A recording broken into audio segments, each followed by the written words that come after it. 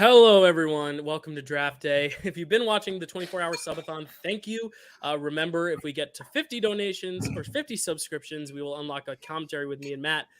We've already unlocked a Harry Potter match, which will be happening at midnight. We have about 4 hours to do this thing. That's a long time, but this is a long draft because we are drafting every single letter of the alphabet. We're drafting 5 movies basically for every letter. So we'll start with A and then go through Z and then finish with a number. And what we will do is we will randomly select an order through random.com, random.org for the order in that draft every time. Shout out random.org. Kelsey, we've seen you before here. JD, you and Matt, you were just on for games, but your days have all been going good so far, I hope. Chad is on his way, and Chad will be the last pick in round 1. So hopefully by the time Chad gets on, it'll be his turn to pick. If not, we will just keep progressing, and then once Chad gets on, he can give us his picks for those letters he's missed. That's the only fair way to do it. It was supposed to be at 7 and it got pushed to 7:30 and then it got pushed to 8. I can't go any further, but Chad will be giving that. And oh yeah, good point that Nerd brings up in the chat. Anything that starts with a the or an a, and, or if you're in France, like l'argent, will be not counted toward that letter. So like the King's Speech is a K movie, not a T movie. A Bug's Life is a B movie, not an A movie. L'Argent is an A movie, not an L movie. And that's about all I can think of. Do we have any questions on how the draft is going to work between the 4 of us? No. Cool. So we want to start with A, right? We don't want to start with numbers? A. I think we should start with A. I agree. All right. Only because that's where my mind is.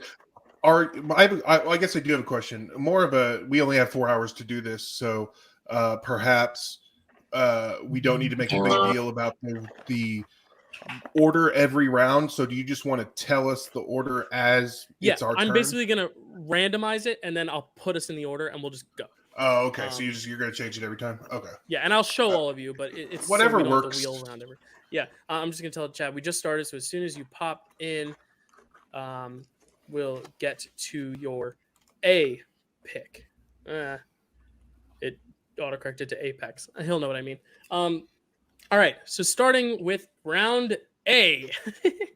Round A. This is the randomized order, and Chad, of course, is first, but Chad is running late. So what we're going to have to do is we're going to start with Matt, then we're going to go to JD, then we're going to go to me, then we're going to end with Kelsey, and then Chad will be the 5th pick in A. Of course, so I'm last. You're not. Chad's last. Okay, we're yeah, at you're A. right. And I'll randomize it again for every round. It'll be okay. So you'll be the first pick of one of them. And remember, we have 4 hours, so like we'll try to keep this going. Ideally, it should not be more than 8.5 minutes per round. So like a little less than 2 minutes per person talking about these movies. All right, Matty Fresh, kick us off. What is going to be your pick for the letter A? I was surprised at how, as I was doing all of these, just like how many there were that I really wanted, and was sad I couldn't have. But luckily, with A, one of my top 5 favorite movies of all time it starts with letter A, and that is The Apartment, which I just drafted. Was it last month? 2 months ago? 2 months ago. You know The what? Christmas draft. Christmas draft, yeah. Yeah. I'm just gonna put the letter in so we'll know what letter we're at. Oh, right, cool. Okay, right on. So The Apartment. I'm not going to spend too much time talking about it. If you want to know my deepest thoughts, go back to our holiday draft. But it's just a wonderful movie. It's so funny. Billy Wilder, just at his best. He's just an incredible writer, filmmaker in general. And it's one of my top 5 favorite movies of all time, The Apartment. Everyone go watch it if you haven't seen it. Cool. JD, what is your pick for the letter A? Oh, God, this is so tough. Like there are some letters that are really hard. Like there are like multiple choices. I'm gonna go with Ant-Man. Ant-Man, the first one. Yes, nice. The first one. I was tempted to go Quantumania, but that being said, Ant-Man is the top in my top 3 of the MCU franchises. I just love the characters, and I love. Particularly with the first one more than the other ones, that it's just its own little thing. That it's just this little heist that has nothing to do with anything else. Paul Rudd is great as Scott Lang. And also, just lastly, before we go, can you guys hear me? Oh, Yeah, And lastly, before I kind of move on, I think that, Darren Cross is a character I think is underappreciated. I think a lot of people don't care about him, but I think he's an interesting bridge in the MCU between when they were focusing just on heroes and before they gave good villain arcs. And I think Corey Stoll does a lot more with that character than the script gives him. And so when he came, this is in the trailer, when he comes back in Ant-Man Quantumania and he has a compelling arc, I'm kind of surprised. I was happy. And, also that's another, the fact that they made him a joke didn't bother me because he already was losing his mind in Ant-Man. So that just made sense to me that he's just completely nuts. And as a result, he does make sense as a punchline. And that's why, I kind of like MODOK in it. But Cool. Moving on. All right. My pick for A, I was going to go kind of like artsy fartsy with this draft. And then the more I was thinking about it, I was like, my favorite comedy ever starts with A. So I got to take Airplane with an exclamation point. I love Airplane more than I love myself. And I don't really love myself that much, but I do love Airplane a lot. And Airplane is just like, for me, the perfect like humor for me. It's like the dad humor of kind of like everything's taken so literally, and the visual gags are so good. I just love Airplane, and it's also Nerds A, so we're on the same wavelength. Nice job, nerd. I love Airplane. I think it's the funniest movie ever made, and I'm happy to get it on my list here. Kelsey, yeah. what's your A movie? So I went into making this list basically just it's an accumulation of my desert island movies. So like the movies I would take with me to a deserted island. It was self-explanatory. I don't know why I explained it, but basically, my A movie is probably my favorite of all time. My favorite Disney movie, which is Alice in Wonderland. Ooh, the 2010 version with Johnny Depp, I'm assuming. No, the original cartoon. My guy. I'm kidding. I love that movie. I think it just like shaped who I am as a person. I just like love things that are like so whimsical and fun and like borderline like mysterious and like weird. Like even growing up, one of my favorite shows growing up was Courage the Cowardly Dog. And I feel like they kind of have the same vibes where it's like spooky, but like in a fun way. So Alice in Wonderland is for sure my pick for A. Cool. And Chad is about to jump in, so yeah, keep bantering. He's almost. Oh, Edwin sadly snubbed during the Disney voice actor draft. He was. So this is making up for that lost time. Yeah, really quickly, just while we wait for Chad, Daniel had something to say about The Apartment. I saw The Apartment in cinemas, made me feel sad because it related to that level of being a pushover so much. Corey says Ants. I don't know if that's about Ant-Man or the movie Ants. No, there's a movie called Ants. All right, we got Chad. Chad, can you hear us? Yeah. I guess I'm in like the dark. Can you hear me?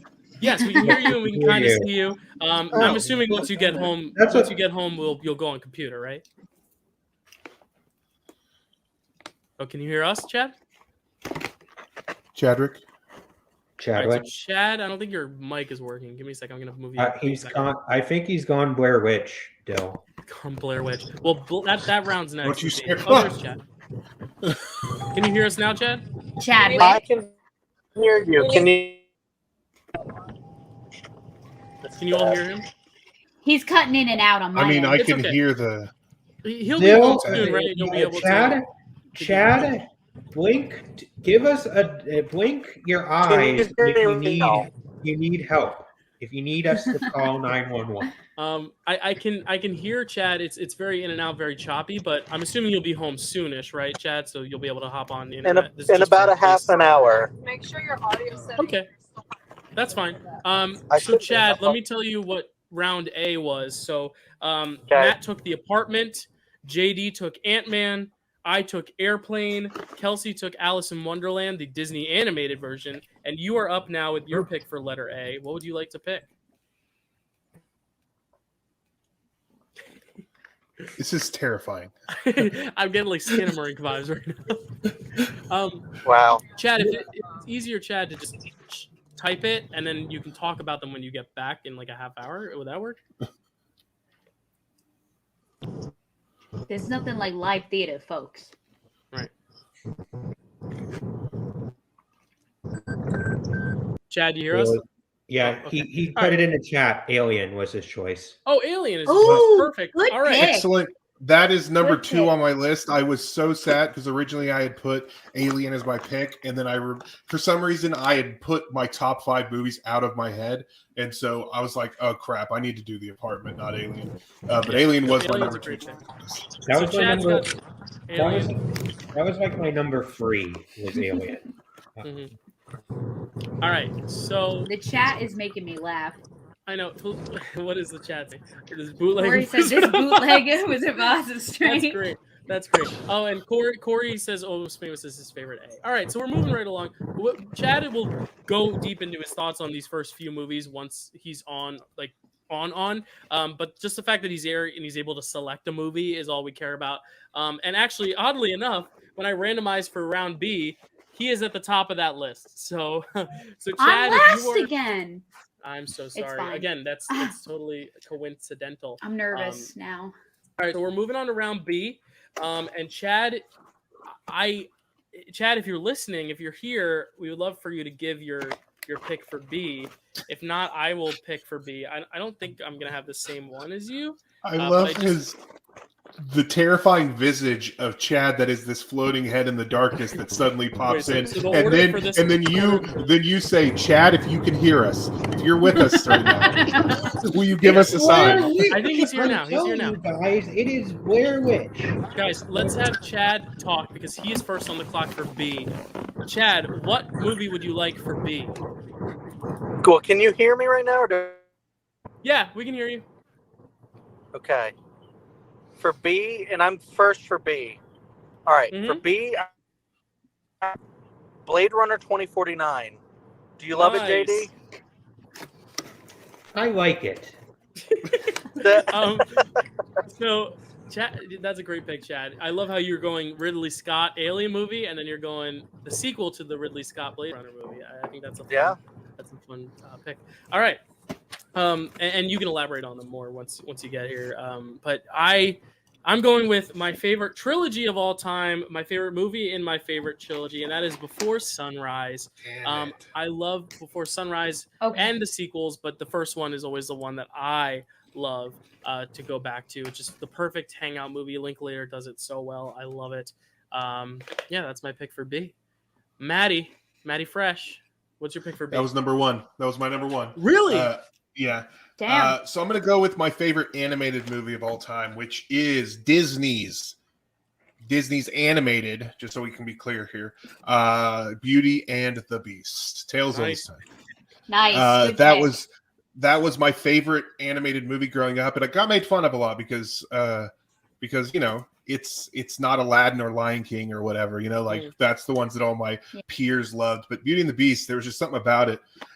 You know, I'm not gonna lie, I resonate with a beastly man getting a fair maiden like that. You know, goals. But no, I just love that movie, and it makes me happy. So there it is. I love that. It's me doing JD, a heart to you, Matt. JD, what would you like for your pick for B? I'm ready to get nuts. It's definitely not Batman, by the way. I want to make that absolutely clear. But I'm going to take a page out of the frame wreck book. Nice. Have you guys ever seen Baby's Day Out? Yes. No. Oh, is that your pick? my God. I saw that in the theater, my dude. This got heavy play in my household when I was a kid. And I watched it on streaming about 6 months ago. And this movie is just absolutely nuts. For people who are not in the know, it's basically a Home Alone knockoff back when, Home Alone just took off as a franchise. So just imagine instead of Kevin McAllister, it's a baby who had a stunt double by Von Troyer, I found out. And then instead of instead of robbers, you have baby kidnappers, and Flynn Boyle plays the mom of the kidnapped mom. And the baby should be, scared out of his mind, but instead he takes this as an excuse to do everything that he wants to, everything that he does from his favorite book that his mom reads to him. So there's this several nuts sequence where they're chasing him through a construction site, and the robbers through a construction site, and they're just getting knocked out of the head. There's another sequence where they go to a zoo, and the baby befriends a gorilla, and then the gorilla just beats the bank robbers up because they get pissed off. You guys, you need to cover this for frame. I'm telling you. I haven't seen it since I was a child, but I'll definitely need to revisit that. My memory is that it's like Home Alone mixed with Mr. Magoo, but it's a baby. Yes, is basically it. Like 100%. Everything bad that happens is like the baby the baby just happens upon because the baby doesn't know what's happening because it's a baby. Yeah, it's very interesting. We'll have to revisit that. It's absolutely, and it's an insane movie. And the other insane thing is that it calls it shot. It sets up a sequel right in the last shot because he gets a new book after he gets reunited with his mom, and they're thinking that this is going to be a franchise, and it did not go. So it went for you, Jay. Wow. And I was going to say, you took a while to explaining it, but for a movie like that, I feel like it's warranted, especially over some of these other movies. That's the only reason why. But yeah, it's we're making good time. Kelsey, what is your pick for B? I mean, I don't know how I'm going to follow that one up. I just went with a classic. I went with The Breakfast Club. Nice. I could watch that movie again and again. I love it. I feel like that it was really beat into me as a child to love that movie because it's my dad's favorite movie. But I'm going The Breakfast Club. Cool. I love it. Just to recap around B, we've got sorry, I was laughing at JD's again. I love you, JD. That's why I love having you on here. We have Blade Runner 2049, Before Sunrise, Beauty and the Beast, Baby's Day Off, and The Breakfast Club. That would make quite a film festival if you ask me. All right, moving on to round C. We're making great time, and this will allow us to have a little bit more further discussion later. This is randomized, and this is the order now. It is Matt, Dylan, JD, Chad, and Kelsey. So I'm going to rearrange us. Matt, Dylan, JD, Chad, and Kelsey. Kelsey, I'm sorry. Random.org hates you. Sure. Random.org. I can literally show you right here. It says right here, there are 5 items in order. You can randomize this 3 times. It's all there. Right here. You have randomized this list 3 times. I swear. All right, Matt, what is your pick for C? This one was kind of hard. Actually, the next 2, C and D, were both really hard. There's so many. It's so deep. I'm going to go, maybe not my favorite of these, but a classic that I really, really love. And I'm going to go with Casablanca. Just a good classic movie that I really like. I assume most people have seen it. I don't need to tell you about it, but it's just, I remember seeing this when I was a teenager and absolutely loving it. I remember, and then I've watched it many times since then, but since then it's gotten even better just because my taste in film has evolved, and my appreciation of it evolves as my taste in film changes. So it's a great movie. Love that. I'm next up, and I don't know if I want to do this. I'm not going to do it. I was going to go with the greatest film of all time, but it's not my favorite film that starts with C. I'm going to go with my first international film. I'm going to go Cinema Paradiso.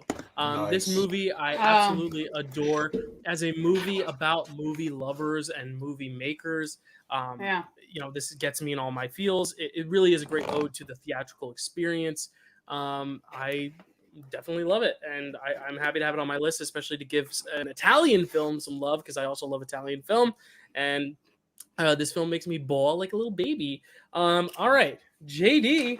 I love that movie. So good. Yeah, it's a great one. So you guys see my shirt, right? Yes. Oh, God. The question is which one I'm going to go with, but it's Captain America. I'm going to go with Captain America: The First Avenger. That's my favorite in that trilogy. Yeah. Yeah, I think it's I think it's underrated. I think it's heavily underrated. I think as a war movie, I think all the foundations of Captain America are built in that movie, and you cannot have Winter Soldier without Captain America, the First Avenger. Like it just doesn't work. It doesn't make sense that like how Captain America acts unless you have Captain America, the First Avenger, and how Right. the 1940s were, and that's why I love that movie so much. And I think Red Skull is underrated too. All right. Absolutely, that's a great one. Good pick. Chad is next on the list. Next up for C. Chad, if you can still hear us, let us know what your pick is for C. Yeah, can you still hear me? Yep. Yeah. I'm going to go, and I know I've been going a lot of action, and I'm going to keep going that. I'm going to go Casino Royale. Ooh, James Bond. I love it. I think it's the best James Bond movie. I haven't seen a lot of them, but it's definitely, in my opinion, the best of the Craig era, so I adore it. I love that, Chad. Cool. Anyone else have favorite James Bond movie? Actually, we shouldn't say that now because that could be drafted later. Kelsey, is your C movie still on the list?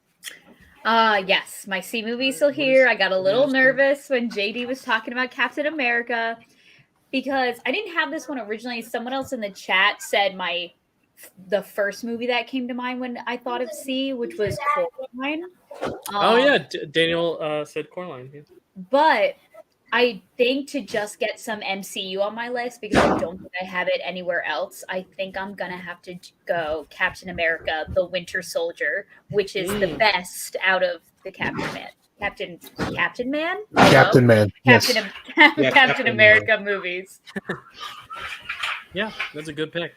It's really interesting to have two Captain America movies. We'll see how that plays later when people vote. So just to recap our round C before, and I'm going to pop the chats in too because I think it's important to get them involved. Matt picked Casablanca. We have myself picking Cinema Paradiso, JD picking Captain America: The First Avenger, Chad going Casino Royale, and Kelsey going Captain America: The Winter Soldier. We also had some suggestions. My sister said Child's Play for me. Jake Tato, Chasing Amy. Chasing Amy was on my list. Cheaper by the Dozen. Nerd says Clue. Clue is a great one as well. Best Kevin Smith movie. I would not argue against that. Captain Man is my pick. I think that's a joke to what Kelsey was saying. Chef is okay. Ha ha ha, everyone. Captain Man. Chasing Amy and Clerks were both on my list, and I was sad that I couldn't do them.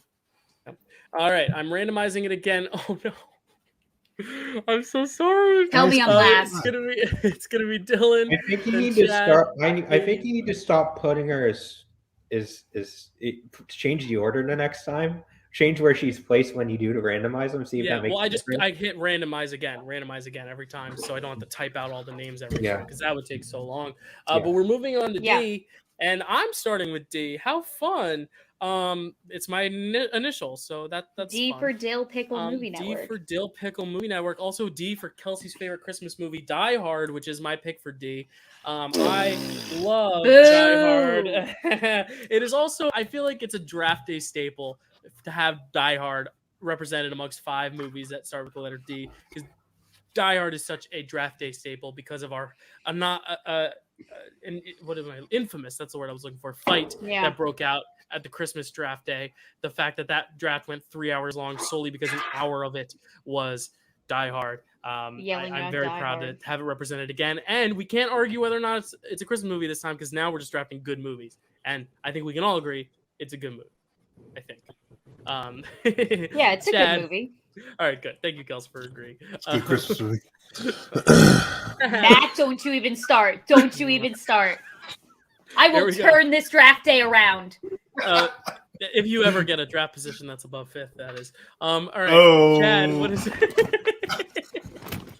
Chad, what is going to be your pick for? Shit! You made me spill my coffee. Can you hear me right now? Yeah, we got you. Yes. Okay. Now, Die Hard is not a good movie. Die Hard is a fucking phenomenal movie. Phenomenal Christmas movie. Phenomenal action movie. That was going to be my number 1 pick, but I'm glad Dylan got it. I know he also loves it, but I'm going to go with the fantastic Richard Linklater masterpiece, Dazed and Confused. Ooh, So good. Another Such a Linklater good movie. pick. Nice. Oh, One of my great favorites. movie. That's on my list. This letter is you can brutal. chime in a little bit. I mean, Oh, this letter is. I was just saying this letter is brutal because that was on my list as well, and there's a reason I had to put it lower on my list. Obviously, I think everybody knows, but it's a wonderful film. I love coming of age movies. It's one of my favorite genres. It's one of the best coming of age movies in my opinion. It also, as someone who lives in Oklahoma and is from like a small football town, like I recognize a lot of what happens in that movie as true, and so it's just a great movie, and I love it. Love it. All right. That was Chad. JD, what's going to be your pick for D? Your second initial. So we all like hear Disney, right? We all love Disney. So I have a confession to make, and I believe this technically counts. I'm a huge fan of Disney's A Christmas Carol, directed by Robert Zemeckis. I am. The Jim Carrey? Starts with Yes, C, my friend. Jim Carrey. All right, Chad just got home, so he'll be joining us from his computer soon. It's called Disney's A Christmas Carol, isn't it? Yes, it's Disney's A Christmas Carol. So Wait, is that the pick? I thought this was still the prologue to the movie. No, this is the pick. Oh, okay. Do we? Okay. I would say that if the official title, if you look it up on IMDb and it's called Disney's A Christmas Carol, yes, it is. Because I'm looking. That was the only way to. I don't yeah. not believe you. It's just I'm wondering. From what it'd be like if 2009? it'd be like Guillermo del Toro's Pinocchio would be start with a G. Right. Yes, I'm just not sure if it says that anywhere. I'm looking now. And so would the Avengers be Marvel? On Rotten Tomatoes, and on Disney Plus, it does say Disney's A Christmas Carol. So I will allow it, JD. Even though that to me is more of like the title as the and A are. If you would like to pick something else, you can, but I will allow it. That's fine. I'll go for something else. I don't want to make it controversial. So then I would personally argue that it starts with a D, just same the way that Zack Snyder's Justice League would start with a Z. You're right. Okay, JD, you're still stands. I won't veto. You're good. If that doesn't count, then there's another one I was definitely going to choose for E that I think definitely falls in that category too. We'll get there when we get there. But you got it. We'll talk about that when we get there. But Disney's A Christmas Carol, though, you love it. I think the reason I love it so much is because I think Jim Carrey actually gives a really good performance. Yeah. Like animation aside, I actually really like. It was like there was a time. It was during that time where Jim Carrey didn't necessarily was just doing all these comedies that weren't necessarily like just these weird comedies that never really hit, and then he did this, and I just felt like. This was my really first time I ever watched A Christmas Carol, any kind of Christmas Carol adaptation. Because I'm not.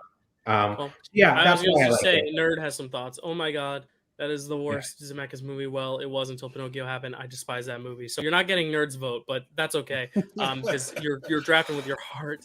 I always draft with my heart. I never go for the votes. Of course, yeah, Matt. What is going to be your pick for D? Most of you by now know my favorite movie of all time is Dead Poet Society, and it starts with D. And so that has to be the one that I have to. I can't in good conscience not go with it. And I want to go with D. It's just this category is this letter is so stacked. But when I was 13 years old, my uncle, I was at my uncle's house and he said, and I was looking through his VHS collection. That's video cassette tapes. Friends, you watch them in a VCR. And I saw that videotape in his movie library, and I had seen the cover of it, and I knew it had Robin Williams in it before. But one day I was looking at his stuff, and I was like, "I've never seen this. Is it good?" And he said, "We have to watch it right now."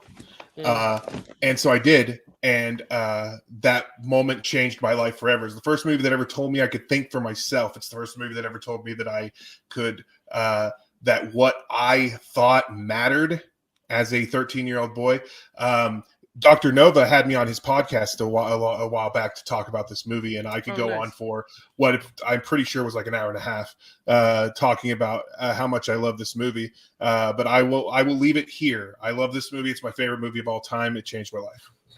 I love that, Matt. I love that so much. Kelsey, letter D. Okay. Ooh, I'm going back and forth between two. Oh, God. Okay. Oh,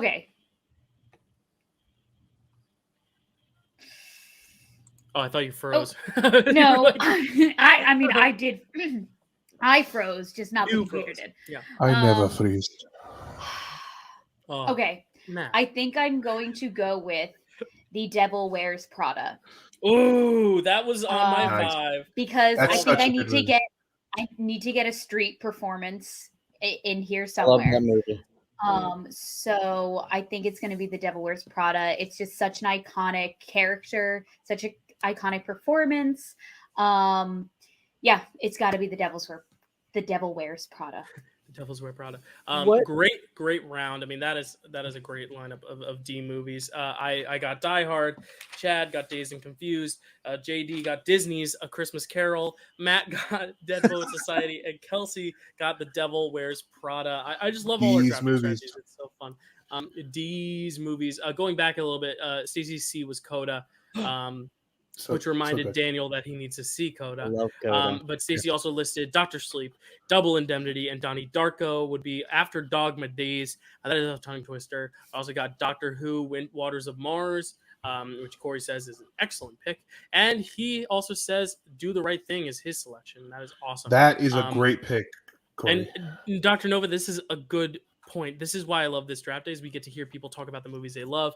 I know draft day, normally we have a lot more discussion on each movie, because we have so many movies to draft. We're not doing that necessarily, but it's great to hear us talk about our own movies. And my sister is in that household for a reason. Daddy Daycare. It was a childhood favorite movie of me and Nina's. And Jake's. So I can see why that is there. All right. So I got to edit this now to say E. Can I ask a question real quick? Yeah, Chad. Okay. Chad. Yes. That was me calling on you. Oh, thank you. Okay, so Kelsey did Devil Wears Prada and Breakfast Club. What was the rest of your picks? I can rattle off, now that you're here, Chad, I can rattle off everyone's roster so far if you'd like. Okay. I mean, I could just say. Kelsey's is Alice in Wonderland, the animated version, The Breakfast Club, Captain America, the Winter Soldier, and The Devil Wears Prada. She has a Chad, fucking banger of a list. That's a great slate. Speaking of, Chad, yours is next on my list, and it's Alien, Blade Runner 2049, Casino Royale, Dazed and Confused. Matt's is Great The list. Apartment, Beauty and the Beast, the original animated Beauty and the Beast, Casablanca, and Dead Poet Society. Oh my God. Mine is Airplane. Before Sunrise, Cinema Paradiso, and Die Hard. And Beautiful. JD's. Oh, JD's getting my vote, just so everyone knows. JD is the sleeper of passion here. Ant-Man, Baby's Day Out, Captain America: The First Avenger, and Disney's A Christmas Carol. That's quite a list, I'm JD. so inspired, JD. So we're moving on to E, and I'm gonna randomly order it. I'm gonna show Kelsey right here. You're gonna see me click again. Boom. I don't know if he's trolling And us, Kelsey, you were not last, but you were still not. Hey! First. Chad is here. Okay. Then JD, then Kelsey, We're on E. then Matt, then me. We're on E. We're Chad on is E. going to kick us off with E. And now I that gotta he's pull here up my and settled, list. I was going to say, it's going to be nice to hear you, Chad. I was going to say, this floating head was such a fun addition, though, to the stream, to the 24-hour subathon, and we all got a kick out of it. But I'm glad you can participate now in full. Sorry. How was glad I'm how ahead was of your big Dylan night, on buddy? How was it? Was it fun? It was Did good. you win? Sometimes, not all the times. We played a lot of different Oh. games. I wish we it could have been longer, but I'm really glad to be here to do this because this is going to be really fun. We're sorry we disrupted you. No, it's fine. It's a thing. Sometimes you schedule things and you go, oh shit, it's that day. Anyways, Yeah. glad to be here. Ease, there's so many to pick from, but I have to pick one that I just freaking love from my childhood, and I recently saw it in the theater for a second time. Sorry, Dylan. Not a second time, the first time ever, and I just fell in love all over again. Tears. awe, everything. It's E.T. is what I'm going with. I Ooh. freaking adore this movie. I know Dylan's a Spielberg stan, so I know he really wanted this one probably. But seeing that on the big screen, Chad, I'll say it made it definitively my number one Spielberg movie. After I saw it, I was like, "Yep, that's it. That's my favorite movie. One of my favorite movies of all time." Too, and I used to be afraid of it as a kid. Kelsey knows this. I used to be traumatized of E.T. when I was a kid. And I can't wait. I can't wait to get to it on Picture This. Hell yeah.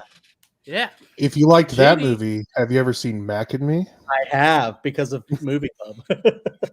All right, JD, give us. Are you choosing epic movie? No. You don't tell us what you're picking. JD. No. As I said, I think that this is similar to like Disney's A Christmas Carol. It's kind of in a similar vein where it's Eddie Murphy's Delirious. Oh, a comedy special? Comedy special. It was theatrically released in theaters. I'm down. That's fun. I'll say yes, JD. Yeah. Sure. And I here's why I chose it. As a kid growing up, you kind of understand. As a kid growing up, you kind of in a '90s kid, you understand Eddie Murphy, the movie comedic superstar. What you don't really understand until you watch about Eddie Murphy until you watch it is how much of a stand-up superstar he was. To me, this is not my two favorite Brits of his are from Eddie Murphy's Delirious, which is the haunted house sketch where he's talking about how if Black people were depicted realistically in haunted house movies, it would end immediately because they would just immediately leave the house. And the other one is the Ice Cream Man sketch, where he's talking about the sketch where he's pretending to be a kid, where he's taunting the other kids because he can afford ice cream and they can't. Ice cream and you can have it, and I want my ice cream. The great thing about his comedy specials is just like everything's iconic with it, including his outfits. This isn't the one with the red outfit. Is that Raw or Delirious? That is Delirious. Ooh, iconic. Yeah, you're getting good graphic points with that one for sure, JD. Yeah. All right, Kelsey, what is your pick for the letter E?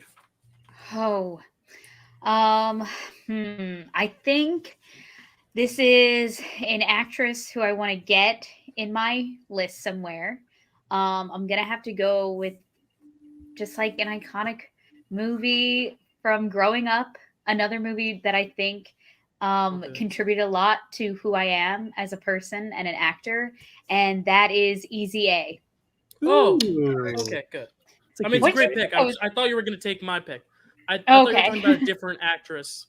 We'll get there when I get there. Okay, I can't wait. Yeah, it's Easy A. It's an iconic film with some great, feminist underlining themes in there. And live, laugh, love Emma Stone. Can't go wrong with one of her movies. Yeah, love it too. Scarlet Letter. Matt. Thank you, Andrew. I like my strategy too. Sorry, I was just commenting too. Oh yeah, sorry. I'll pop up. I was gonna have the comments up at the end, but yeah, like strategy, underrated pick. People love it. But also, Chad, you're getting some love too. E.T. is just the best. That's what my sister said. Oh, yeah. And then Stacey said E.T. easily my favorite from my childhood. Saw it 3 times, even though it made me cry when I was like 3. And then Mac and Me, the only movie to have Mac in a wheelchair where that isn't a plot point. That's true. Mac and Me is very fun. So. And JD, Andrew, not a fan of yours. Stretching the rules just a touch. I promise this is the last one that falls under that kind of category. It's totally cool. JD, that's why we love having you on, buddy. They used to release comedy specials like that. I remember when Martin Lawrence's Run Tell Dad. Yeah, and I'm like, they used to do Bo that. Burnham Inside is the same thing. Yeah, that counts. All right, Matt, what's your E pick? Okay, let me just say I saw Easy A in the theater very early on in my relationship with my wife, and we both loved it. So I had fond memories of that movie. It's very good. Thank you, Matt. Dylan, I'm sorry. I think I'm going to take yours, and I don't want to, but I do want to, and I'm going to. Okay. I'm taking Eternal Sunshine of the Spotless Mind. All right, I figured it wouldn't get around to me, so I didn't even bother putting it on my file. Oh, wow, okay. Wow, that's a good my pick, second though. favorite.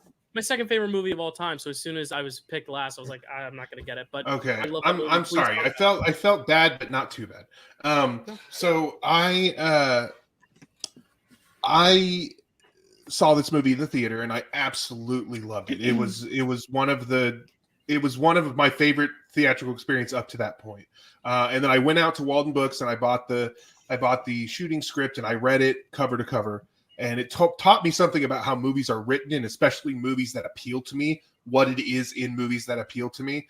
And then I went and watched a bunch of other Charlie Kaufman movies and fell in love with him forever. But Eternal Sunshine of the Spotless Mind just has a special place in my heart, because not only because it's a great movie that's extremely relatable and has really great performances, but it taught me something about movies, which when you've been into movies as long as I have, is always fun to happen to you, when you can learn new things about movies at any time.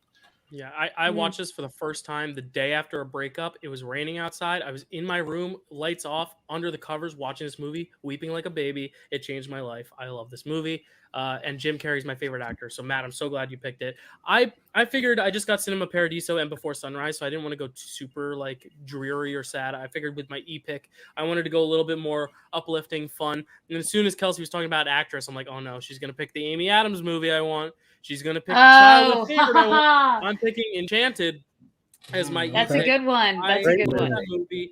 I love it even more having seen the sequel and being disappointed with the sequel. I love the first one even more because it's only emphasized how magical that little movie is. You know, the way that it goes from animation to live action. I love the whole, as a New Yorker, I love the idea of her being like this fish out of water in New York.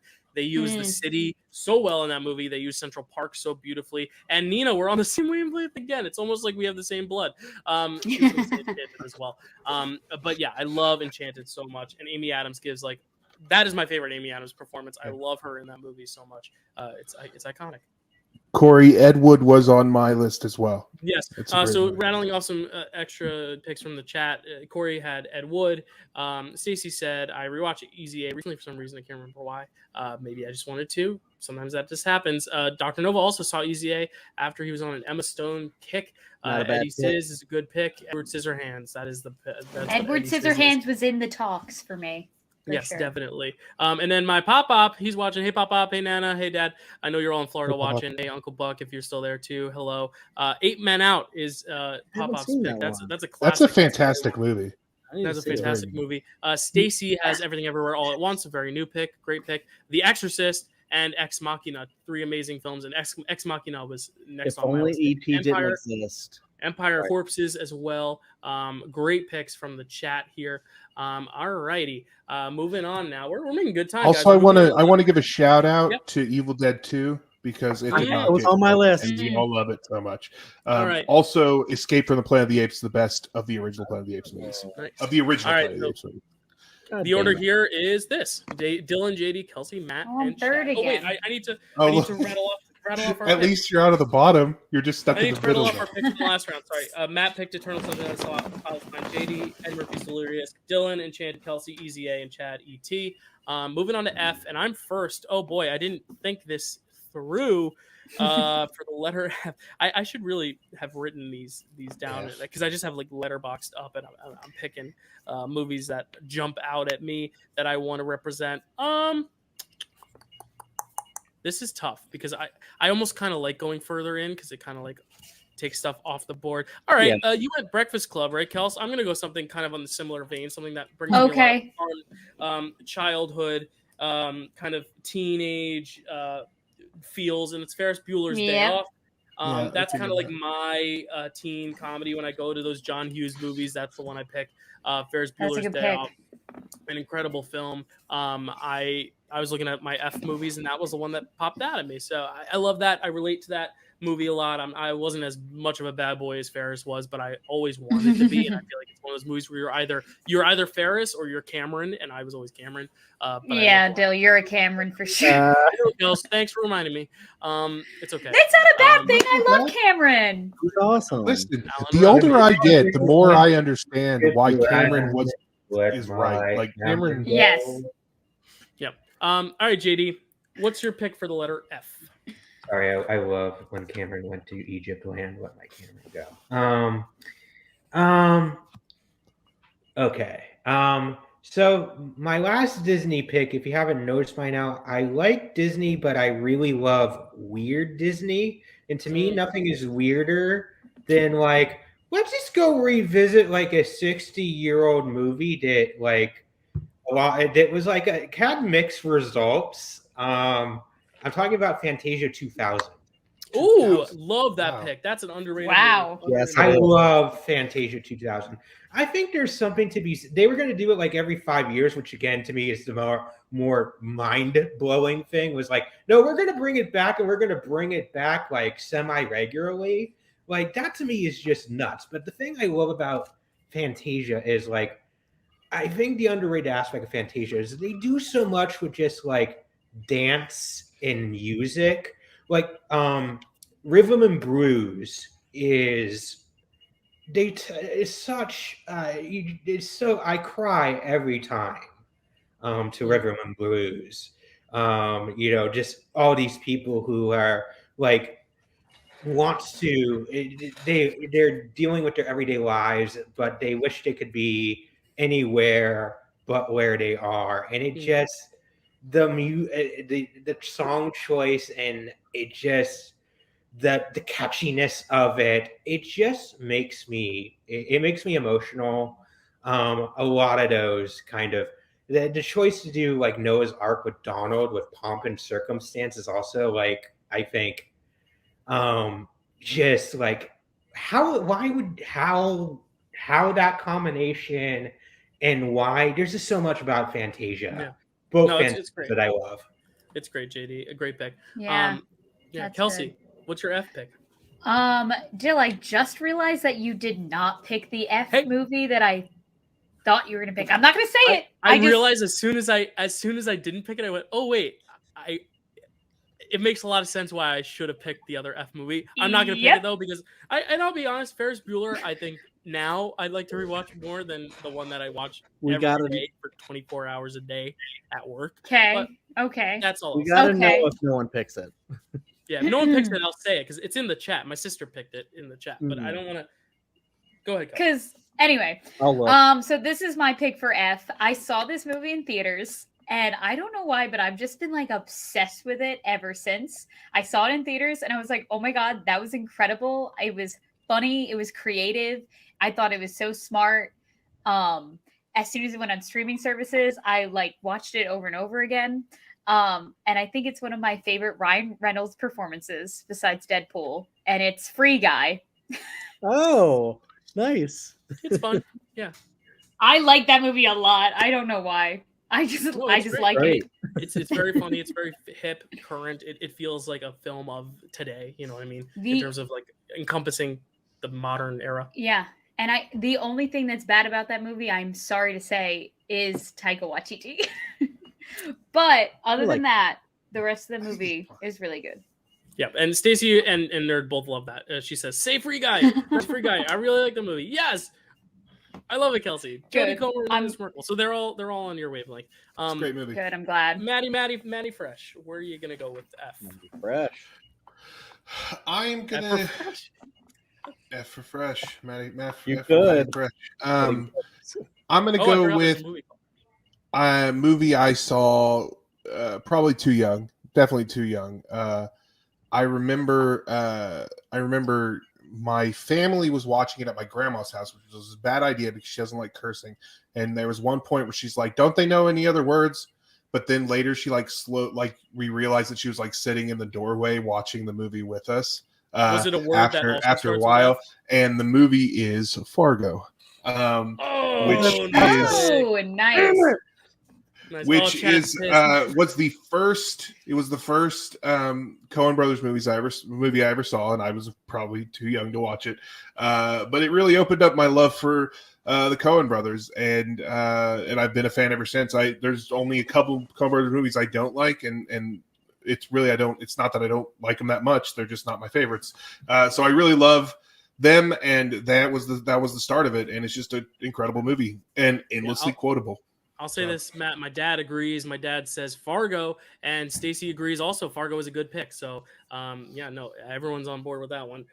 Chad, round us out. There's still a lot of great F movies on the board. What would you like to pick? First, I'm going to say Fargo is the best Coen Brothers film, and it was my number one pick. So I'm glad Matt got it, but God, man, I was hoping he was going to say something else. I'm going to go. You know what? I'm going to go with another thriller, but an underrated, underseen, underheard one. And I'm going to go, it's the Bill Paxton classic directed, Frailty. So good. Oh, yeah. I've never heard of that one. Oh, watch it. Watch it. Out. Don't read anything about it. Go watch it. I know Stacey loves that one, so there you go. That's cool. Great round for F. Matt picking Fargo, JD Fantasia 2000, Dylan Ferris Bueller's Day Off, Kelsey Free Guy, Chad Frailty. I'd love Chad to talk more about Frailty, but Matt says I should keep it a surprise. So Chad and I will discuss Frailty when he sees it. But Nina said the obvious. Forrest Gump is her favorite. F. It's the one I watch literally at work every day. So I've kind of not gotten Forrest Gumped out, but it's like it was a given. So I'm going something else. JD with the sleeper bomb though. They love Fantasia 2000 there. Stacey's offbeat pick for F is Fallen, the Denzel Washington movie. That is such a good movie. Movie. Denzel and John Goodman. Watch that movie too. It's so good.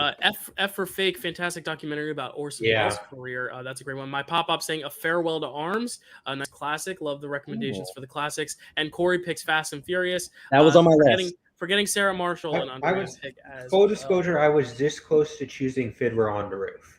Fiddler on the Roof was on my list. That's a good one. Forgetting Sarah Marshall. But in that case, I still like the musical better than the movie. That's why I didn't pick it. But that's Forgetting Sarah Marshall is one of the worst movies I've ever seen. G's got some heavy hitters. And oh my speaking God. of Kelsey, you are. Am I first? One. Yeah, you're one. Who's second? Oh, Dylan, no. Matt, JD, Chad. Sorry, Chad.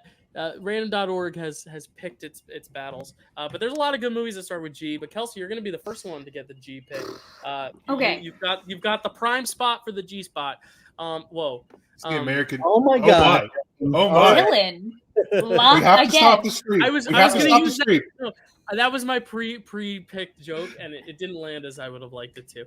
I would appreciate if we didn't talk about my G spot on live. Okay, let's just. Kelsey said. Stacey says, Kelsey, you must have only seen awesome movies. That's correct. Thank you, Corey. I know it's late. I've been doing this for 8 hours and 48 minutes. Cut me some slack, please. Kelsey, you're up first. You embarrassed Chad off the stream. Yeah, Chad went back to his ghost. Okay, sorry, Chad. Kelsey, what is your G pick? Okay, so earlier with C, I was like, I don't think I have any Marvel on my list. And I fucking did. And it's my favorite movie. And I might just go for it, but I might not. It's your movie of all time. It's not, though. And I found a different movie that I might like. Okay, I'm just gonna go for my backup here because I think I want a movie musical represented on my list. So I'm gonna go with Grease. Yes. I thought you were gonna pick the Hugh Jackman one. Thank God. All right, Grease is awesome. Grease is awesome. Grease is the best. It's the word too. Grease is the word. Yeah. Grease is the word. I watched it the other day because they put it on Netflix recently. I was jamming out. Listen, we know it's dated. We know that they're all playing high schoolers and they're all 40. I don't care. I love it. Grease is what they should have done with Dear Evan Hansen. They should have cast 40 across the board so that he didn't look weird. Yes. You either make them all 40 or you make none of them 40. Yeah, that's fair. That's so funny. All right. I'm not going to go movie musical. I'm going to go for classic. It's time for the classics. Okay. It's pseudo classic. It's still relatively. It's like a modern classic. It's The Graduate. I love The Graduate so much. Nice.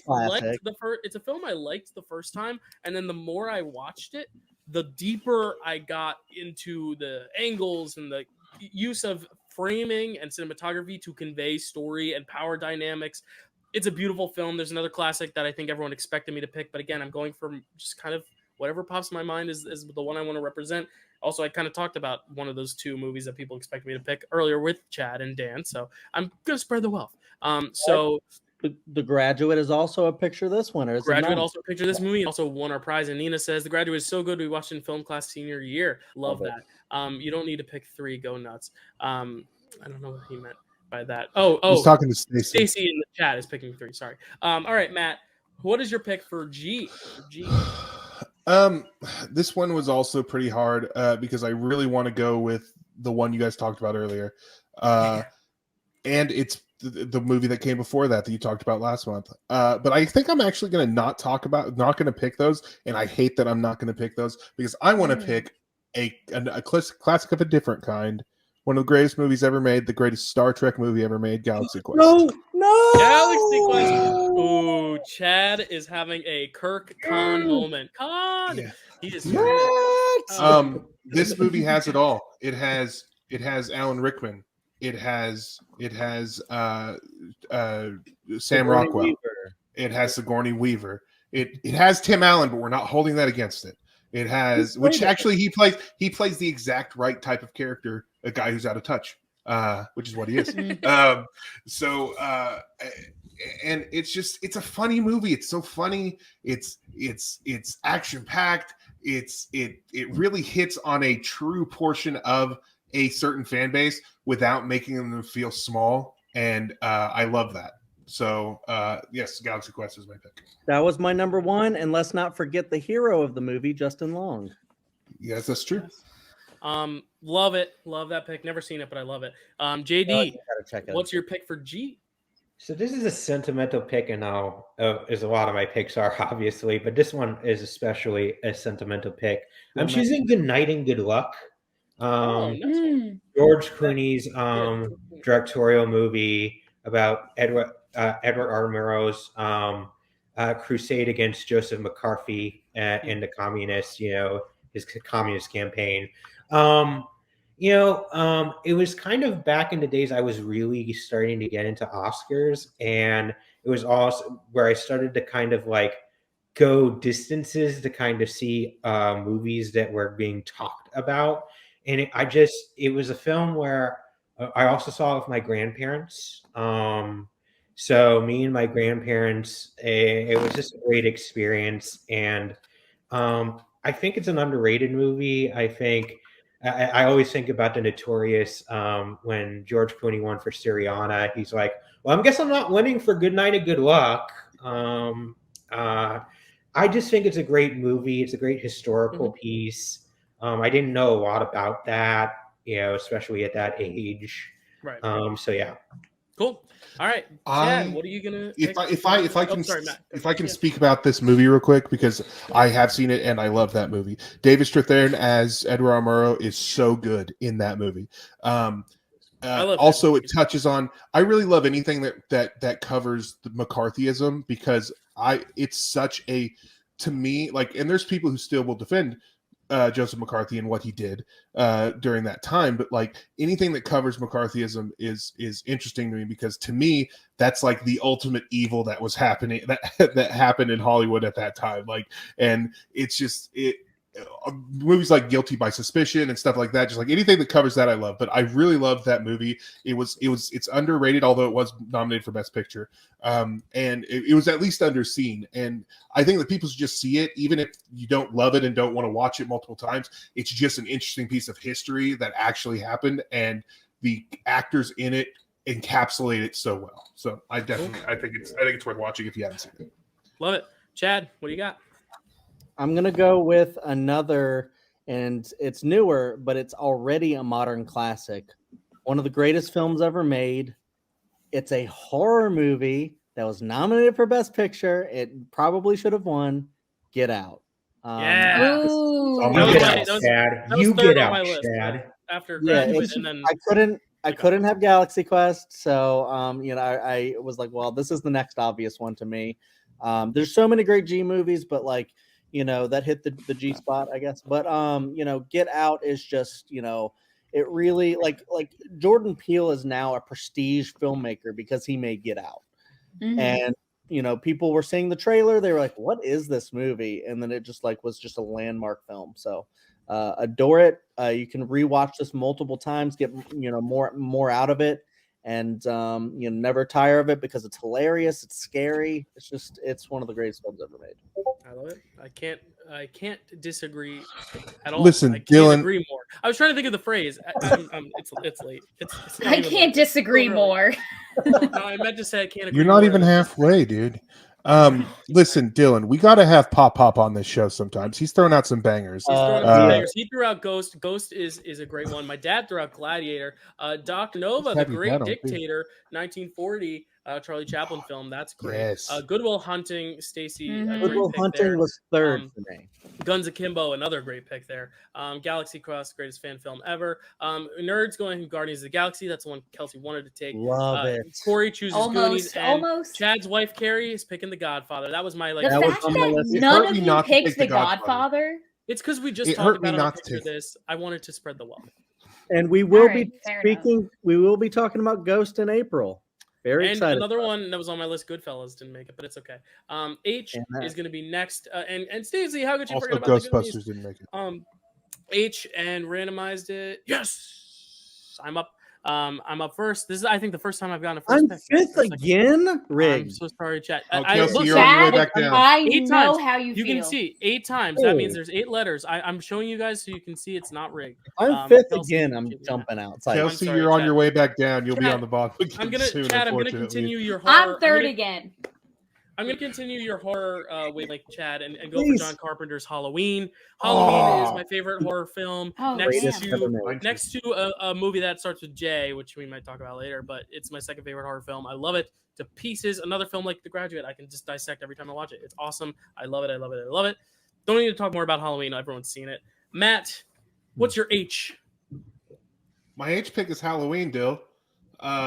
What's your But- the Mine new too. one?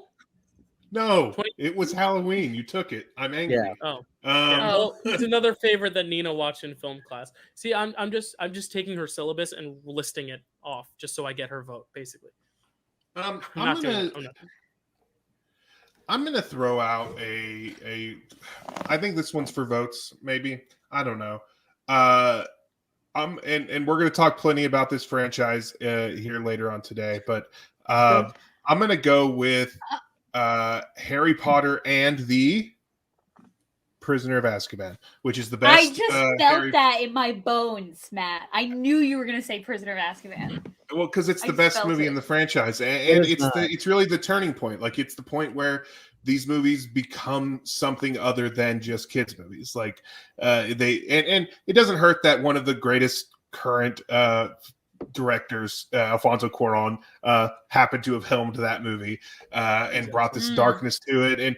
And you know, I would say that some of the worst instincts of the later films took cues from this, but I think that it does create an aesthetic that is fitting to what this franchise becomes in the books anyway. So and I love that movie, and I don't know. I really, this is the one that got me into it. After I saw this, I went and got the books and read all the books, and then read the books and read the books and read the books and read the books, and I've read them a bunch of times, and we'll talk about that later. Nice. Kelsey, what is your? It's a good H? pick. It's a good pick. My H pick has to be. I think it has to be. I was trying not to do so many like kids movies or animated movies or Disney movies, but I think I have to go with my second favorite Disney movie of all time, which is Hercules. Oh, nice. Bravo. What a soundtrack in this movie, guys. Oh my god. I love it. I think Meg is iconic, and yeah, it's so good. Cool. JD. I'm tempted to do a good musical because I'm gonna have a bad musical on here at some point. We'll get to that later. Okay. But I have to. I have to. They're doing a Hulu series of a Hulu sequel in March, and as a kid who didn't get the joke at the time, History of the World Part 1. That's a To good me, pick. that was Mel my Brooks, first, baby. that is oddly my first Mel Brooks movie, and to this day I still love that movie. I quote that movie all the time. What's your occupation? A stand-up philosopher? Oh, you mean bullshit artist. I just you can't make a movie like this today. You can't make a movie where they do a whole musical number about the Spanish Inquisition. That just you wouldn't get away with it. You would not get away with it. Yeah. They just- I think we do it today, but 15 commandments. No, I was at a thrift shop the other day because I like thrift shopping, and I saw a History of the World Part 1 soundtrack on vinyl, and I almost bought it to send to you, JD, but it was like $50, and I was like, no, it's used. I'm not spending that money on that, so I'm sorry, but I did almost do it. Yeah. All right, Chad, what is going to be your H pick rounding out the round? I'm wondering if you're going to go on maybe Matt's wavelength or not. I was thinking about it. I'm still kind of thinking about it. Look, I argued one time that Halloween is the greatest horror film ever made. I stand by it. It's one of my favorite movies of all time. I was maybe going to go Harry Potter just like Matt did. And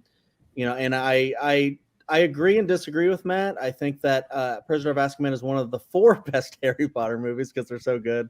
Deathly Hallows Part 2, Prisoner of Azkaban, Sorcerer's Stone, and Half-Blood Prince. I am not going to Half-Blood Prince is the double H too. Freaking love that movie. It's so underrated. But I'm going to go with one that I feel like, because I don't have an animated yet. I'm going to go animated. Instead of going Harry Potter, even though I freaking adore that franchise so much, I'm gonna go How to Train Your Dragon.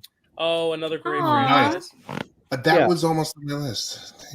Yeah. How to Train Your Dragon is I got into it a little bit late, and since doing a huge rewatch of all 3, I've come down to just thinking that this trilogy is just one of the greatest trilogies ever made. I stand by that. I adore it so much. I think they just like take that friendship and just like take it to like new places every time and just like really develop it. And it's just one of the best things in the world. And that first movie, I think, can teach so many people different things, like, how to like kind of rethink tradition and be like, maybe I'm not doing the right thing. And actually, maybe what I'm doing is problematic and I can change for the better. And I think that change can actually teach a lot of people different things, not just children, but adults as well. Oh, yeah. It's a very, very important movie. They're doing a live action version. I don't know how I feel about it. We'll see. Maybe that's good, but it's perfect animation. Listen to that. You can watch Hiccup Fly on Toothless as you listen to Jonesy's beautiful music, and yeah, it's the best. Love it. If they don't have Jay Baruchel play Hiccup, I don't know what we're doing. Like, that's It'll be weird. his role. Like, you gotta. And he still looks the part. He still looks. Yeah, he looks the part. So to recap that round, Harry Potter and the Prisoner of Azkaban is Matt's pick. JD picks History of the World Part 1. Dylan picks Halloween. Kelsey picks Hercules, and Chad picks How to Train Your Dragon. Great suggestions in the chat for this one. Pop-Pop's going Holiday Inn, another classic, love it. Nerd is going Hook, love that. Helmed, I've never heard of that. Home Alone, Nana's picking Home Alone. That's a great pick, Nana. That's good, Nana. They need to be on. My sister does say Nana and Pop-Pop need to be on sometime. Their suggestions are Yeah. I agree. And Chad, speaking of family, your family picking Hot Fuzz and Edgar Wright. I thought that's what you were going to pick. I was It's on my list too. Corey picked Howl's Moving Castle, and my sister agrees. Howl's Moving Castle slays. That's that. Also, Hereditary was also snubbed. That was also on my list. And I almost picked it. It's a good one. So All right, That's moving a good on to the movie. letter I. We're making good time, guys. Oh, sorry, I bumped in the mic there. this Randomizing was so it again. hard. This time I'm last in place of Mr. Chad. Chad, you're first this time. Hell Kelsey, yeah. and then Matt, JD, and Moving then on up. me. So, Chad, you have the first pick, and I. What are you gonna pick, Mr. I? I think I'm gonna do it, and I might pick something that Matt might really want, but This is the joke explained, by the way. I didn't understand that. Oh. It was in the moment. I missed it. Oh, okay, gotcha. I'm gonna pick something I think Matt might have on his list. I'm not sure if it would be number 1 or not. But I revisited this movie recently, and I adore it. I think it handles. I'm just gonna say it. In Bruges. Ooh, It is on my list, but it wasn't number 1. Okay. The reason I picked In Bruges, I have like 4 on my list, and they're all really great. But one is the greatest of all time. But In Bruges, I think just like handles what it's trying to do so well, and I think Martin McDonagh has transferred this over to Banshees, and I'm interested to see how that works. And with Oscar wins and stuff come my birthday when they air the Oscars. But In Bruges, I think, was one of his first that really captured this blend of comedy and drama and just kind of like pain and sadness, just like all in like one like thing. Like you're laughing and kind of crying at the same time. And it's just like his brilliant writing and just how he's able to, and not just that, but the performances from Farrell and Gleason and Ray Fine and all that stuff. It's kind of a perfect movie, and it's really a fun ride. So check it out if you haven't. I love that movie. It's my favorite of Martin McDonagh's movies. I love it. And I haven't seen any of his plays, so don't come at me, Dyl. I'm fine. Kelsey, what are you gonna pick for I? I have a question. Yes. So JD picked a comedy special. Is that allowed? If it's cinematic enough, sure. Are you picking the one that? I mean, in my opinion, I think that it's a cinematic masterpiece. You can pick the Bo Burnham special. Go for it, Kelsey. Do it. Okay, well then I would like to pick Inside by Bo Burnham, because I thought about all these other things for I, but if I had to take something that began with I to a deserted island, it's gotta be Inside. It's gotta be. If you haven't seen it, you have to watch it. I think it hit home more if you watched it right when it came out, because it was all about like creating content and like doing things like literally in the middle of the pandemic. But I still think that it's, something that fun. It's fun for the whole family. It's fun for everyone to enjoy. And yeah, JD, I have the same hat. Hold on. Oh wait, Kelsey's gonna go get hers. I'll show JD's. I'll close up. I will say, I listen to All Eyes on Me on the regular. So that's so funny. I do too. It's so good. He is a genius. You know how as someone who, sorry, go ahead. Go ahead. No, I was just gonna say, you know how. Oh no, Matt, please. No, Kelsey, please. No. You go first. It's Kelsey. It's oh my god. The nice off. I was just gonna say, you know how some people say like. I'm sorry. It's a 4-hour show. Go on, please. I was just gonna say, I think that he is just a genius. He's a comedic and musical genius, and everyone needs to watch it. One of my favorite. And the outtakes. I have a shirt to go with it also, by the way, just FYI. Jay Dizzle. Matt, go ahead, Matt. I'm going to reach through this computer screen. As someone who is not a fan of Bo Burnham's comedy in general, I like him as an actor and as a director, especially. I'm not a fan of his stuff because I wasn't there at the time, and it doesn't hold up today. So watching it, I didn't listen to them until after I saw Inside, and I was like, this isn't for me, or until right before I saw Inside. I was like, this isn't for me in the year of our Lord 2020. Maybe it would have been in 2013 or whatever, like it just doesn't hold up to me. However, Inside hit a place that is so relatable to me and was so relatable to so many people.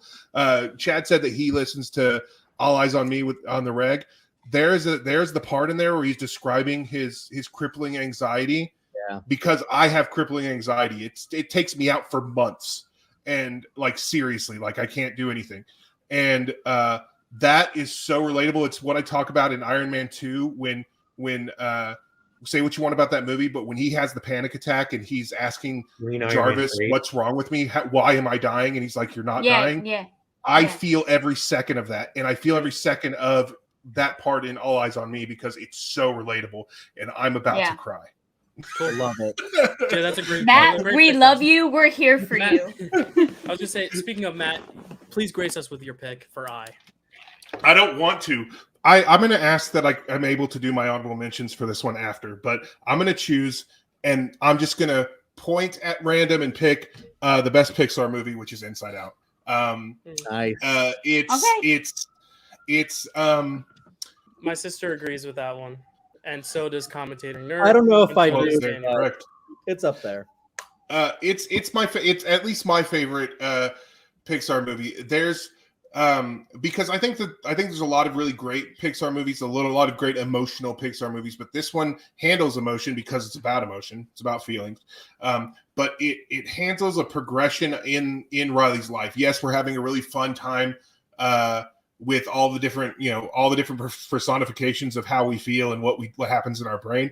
But if you watch just the movie that is Riley going through her time, number one, it's relatable. If you've ever had to move, I moved so much. I went to 8 different schools the first 6 years of my life. Like that's how it first 6 grades of my life. So that, I understand having to move a lot. So if you've ever had to move, it's relatable. If you've ever been through that teenage angst, it's relatable. The moment Riley finally cries has never not made me cry. I cry. I've seen the movie so many times, and it's never not made me cry. The night my mom passed away, I turned that movie on for my kids just so I could make them understand. Like they understand processing feelings, but I wanted them to understand that whatever they're feeling is normal. God damn it, I'm gonna cry again. All right. Let's Okay. move on. It's okay. JD, go ahead. I'll say, Matt, I love Inside Out, and I think there's a better Pixar movie that starts with I out there, but I think it's a great pick. If it speaks to you, I love that. That was a beautiful speech, Yeah, man. beautiful speech. Yeah, JD, what do you got? Okay. Dana. I think it's funny that Chad ended up wearing a Hamilton hoodie. I'm choosing In the Heights. Nice. Yeah, I need a good musical, so I have an excuse to choose a bad one. And I think from the opening sequence, I think there's just I think it's the dance sequences are just immaculately shot, immaculately imaginalized, and that's why we need to have musicals on big screen. And so we can have bombastic musical sequence like that, the pool one, this pool sequence, the lottery song, all of that. We need. I'm so upset that musicals are not doing well in theaters right now. It makes me so mad. It makes me so mad when you have amazing musicals like Into the Heights that put so much thought and care into everything every sequence that it puts in there. The weird thing about the most recent movie musicals, the issues with them have all been casting. We had West Side Story, which had a casting problem. We found out after. Ansel In over. retrospect. In retrospect. In the Heights, as soon as that came out, it was all about who they didn't cast in certain roles, and then Dear Evan Hansen. Oh God, we have it's all about the casting. Right. So that kind of sucks. We need to get that under control, But or at least get people to shut up about it. At least they compensated by making him. I think he's going to be a villain in MCU, right? Anthony Ramos. I think. I don't know. Supposedly he's going to be the. So at least there will be some catharsis there for people. They can at least boo him if they want to. Wait, what all right. happened? I was not Anthony talking Ramos. about Anthony Ramos. Oh, I thought you were talking about him cheating on his wife. Oh well, I mean that sucks, but that's not a. I'm talking about how there were very few Afro. There weren't dark skinned. Yeah. Yeah, there were very few Afro Latino people in the Heights. That was the casting. Great. Yeah, I do agree. Yes, Anthony Ramos is an AMD alum. Yes. Great choice, JD. But I'm last, and I purposely. This is so tough. I have a lot of great ones here. I purposely didn't pick Goodfellas for G because I wanted to pick my favorite Martin Scorsese movie for I, and that is The Irishman. I think this is a movie that people just like to brush off saying it's so long, but I'm like, if you have the time, patience, you can sit through it, and I really do think there's a rich experience having sat through it.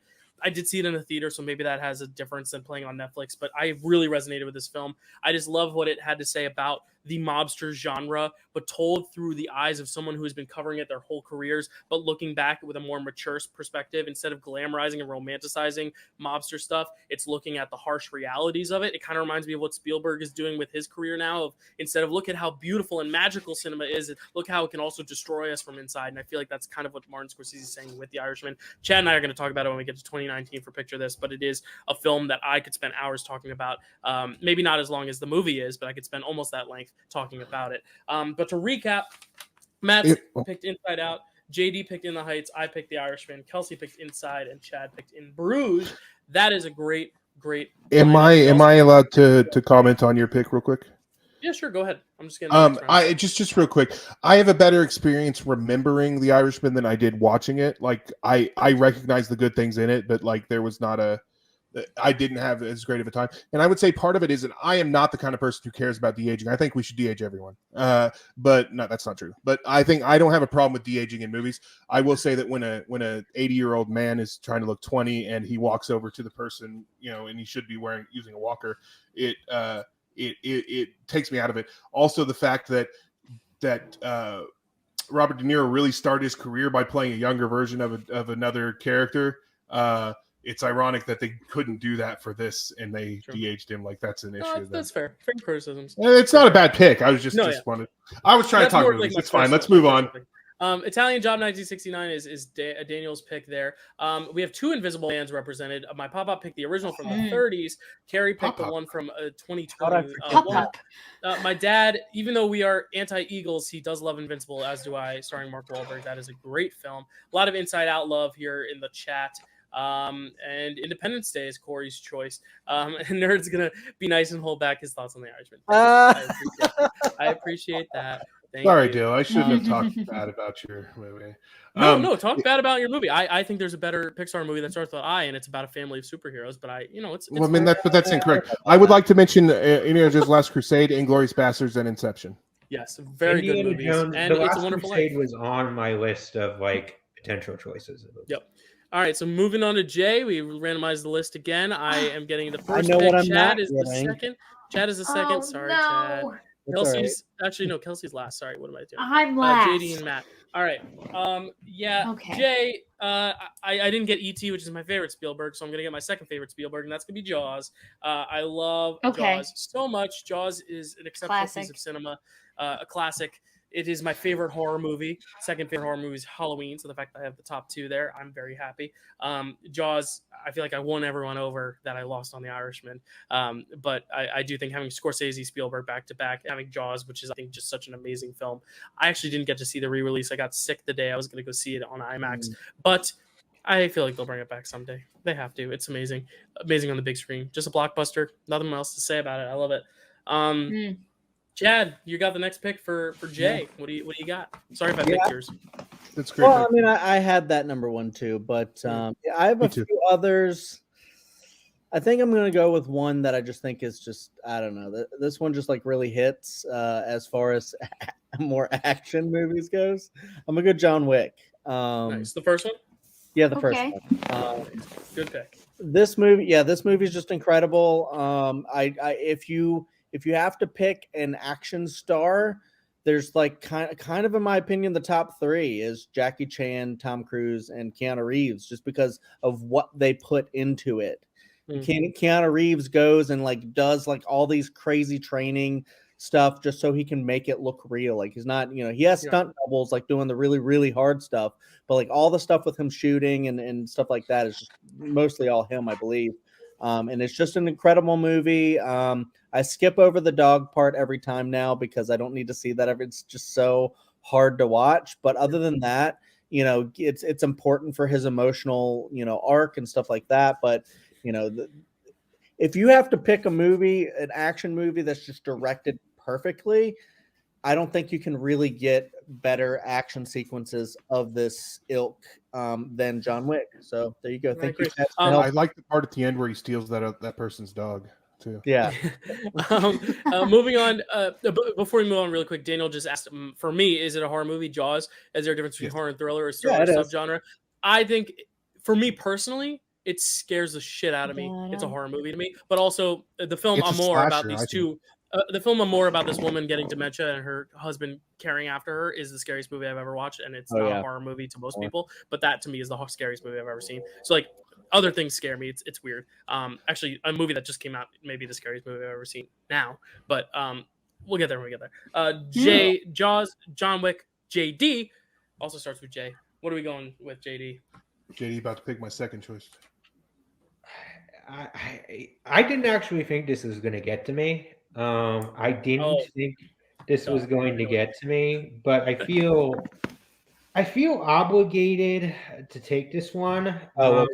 Gotcha. I think that it's funny that Dyl chose the wrong Spielberg movie is the best Spielberg movie. It's Jurassic Park. Yeah, that's a good Okay.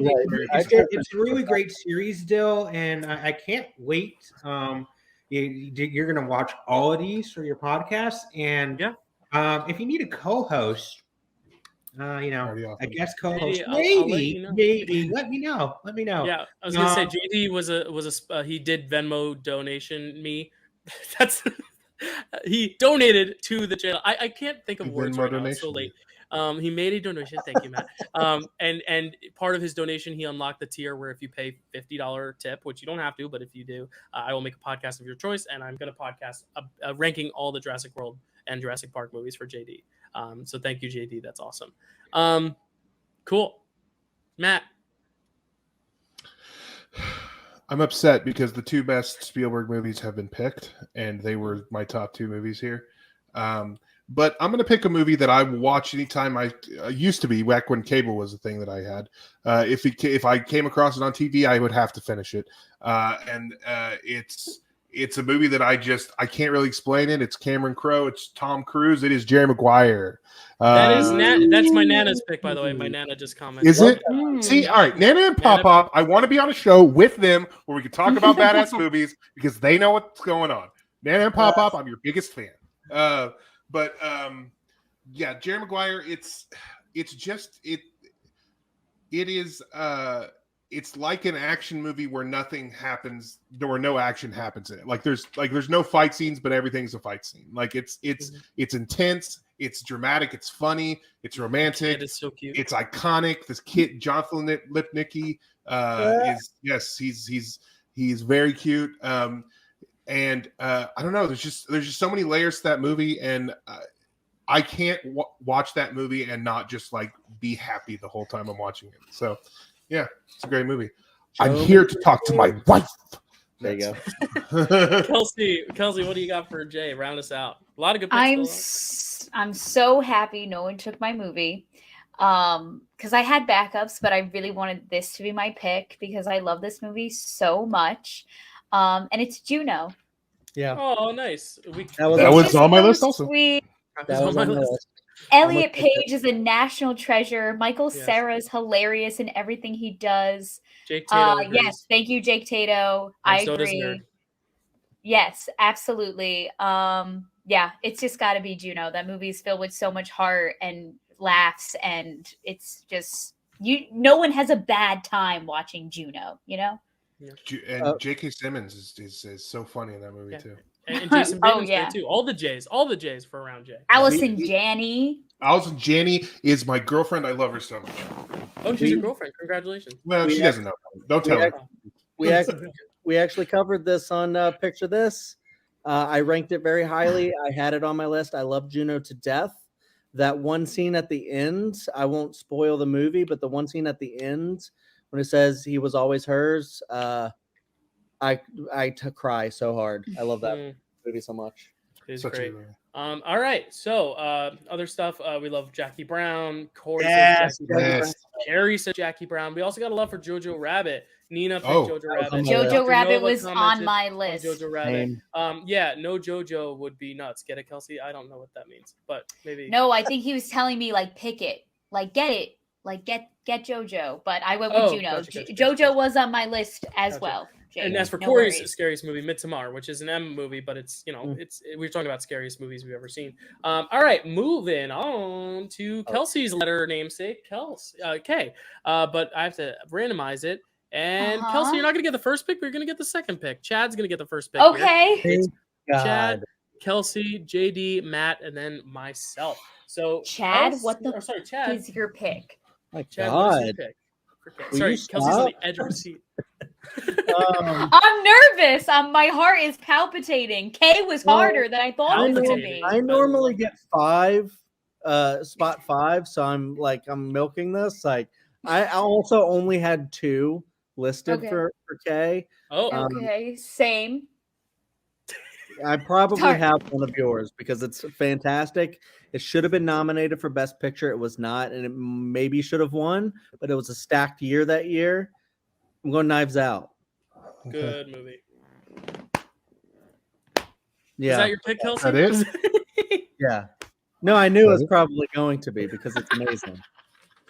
I'm I love sorry. Draft Day Rivals. Hey, I no, shouldn't this be is sorry. when I created Draft Day. This is what I pictured. I pictured Kelsey making us Look, go an hour second. over on Christmas for You Die didn't Hard. have to? I pictured Kelsey throwing a little hissy fit. Now I love it.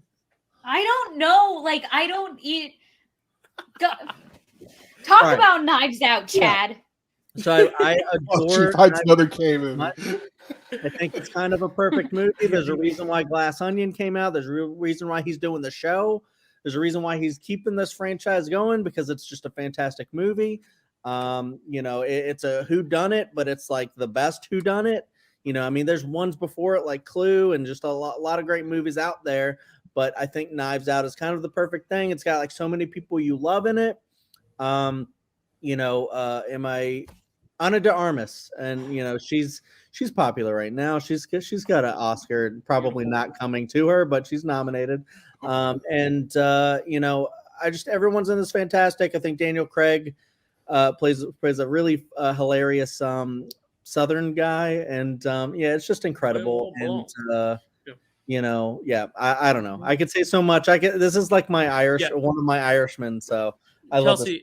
Hey, no, yours is much more popular than Irishman is. I It promise is, you. yeah. It's not as hot a take. But Kelsey, do you have that second K movie? I mean, I can talk about it forever.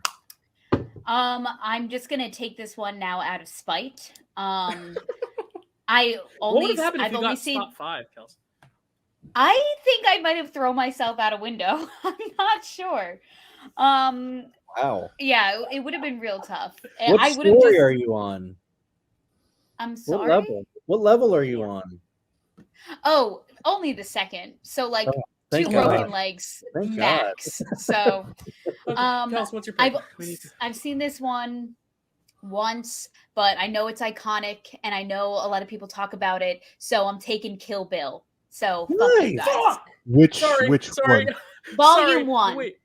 Okay. You Oh, can choose Kelsey. both. I mean, it's kind of like one movie. You can't choose both because Let's- some of let's us have pick the other one one for on the our sake- list. For the sake of Oh. me and Matt. Damn it, Kelsey. Yeah, well, Oh. if Chad ruined it for y'all, so that's it. Game over. I'm sorry for any of my family watching that heard me scream in the F word. That was gonna be my. I was so happy to get that. I can't believe you do that when my best friends Nana and Pop Pop are watching. Anyway, Kelsey, it's a great pick. Do you like that movie, or did you just pick it? No, I liked it. I enjoyed it. I've only seen it once, but I know it's iconic. And So- yay women that kill men. So Okay. that's all I have to say. In the warranted circumstances, yes. Chad? She Watch also out kills now. women, by the way. Oh, Chad, does you're a kill man, women. right? Okay, so she kills everyone Yeah. equally. Yeah, Yes. True. feminism. And she's badass Yeah. doing it. So Well, this has angry. been a spicy round so far. JD, I'm assuming you've got something totally out of left field to relieve Matt and I, right? Yes, I do. Good. I'm gonna bail you two out. Thank you. So P.T. Barnum said it so long ago. There's one born every minute that you know. Killer clowns from outer space. Oh, Killer clowns from outer space. I love that movie. Okay. I saw this like I found this on Netflix like a couple of years ago. And when the theme song from the Dickies came on, a rock song to circus music, I just knew that this was going to be totally my jam. Ugh. And sure enough, it was. This movie is bonkers. You got like character names like Mike Tobacco Debbie Stone, the Terezi brothers. It sounds like an acrobatic duo. This is great. This is great. You got bonkers aliens, cotton candy guns, cotton candy aliens, a big clownzilla like final boss kaiju kind of fight rampage. This movie is fucking great. And if anyone, pardon my French, anyone who is not seen this movie, you're in for a good time. Please watch it. I gotta check it out. Please It's so watch it. fucking funny. It's a movie that because I think it knows what it's doing, it won't ever be on FrameRec. But I would just love to cover it on FrameRec because it's a great movie. But I think it's too self-aware to make it onto our show. It absolutely is. Okay. So, go ahead, Matt. Bless you. Sorry. Those killer clowns. I guess Kelsey can have both if she wants, because I'm one of those people who like Volume 2 better than Volume 1, but I'm a guy who likes a talkie piece over an action piece, so that's really what it is. But that's not what I'm going to choose. I think I'm going to go with. Oh, this is hard. Do I go with? That's what she said. It is what she said. Dylan, it's too early to be making jokes like that. Nana and your Pop Nana and Pop Pop are here. I'm going to go with Kung Fu Hustle, which is a movie that I saw in when I worked at the video store. I didn't see it in theater, unfortunately. I saw it when it came out, and I was like, "This looks interesting," because the tag, like the blurb on it from a review was Looney Tunes meets I don't know, something kung fu-y. And I was like, okay, this seems interesting. So I watched it, and I was not prepared for the amazing time I had with it. It's so fun, it's so funny. It basically walked so RRR could run, except it's even more ridiculous than RRR. It maybe not as big, maybe not as epic as RRR, but it's just fun and funny and a great kung fu movie, and really, really covers all the tropes that you want it to in a kung fu movie. So I mean, I've never seen that one, but I'm like, I want to pick the second to Kelsey's, but I just feel like it'll compete on the graphic. I thought about, Chad's was on my list. The two I have next on my list both have K. But they're both K movies I drafted in the Christmas draft. Okay. I feel like I'm just going to be stale and boring if I pick Klaus or Kiss Kiss Bang Bang. So I'm going to just go with the one that I think I've seen the most. And it's actually the one my dad picked in the chat too. It's the Karate Kid. Karate Kid. Nice. Karate Kid. I'm also getting the double K. The one with JD Smith, right? Yeah. Actually, I have a funny story. No, Karate Kid. I'm picking the original. I don't know the year. 1980 something. Anyone, Matt? Take a guess, and I'll Google 1985. Right. I think I don't. Somebody can fact check that, but I'm pretty sure it's 1985. I'm the research department. I'll check 84. 84. Okay, 84. 84. That's the year I was born. I'm picking 84's Karate Kid. Actually, funny story. I don't have anything else to add on Karate Kid. It's great. They made a series about it. Cobra Kai. It's big and popular. I think it's going to play well in the draft. Ralph Macchio is great. Pat Morita's great. Actually, funny. The first or the other one we were talking about, Jaden Smith, is the first ever movie I went on a date to. I was in 6th grade. I had a 6th grade girlfriend. The two of us went to go see The Karate Kid with Jaden Smith in theaters in 2010. And we sat, and our friend sat in the middle of us to make sure we didn't hold hands. So that friend was merely looking out for us, saying, "You're too young to be on a date." And, that's adorable, Dylan. We had to get our parents to drive us there. It was really fun with our flip phones. So I do have a little fondness for the first, for the first one. I keep saying that. For the other Karate Kid movie, but it's not very good. We're moving on to L. But first, wait. I gotta say, Pop with the killer here with King Kong from 1933. Again, that was one I considered as well. King Kong. I like the remake. I was this close. I was this close from shooting not King Kong, but King Kong versus Godzilla. 1963's King Kong versus Godzilla. Kung Fu Panda was on the list. Yes, Nina, that's great. Kill Bill Volume 1 is also Nerd's pick. Like I said, my dad picked Karate Kid. Knight's Tale is Corey Ross's. Kill Good Bill one. meets Looney Tunes. Interestingly enough, is that a thing? What's the tagline for, or was the blurb on Kung Fu Hustle? Oh, is I what didn't they're- realize that. Kick-Ass would be another pick. Yeah, Kick-Ass is great. There are great K-picks. It's just like the top heavy. It's so top Do you heavy. guys know what the very first movie sequel ever was? No. Kill Son Bill of Volume Kong, the 2. sequel to King Kong. Oh, Son of Oh. Kong. Cool. Kill Bill Volume 2. Yes, it came out. Yes. Never mind. I was trying to come up with a snarky comment, but Kelsey, I love you. It's fine. L Okay, is thank what we're you. moving on to next. Speaking of love, L, moving it. And Kelsey, you are first. Look at that. Kelsey, then Chad, then Matt, then JD, great. and they're keeping me here at the bottom because I'm L. I'm the loser of this draft. It's okay. It's okay. Kelsey, what is going to be your pick for the letter L? I have a lot of great picks, so I'm happy to be fifth because I want you guys to take them off the board. Kelsey, what's your L pick? Okay, my pick for L. I really don't know how to introduce this movie, so I'm just gonna say it. It's Legally Blonde. Ooh, fun pick, Nice. fun That's a pick, great fun movie. pick. It's a good pick. Hey. Just so great. Also I feel like a movie with some feminist undertones in it. Reese Witherspoon is just such a delight. And Jennifer Coolidge, come on now. It's an iconic film for many reasons. Oh, absolutely. Not the one I thought you were going to go with, but it makes a lot of sense. I love that as well. Chad, what's your pick for the letter L?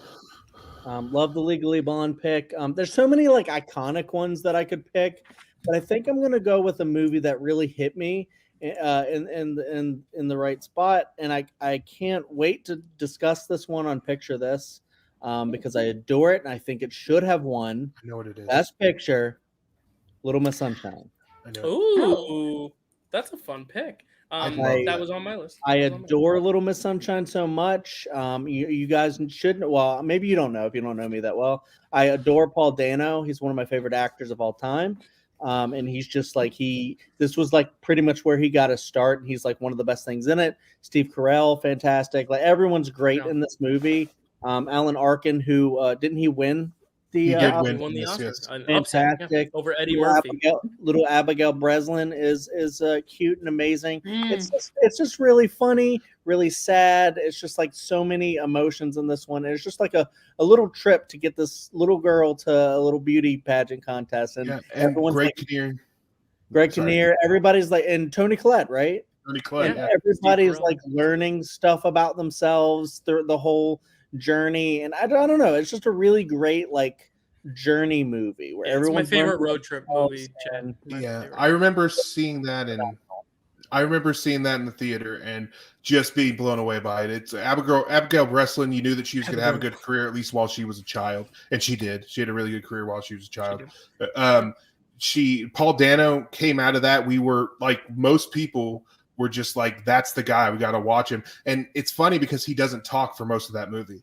And you still came out going with, but the reason is because one of the most one of the scenes that has the most convincing emotion I've ever seen on screen, I guess is the way to say it, is the scene when he finds out he's colorblind. Yeah.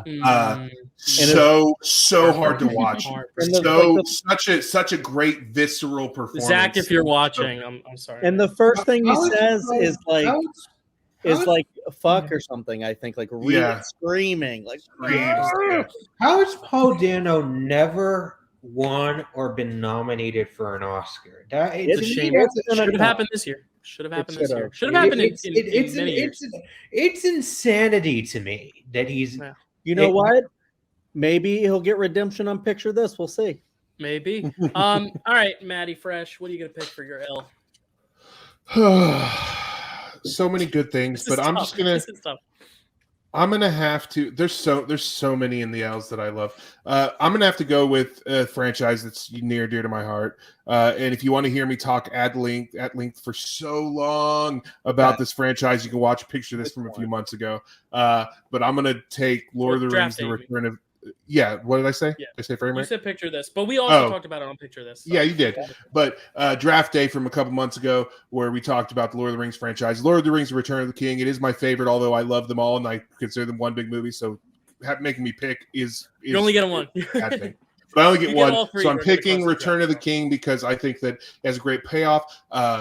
I wish they had done a quarter of a second shorter on the transitions between the scenes at the end, and then everybody wouldn't be complaining about how there's too many innings. It's not too many innings. It's just the end of the movie. They just wanted to space them out. People are dumb.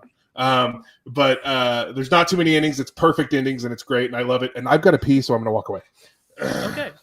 I'll pull you out, Matt, until you get back. Don't worry. JD, what do you got?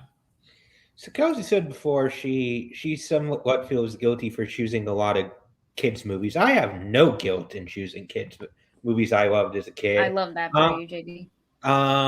I actually pitched a sequel to this movie on another channel, a defunct channel a long time ago. Looney Tunes Back in Action. I love Looney Tunes Back in Action, unabashedly. I think this is the one that people should have a nostalgia for, not Space Jam. I stand. I just think it's so great. It's a great. It was meta before meta kind of comedies really took off. I kind of love the spin on the spy genre. Timothy Dalton is so great. Is Drake. It's Brendan Fraser, who is getting a lot of love this year, and rightfully so. This movie is near and dear to my heart. I love the Looney Tunes. I got really geeky on that episode where I pitched that sequel. I put together multiple different genres. I just love this movie. It's a great movie. And if you haven't watched Looney Tunes Back in Action, or you were turned off because people would say, oh, they have this musical sequence with, Heather Locklear, and what's that doing there? I don't care. Take that sequence out of it. Joan Cusack has a great cameo. It has a great character cameo as Mother. It is quirky, like head of the secret CIA organization. I just love this movie. I could talk about it forever. I'm gonna stop. This is tough because Lord of the Rings, I'm glad Matt picked it, so I don't have to worry about that. I know what you're Little Miss Sunshine, you took off my board, Chad, but I'm still left with two. One of them is from my favorite director working like right now, who's like an up and coming director. She's amazing. She has two movies that start with L, actually. But then another one is my favorite animated movie of all time. So it's like, I don't know what to do. Yes, you do. It's literally my favorite movie of the 2010s versus my favorite animated movie. I'm gonna go. I feel like I have a lot of other opportunities to talk about the other. Go with your heart, Dyl. Go with your heart. My heart loves them both. For the Flip sake a coin. I haven't picked an animated film yet. I'll do it. Lion King. I'm gonna. Not to say you have to. You have to. Well, okay, and since I'm last, I'll tell you what I was between. Little Lady Women? Bird, Lady and Little Bird. Women are two of my favorite films ever, and they're both directed by Greta Gerwig. And I wanted to get a woman director on my list. I still might later. I'm gonna try, but I mean, damn, those movies are so good, especially Lady Bird. I mean, being so close with my mother and my sister, like I really appreciate the bond between a mother and daughter. I've really seen it firsthand, and I know how beautiful it can be and how complex it can be and how awesome, Lady Bird is just such an amazing movie. I really want people to see it. It's my favorite coming of age movie, favorite movie from the 2010s.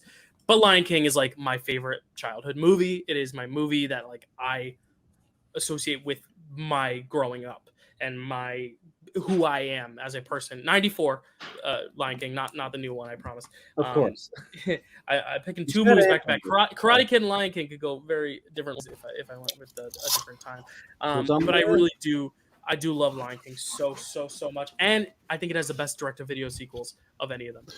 I didn't even have to change my pants. Still, we're going back there. Dylan, my wife would agree with you on that. Yes. I was gonna say. We got so many L suggestions, so I'm just gonna go through them from the top. Little Women 2019, give me my perfect cast, please. I agree, it's a perfect cast.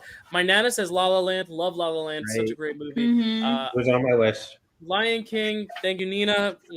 We're the same household. It makes sense. Carrie, Life is Beautiful. Great. That was on my list, Carrie. I really wanted to do it.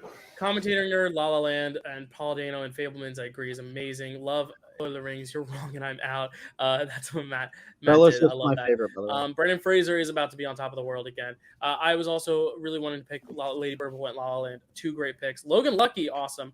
A Little Women also on the list. All 3 Lord of the Rings girl. Yeah, Stacey, I was thinking of you as soon as Matt said Lord of the Rings. I was like, yep, Lars that would be Stacey's pick for sure. And Lars and the real girl. All right, we're in a letter M. I also want to mention Love, Simon, which is a coming of age movie I really love. And it's a Great movie. coming of age movie. The letter M. Kelsey, movie, Chad, Dylan are staying the same. We're gonna move JD and Matt around here. I could have just waited and I would have been last. Yeah, right. Okay. So Kelsey, what's your M pick gonna be? All right, I'm gonna stick to my theme of early 2000s chick flicks, if you will, and go also a movie with one of my favorite actresses in it ever. Chad, I don't think I'm gonna say what you think I'm about to say right now. But say it. Okay, I'll say it. It's Miss Congeniality. Oh, that wasn't what I thought you were gonna say. You thought I was gonna say another early 2000s chick flick. I know. Yeah. Oh, about girls who wear pink on Wednesdays? Is that what you were? Yeah. But no, I'm going Miss Congeniality. I love this movie. Oh my god, I could rewatch this movie for days on end. Yeah, I just love it. I've never seen it, Kel, so I'll have to go watch that. Same. What? Yeah. You guys have to watch Miss Congeniality. No, the sequel's not good, but the first one is good. No. Ignore the sequel. We all ignore the sequel, but the first one is so good. It's about a secret agent who she works in the FBI. Agent Gracie Hart from New Jersey. Excuse me, is in the FBI, and she goes undercover in a beauty pageant, and hilarity ensues, and it's so good. You have to watch it. If you like The Heat, I think this is better than The Heat. Don't tell my wife.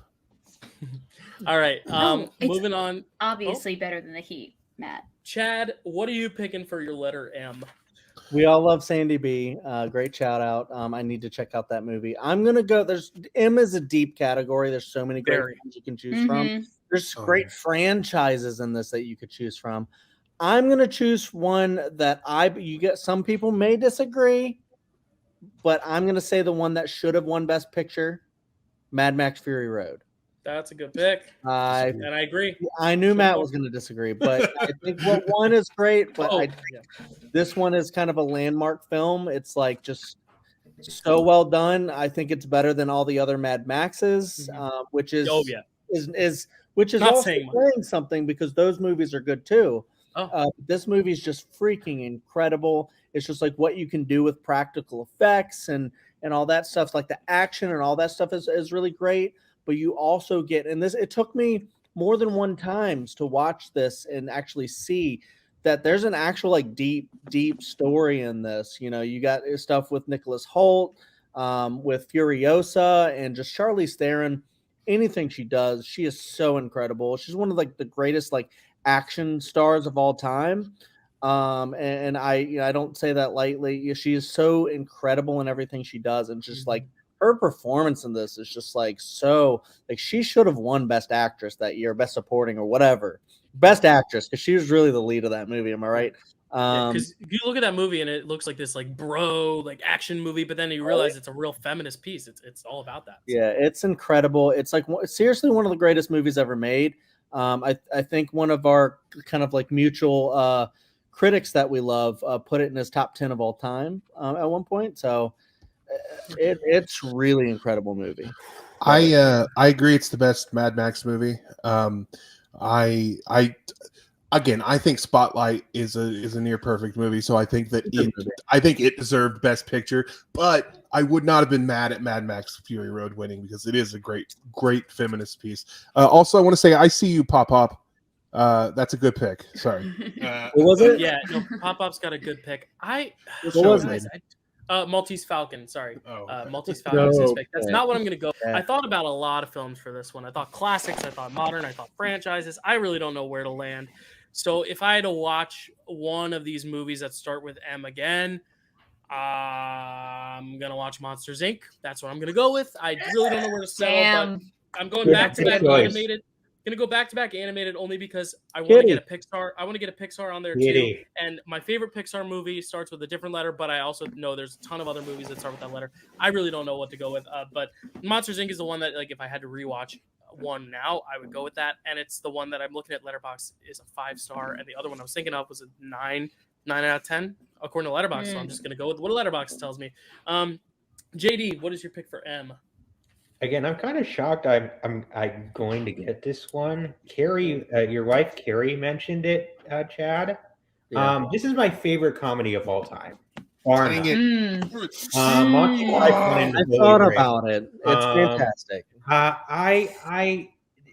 To me, it's surprising to me that The Life of Brian is the controversial one, when Monty Python and the Holy Grail is all about how the monarchy are a bunch of incompetent morons and they fail every step of the way, and any kind of any success that they have, it's just stupid, dumb luck that you can never replicate.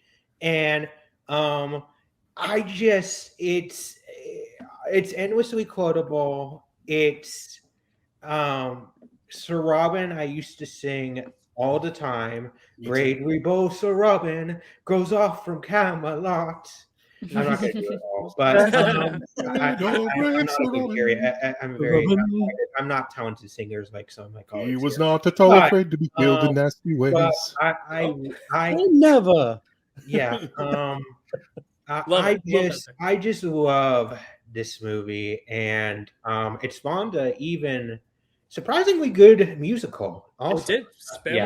I really need to see that. Spamalot's good. Yeah, love me it, too. Chad. Yeah. Matt, I'll leave it open to the rest of my group, but that's Matt, what are you gonna Okay. round out? There's still so many heavy hitters on the board. including There's so great many good franchises. heavy hitters, but Monty Python and the Holy Grail is, to me, the funniest movie ever made. I love that movie. It was my number one pick. I'm very upset.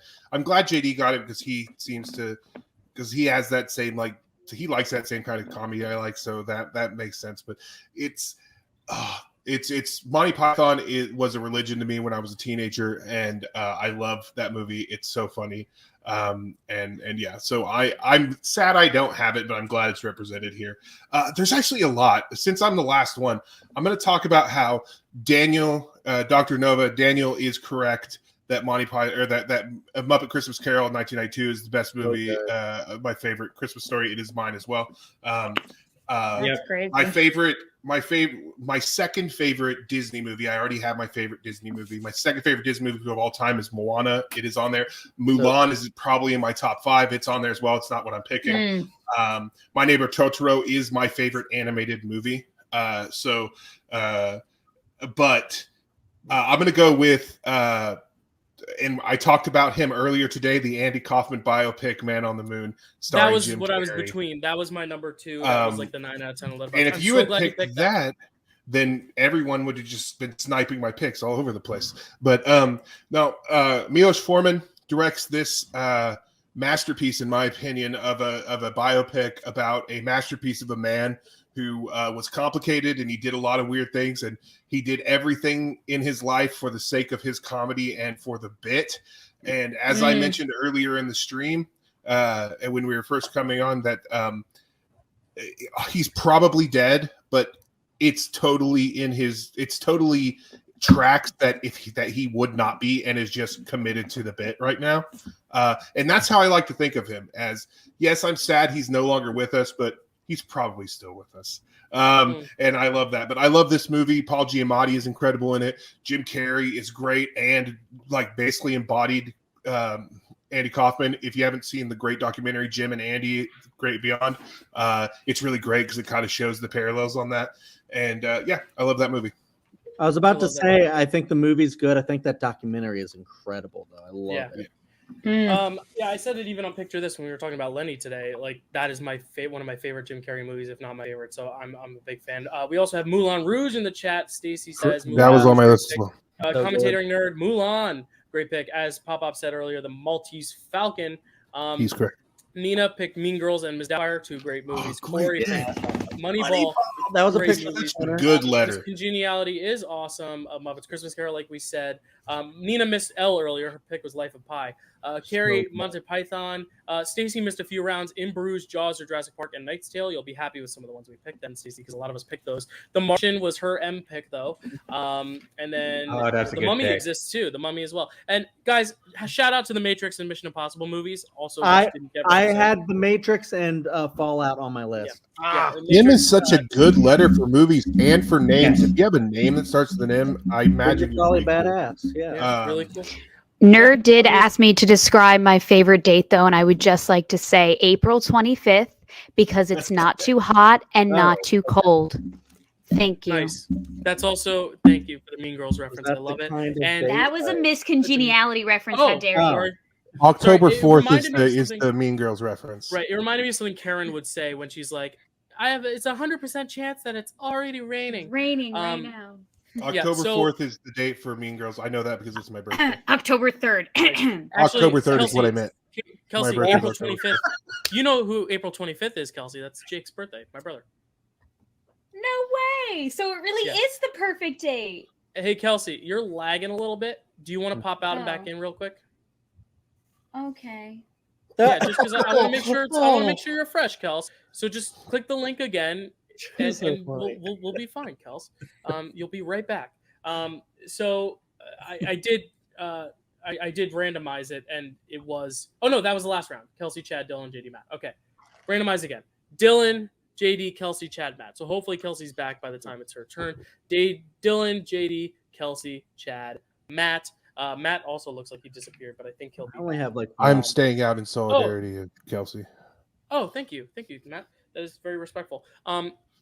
Alrighty, moving on to N. Sorry, N. Shoot. I like going first, but then I'm not ready when it is my turn. Yeah. Did you just let slip JD's pick? What? No. Oh, the bad musical? No, I did not. Yeah. I like that joke though. All right, I'm gonna pick one. I promise. The best way to respond to a joke is, "Hey, I like that joke." By the way, I sense some sarcasm in that diss. All right, I'm gonna go with. Oh God, this is really really tough. Okay, I'm not gonna stall anymore. Okay, I'm gonna go with a movie that is newer. Let's go newer.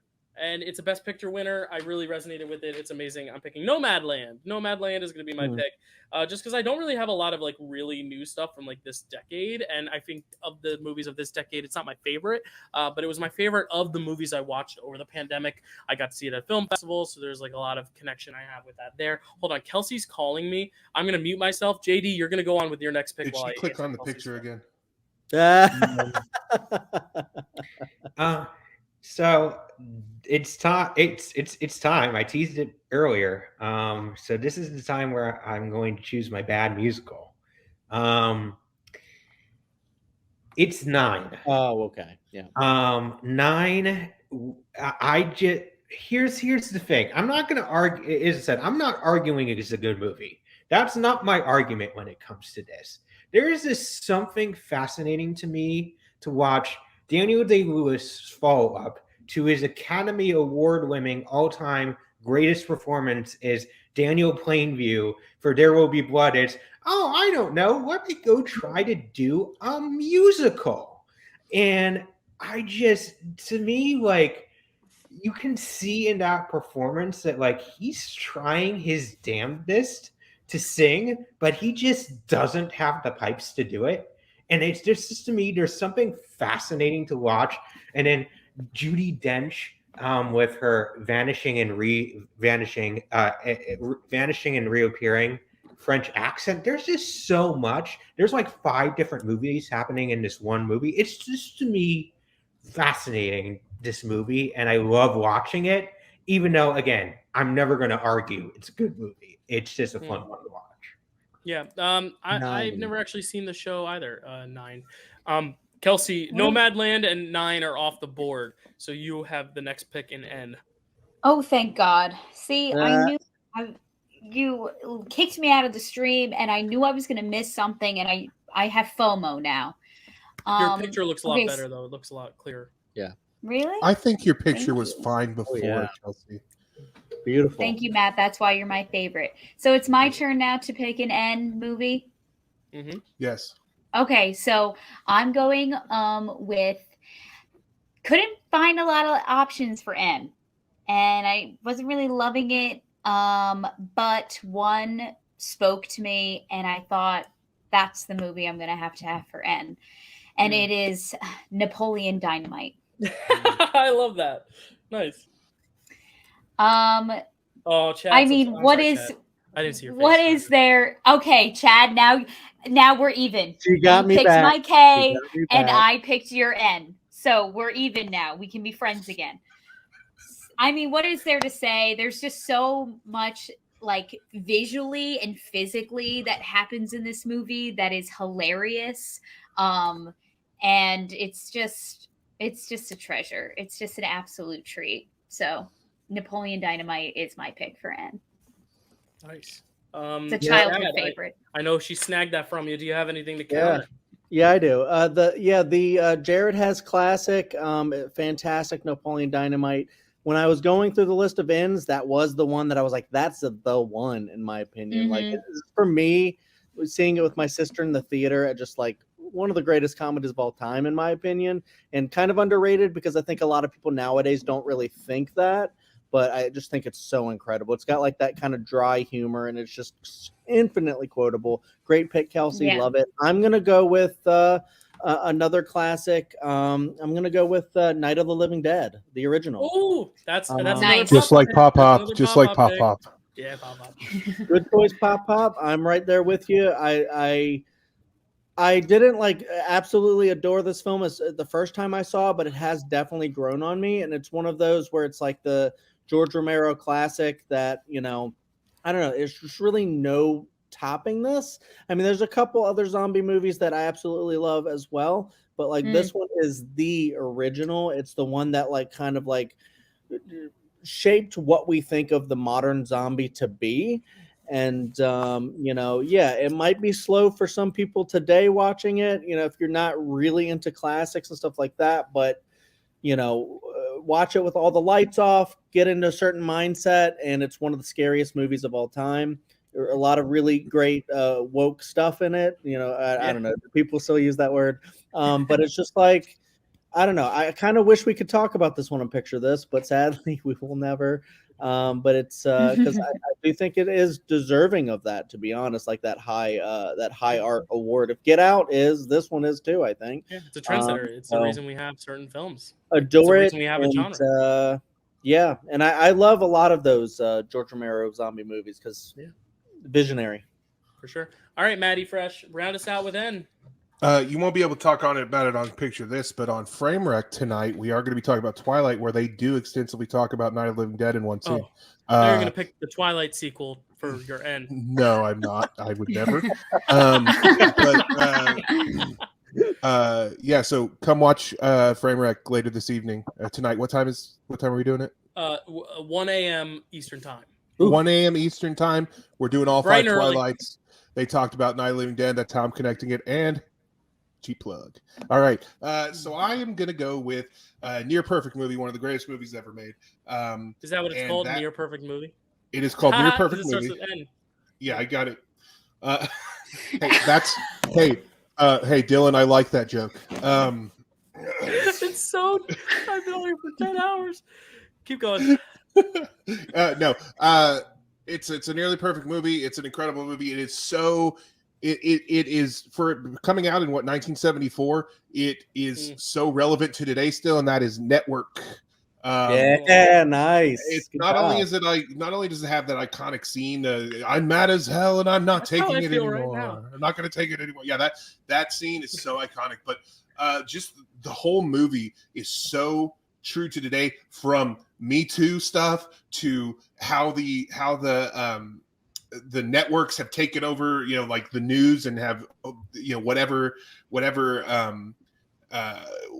is popular, whatever is getting people to watch, that's what they focus on rather than what it's important. It's actually very close to my number 2 movie on my list, since I'm the last one I'm going to mention it, which is Nightcrawler. If it bleeds, it leads. Love it. Yes. It's such a good. Jake Gyllenhaal should have been nominated and probably won an Oscar for that movie. But But Network, if you haven't seen it, go watch it. It's an incredible movie, and you will be like, wow, this was made 40 years ago and not today. That's how you're going to feel. So, And they reference it in Better Call Saul. Oh, they do reference it in a lot of things, yeah. Well, yeah. Famously, Bryan Cranston played it on Broadway too. Played the Peter Finch role, I believe. Oh, nice. Incredible Broadway performance. My roommate saw it. I didn't, but I saw the video bootleg. Don't tell anyone. All right. Stacey picked Newsies. Newsies is great. The musical and the movie. I like the musical better. My dad picked I like The the movie a Natural. lot. There's that sports fan. Dr. Nova kind of picked 1984. It is spelled out on Letterboxd, even though it could also count for the numbers round once we get there. Night at the Museum. Great pick, Nina. That's a good childhood classic. Get the Randazzo House. As I said, Papa picked Night of the Living Dead. Nerd picked National Treasure. That's fun. Nightmare Before Christmas. Nina brought out another one. National Treasure was the last movie I watched with my dad. Stacey, that is beautiful to hear. That's a great movie. Corey, North by Northwest, another classic, which is amazing. And Stacey, Nightcrawler, again, a great movie, like we said. So moving on now, guys, we're making great time. We're moving on to O is a little smaller of a category, but I'm excited to see what we picked for O. There's some dope ones out there. I filled up my O list all right, here. JD, boom. All right, I Chad, don't know why I'm in the boom, Kelsey Dylan. spot I right think now, but random.org is just picking times to like keep us in the ditches. I'm showing you right here. It's been randomized 15 times. hey, so you can Dylan, see that you are above reproach. None of us here think you are cheating. I know. Just so you know. I know. So JD, what are we picking for O? This is a weird one for me to be the number one choice for, because I'm pretty confident that none of my choices, any of the choices that I would have chosen, that any of you are going to choose. So I'm still, I gotta choose one. Okay. That's I'll been go nearly One Night in exclusively the Miami. case. I'll go One Night in Miami. Nice one. Very recent. Okay. I think that. Kelsey, was that something you were going to pick? Oh, no. I respect the choice. Yeah. There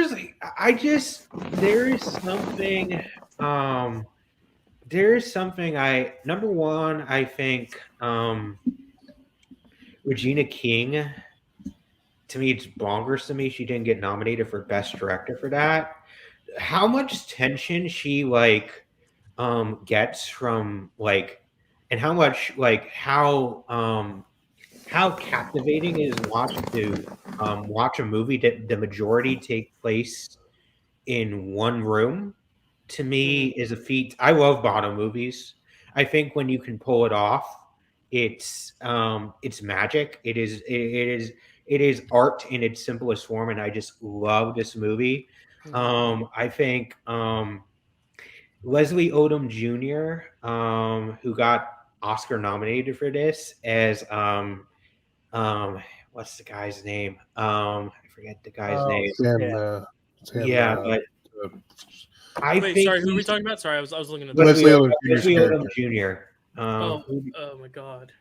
It's Sam. Sam Cooke Jr. Cook. Yeah, Sam Cooke Jr. I don't know if I there's a just junior. find There's a junior after the Leslie debate Odom. between him and the debate between him and Malcolm X and the tension between them, so fascinating. Their relationship so fascinating because they're two different kinds of power. One is very more kind of outspoken, on the front lines kind of power, and the other one is more behind the scenes,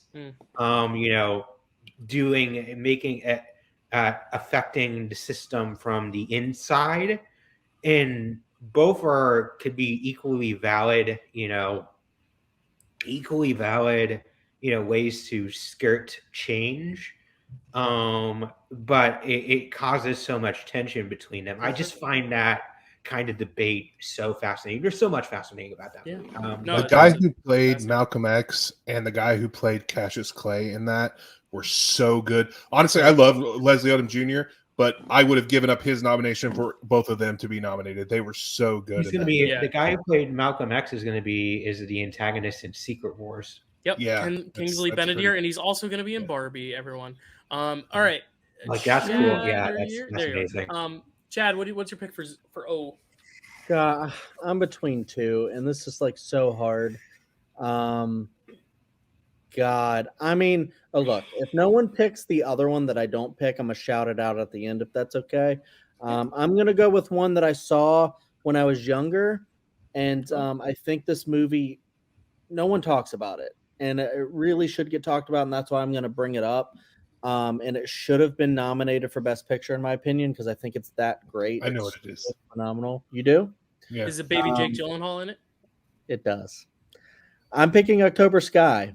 Okay. Not what I thought. Really? Wow. Okay. Was What? that yours, Kels? Go ahead. No, I thought he was gonna say mine, and I was gonna Oh. make frickin' lose it, but he didn't. Oh, So shit. I'm calm. I'm That's- chilling. I'm gonna I'm hashtag chilling over No, here. okay, fine, interesting. I thought people knew what I was talking about there for a second. Yeah, no, October Sky, if you haven't seen it, is a pretty incredible film. It's really just about, a kid whose dream is to do science, basically. Like his science teacher, who's Laura Dern, wants to teach him how to, proceed with his dreams and, pursue anything he wants to do with his life. And all he wants to do is build rockets with his friends. And he keeps, there's sequences of him building these rockets and getting better and better at doing this. But really, because of he lives in a coal mining town. So his only goal or his only hopes for his family is to go work in the mine. So to escape that and go into science is just, his family doesn't support it. And I think it's really an incredible. Cooper's so great. I think it's interrupted. What'd you say? Chris Cooper is so great. Is phenomenal in the movie. I agree 100%, JD. It's Laura Dern, Chris Cooper, and Jake Gyllenhaal are just so great in the movie. And it's just a movie about following your dreams, and I just think it's just such a phenomenal film that just does not get talked about enough. Yeah, you and me are a certain right age. there with you, nerd. Yeah. Please highlight Corey's comment. Yeah. Oh yeah. I was gonna save it to the end, but Oh, I okay. don't want to tip picks. I don't want to tip my pick, Matt. Yeah. Oh, You and sorry. me chatter of- That. I was just gonna say, you and me chatter of a certain age, and that's like a movie. Like when we're starting to see movies, like this came right across that time where we're really starting to go dig into movies. This is the age where we're starting to really dig deep into movies, and this is for me also. This is kind of a sentimental, a subliminal, the one where you're oh, this is what movies are. These are what movies can be. We're talking about 1999 in October Sky, and I really think that should have been in that slate, to be honest. Yeah, for sure. Yeah, I agree. Stacked year for movies. All right, Kels, what's your O pick? Okay, my pick for O is The Outsiders, and I have just Francis Ford Nice. Coppola. I Nice. have 4 words to say about this movie: Rob Lowe shower scene. And that's it. I thought it was going to be Stay Gold, Pony Boy. But So did I. You went much more. You went No. much more Kelsey with it. Great pick. I mean, the Never fact that this seen is that. our I need to Coppola, see this is it. our Coppola representation over the Godfathers. It makes our draft pretty freaking cool. 'Cause I it's live in unpredictable. Tulsa, which is where that book takes place and where that movie was filmed. All right, so Kelsey, you got Wow. if you had to pick Ralph Macchio in The Outsiders or Ralph Macchio in Karate Kid. The Outsiders. All Okay. right, Johnny Boy. My Johnny Boy. cousin Vinny, psych. Yeah, I shot the clerk. That was on my M list too, but I didn't. I pick shot it. the clerk? Going on with O, I haven't had my favorite director represented. I have 2 favorite directors, Spielberg and Tarantino. I haven't had Tarantino represented yet, so I'm going to pick Once Upon a Time in Hollywood. Yes! It is probably my favorite Brad Pitt performance. It's probably got one of the most awesome revisionist history endings ever. Kind of standing Maybe up for the the best. murder of what's her name, Sharon Tate. I know people have had their issues with it, and that's fine. But here in the Randazzo household, as I'm sure you can see, because my dad picked it and my sister picked it, but that's just because she loves Leo. It's a Her other pick is Randazzo The Odd classic. Life of Timothy Green. But yeah, it's a Randazzo classic, and it's already been there for a few it's only been out for a few years, but it's amazing. Yes, Dylan, because of Leo. Yes, I see you, Nina. I get it. Apparently, my Leo. wife is watching. I didn't know that. Yes, your wife is watching, and her friend Lori says Office Space. I love that. Even though we still have one more pick to go, I won't get any more picks. But yeah, Once Upon a Time in Hollywood, it's great. It's got some great sequences. I love the idea that Brad Pitt's character is so conceited that he really believes that he beat Bruce Lee in a fight. But the movie never tells you that was fake. It just, you kind of know just because he's reciting a time that he beat Bruce Lee up. I just think that's so funny. And Kevin Poss says, Chad. What's up, Chad? Yeah, let me throw something out there. I just want to do a shameless plug. We are going to be ranking Quentin Tarantino movies tomorrow night, and I'm very excited for this. And Dylan's going to be on it, and we're going to see where Once Upon a Time in Hollywood ranks for us, because I also think it's a fantastic movie. It is, I think, one of the greatest endings of all time in a movie. One of the greatest theater experiences because of that. Yeah. And yeah, I adore it too. All right, Matt, I think what are you going to close us out with? The best revisionist history ending was in my favorite Quentin Tarantino movie, also, which is Inglourious Basterds. That's fair too. That's yeah, that one's great. I'm gonna go with okay, Chad. Just since we're at the end, I thought you were gonna choose Once. That was the other one that I was gonna pick. Okay. See, I thought Chad was gonna pick his best picture of 1975, Cuckoo's Nest. One Flew Over the Cuckoo's Nest. I thought about it, but no, I was between Once and October Sky. Okay. Are you picking Once? So that makes sense. I was because everything you said about it was also true about Once. Should have been nominated for Best Picture. You would have seen it when you were Anyway, my pick is going to be my favorite Coen Brothers movie. We talked about Coen Brothers already, and I've already have a Coen Brothers movie on my list. But my favorite Coen Brothers movie, because it is so endlessly quotable, and I could just watch it anytime, and it always makes me feel good. And that is "Oh Brother, Where Art Thou," which is a retelling of the Homer classic, The Odyssey. If you didn't know that, watch it again and recontextualize it. Is that what the O and O Brother stands for? I'm kidding. Yeah, basically. Yeah, actually, yes. Oh. I've never seen it, so I was just like, you've never seen it? You could say that was a bingo. Thanks, Kevin. Watch "Oh Brother, Where Art Thou," because it's great. Number one. Number two, if you know that it's based on the Odyssey, it makes it even more interesting. Love it.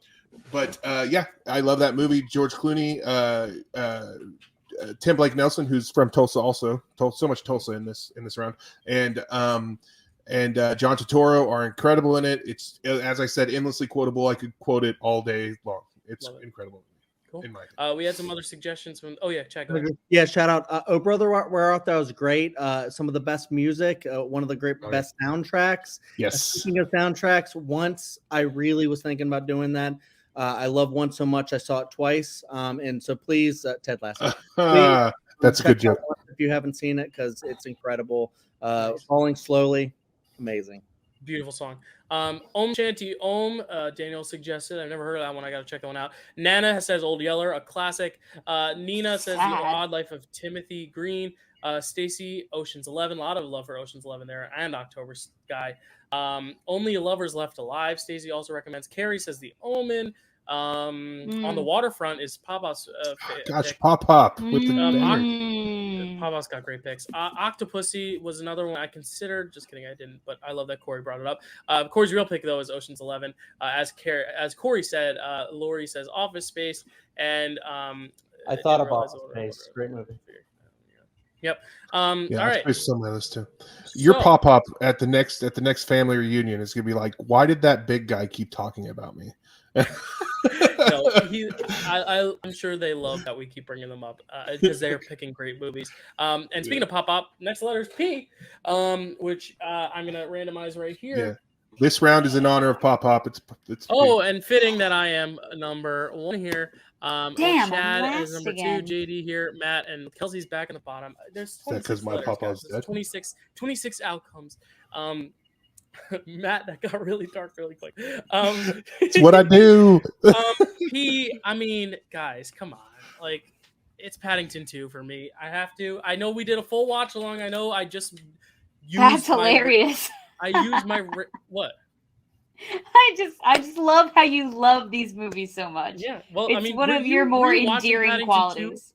From a watch along, were you watching Paddington 2 or you were just watching me watch Paddington? No, I was watching you watch it. Okay. Kelsey, you've actually got to watch this movie because it's exceptional. it's great. I will. It's an exceptional film. There are other P movies that I could have easily picked. One also being from my favorite director that I just mentioned, but like this movie, I had to pick it. If it's available, I got to pick it. I love this movie so much. Paddington 2. I know I said Godfather. I wasn't going to pick it because we just talked about it, but I don't care. Paddington 2 is that good that I just talked about it and I don't care. And I'm about to talk about another P movie in a few hours, but I'm going to wait. In case someone else brings it up. Chad, what is your P movie? Wait, Well, I'm so sorry. I have to run to the bathroom real quick, but I can still hear everything that you're saying. Okay, just please don't bring your camera with you. I will. No, I. Okay, good. We're good. Oh, We're you good. didn't want to come with me, Dyl? No, no, thank you. Chad. Dylan, you're look, you're so lucky that you were number one because Paddington 2 was my number one. So I'm glad that you got it because I know we both love that movie so much. And you talk about it all the damn time. So yeah, it's fitting. No, it's great that you do. I have a lot. I have a lot of other ones here, and this is really hard. I'm gonna go with one that I think is, I don't know, it's still up there for me as one of the best. I know I picked one of this director already, but I'm gonna pick another one of this director. I'm gonna go Prisoners. I think this is I think it's one of the best Denis Villeneuve movie.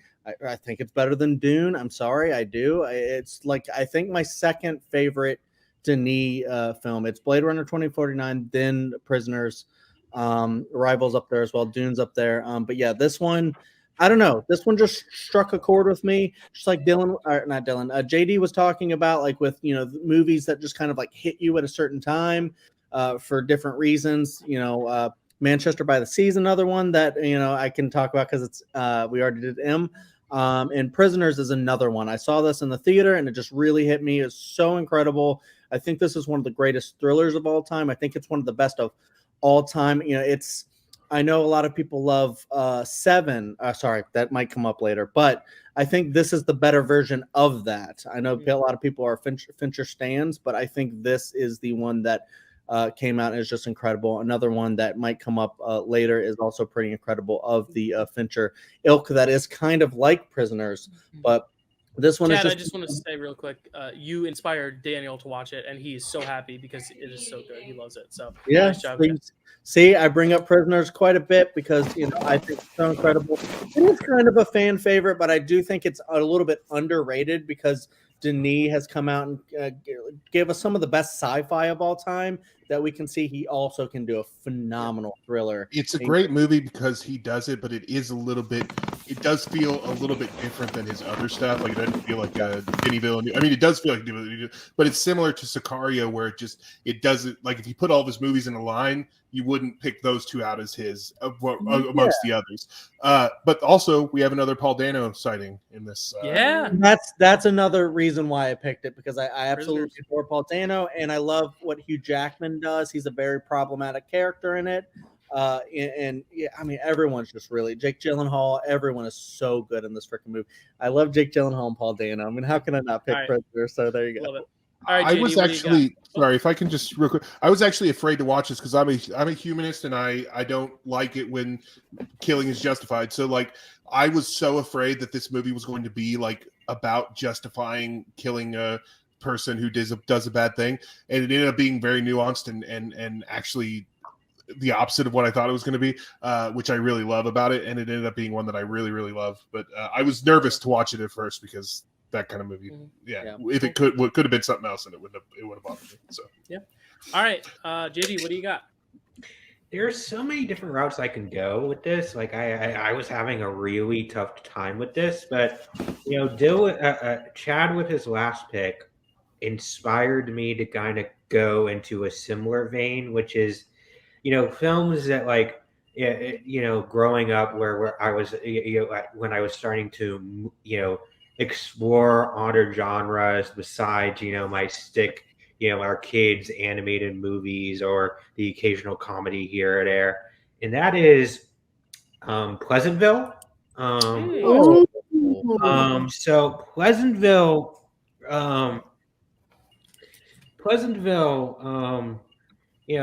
Tobey Maguire, there are some things about him as a person as opposed to him as an actor. Take those things out of it. I was that nerdy kid who got got picked on. So like, and just like movies were my escape.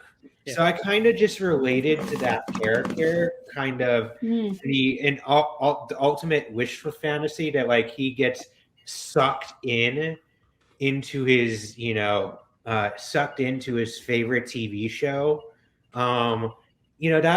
That to me is like the premise of that just alone is like, okay, I'm on board as as a young kid who doesn't really know much about movies yet.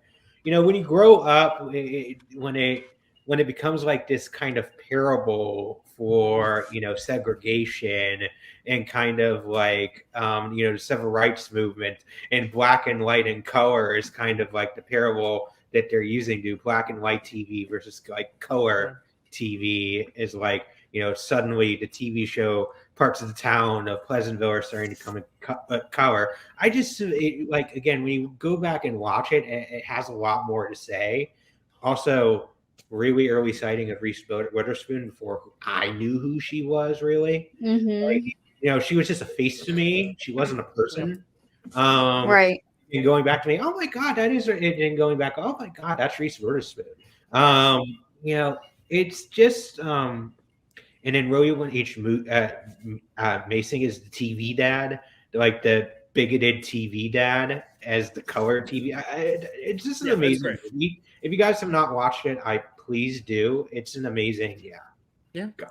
All right, Matt, what is your your pick for P? I like that movie, by the way. It's a good movie. For me, it's very easy, and my wife is in the comments and said it already. And my wife and I connect to this movie on it's actually one of the things that connected us when we started dating originally. Nice. We both had this movie in our top 5, and we connected on it. And then and she owned the book, and I'd never read the book, so then I read the book early on in our her copy of the book, and it became one of my favorite books as well. But that is The Princess Bride. It's a a wonderful movie. It's funny. It's a sweet love story. It's just a classic. The casting is off the charts, and plus it's become something of a like behind the scenes thing. Like people talk about it now, and there's nothing bad. Like they never say anything bad. If you've ever heard Mandy Patinkin talk about his dad, like how he lost his dad to cancer. So when he's fighting Count Rugen, it's like he's fighting the cancer that killed his dad. Like, wow. And I dare you to watch that and not be crying with Mandy Patinkin as he does it. Really, anytime Mandy Patinkin talks about this movie, he cries, and it's amazing. But I love this movie. It's one of my top 5 favorite movies of all time. My wife loves it, and I love my wife. And so I was gonna say that's a good segue too, because you gotta put your beds to kids, put your kids to bed. I do have to put my kids to bed, honey. I'm putting them to bed. So yeah, I was gonna say, Matt, if you want to, just for like, how long do you think it's gonna take? Just because. I have a 3-year-old, so who knows? I was gonna say for the next few letters, if you want to put in our private chat like your top 5 for those letters, and then you can talk about them when you get back. But just so we can keep the draft going and auto draft, essentially, we could do that if you'd like, or you could just whatever you feel like is best for that. I'm gonna, I'll send Dyl. I'm gonna send you the next 2 letters. Okay, cool. Yeah, we won't go past our. Okay, cool. But whenever you have to dip, just let us know. But Kelsey, what's going to be your P pick? The Princess Bride is the correct choice for this category. I was definitely considering it between the other movie that I'm going to have to go with now that Matt took it. There's some heavy hitters in P though. P is a good category. Yeah, P is a really stacked letter. I was coming up with a lot of good choices for P, but I think at the end of the day, I'm gonna have to go with Lindsay Lohan's The Parent Trap. Oh yeah. Yeah, that one's just gonna have to be it. It's like for some reason like having a resurgence on TikTok where we're all just like growing up and realizing that like this like the Wait, Matt, like before you go, hold on really quick. Your wife is adorable. Love you too. Tell the boys goodnight for me. I love that. Beautiful. And Daniel says Matt being a good dad. Matt, you're the best dad. Yep. Okay, we can talk about Matt when it's not my time. All right. I'm scared of her. Kelsey can't even commit to the bit. I was gonna say I was waiting to see her burst into laughter. JD just goes, I'm scared of her, and I love That's what I it. So said. that's Chad. No, So that- no, I'm not scared of you. I Oh, okay. I was gonna be very surprised. No, I don't that think was much very funny. can rattle JD. no, yes, Kelsey. No, I like this dynamic. It's Kelsey great. bringing the sass. It's okay. No, we know you're. But kidding. what I was saying was, we're all growing up and realizing that the girlfriend, what's her name? Whatever, the woman that like the dad is going to marry is like not the villain at all. Like she just wanted to have a normal relationship, like whatever. So it's just having this like resurgence right now on TikTok, and it's just what a fucking classic. Like this movie was my childhood. It's why I tried Oreos and peanut butter. It's like why I wanted to have like a complicated, complex handshake with all my friends. Like it's why I believed Lindsay Lohan was a twin. I thought that there were two of her. No, it was movie magic the whole time. And so Yeah, my amazing. choice for P's got to be the Parent Trap. So good. Yeah, great picks. So another classic from Pop Up, Pride of the Yankees. Got to check that one out. That's good. Nina says Psycho. We got a lot of Psycho Psycho, Of in the classic. chat. Psycho was my runner-up, and so was Parasite. I'm surprised no one picked Parasite. Parasite, I almost picked. Pan's That Labyrinth. much love. Yeah, Paddington 2, Princess Bride, Pan's Labyrinth, Primal Fear, another great pick. Stacy said Psycho. Portrait of a Lady on Fire, another amazing movie. Corey said Princess Bride, of course. What else we got? Is that it? Stacy said Pulp Fiction. Pulp Fiction. And, Yeah, that one is a and good I'm one. also surprised that didn't come up. If Paddington 2 group. had already been picked, and I hadn't already picked Once Upon a Time in Hollywood, I would have gone Pulp Fiction. But back to And Tarantinos. Punch Drunk Love is my Sure. other honorable Punch Drunk mention. Love's a good one. All right, moving on to Q. This one's a little tougher, I think, only Yeah. because the field is low, but the ones that are there are really, really good. So Matt has sent me his picks. If he, whenever he's in the order, we'll pick for him. So it is going to start with Kelsey. Kelsey, you'll get the first pick for Q. Then it will be Matt. Then it will be me. Then it will be Chad. Then it'll be JD. So this is going to be interesting. Q's gonna be a little tough. This is going to be interesting. And just a This will be reminder, hard. we have an hour and a half till I have to switch to streams. So we'll try to finish this draft up in an hour and a half. I think we'll be able to get it done. So just remember to keep the thoughts brief, but they've been pretty good so far. As we hit into this second half. All right, Kels, what is your pick for Q? Literally, thank God, because I could not think of or find another movie that I had seen that started with Q. So I'm taking A Quiet Place. It's just The got first to one? go. Yep. Cool. Yep, and that is a So- Q, not an A, and Nina agrees. That's Nina the correct One or choice. two. One. I'm picking the Okay. first one. Phenomenal sequels movie. are Good job. eligible. Yeah, that's a good pick. Live, Laugh, Um, Love, John Krasinski and Emily Blunt. Yeah. Yeah. So Matt is next, and he did pick a different film as his number one. Quiet Place was actually his third pick. His first pick, though, is a Best Actress winning film for Helen Mirren. It is The Queen. Oh, Queen. Mm. A film that got Helen Mirren her Oscar. I assume that's The Queen he meant, not Bohemian Rhapsody. Ha ha ha. Yeah. So yeah. It was a joke. It was a bad joke. It's getting late. The Queen, though, a Helen Mirren film, very good. I'm sure Matt will talk about it a little bit when he gets on. It is my turn, and I'm going with a film that is very near and dear to my heart and my family because my dad was an extra in it, and that is Quiz Show. Quiz Show is such That was on my list also. Quiz Show is such a Mr. great film. Randazzo the Star. Hell yeah. Mr. Randazzo the Star. See you soon, Daniel. I'll see you in a few hours. You He's going for froze the lunch. frame and picture this, didn't you? You show Yes. us. Yeah. If you go back and watch our very first episode of Pictures from '94, I show a scene where my dad's in the background. But great premise. I know it's a little underseen, but it's basically about quiz show scandals and how some contestants are fed the answers of the quiz shows, for something like Jeopardy, and it shows how the scandal gets out of hand because this one guy is basically given all the answers. It's a great film, and I really like having it on my list, especially since it's one of the few I've actually seen. Malcolm, we get it. We know you would have loved to be on. You had other things going on, but please tell us in the chat what you would pick for each of these letters. We'd love to know. But yeah, quiz show is my pick. Chad, what's going to be your pick for Q? I mean, I could go a sequel to one that's already picked. Because Stacy had I'm sorry, I said I have Stacy on the brain. Kelsey, it rhymes sort of. Had a great pick. You had a phenomenal pick. What did Matt choose? The Queen. I haven't seen that one. I'm sure it's great. I could go the sequel. My dad's And happy. Quiz show I had on my list. I really wanted that one. But I think I'm gonna go with one that I just saw when I was going down the list. Queen and Slim. That's a good Nice. one. I Also haven't on seen my that list. one all the way through. I've seen. Oh, nice. Okay. No one really talks about this one, but it was like a really not sweet.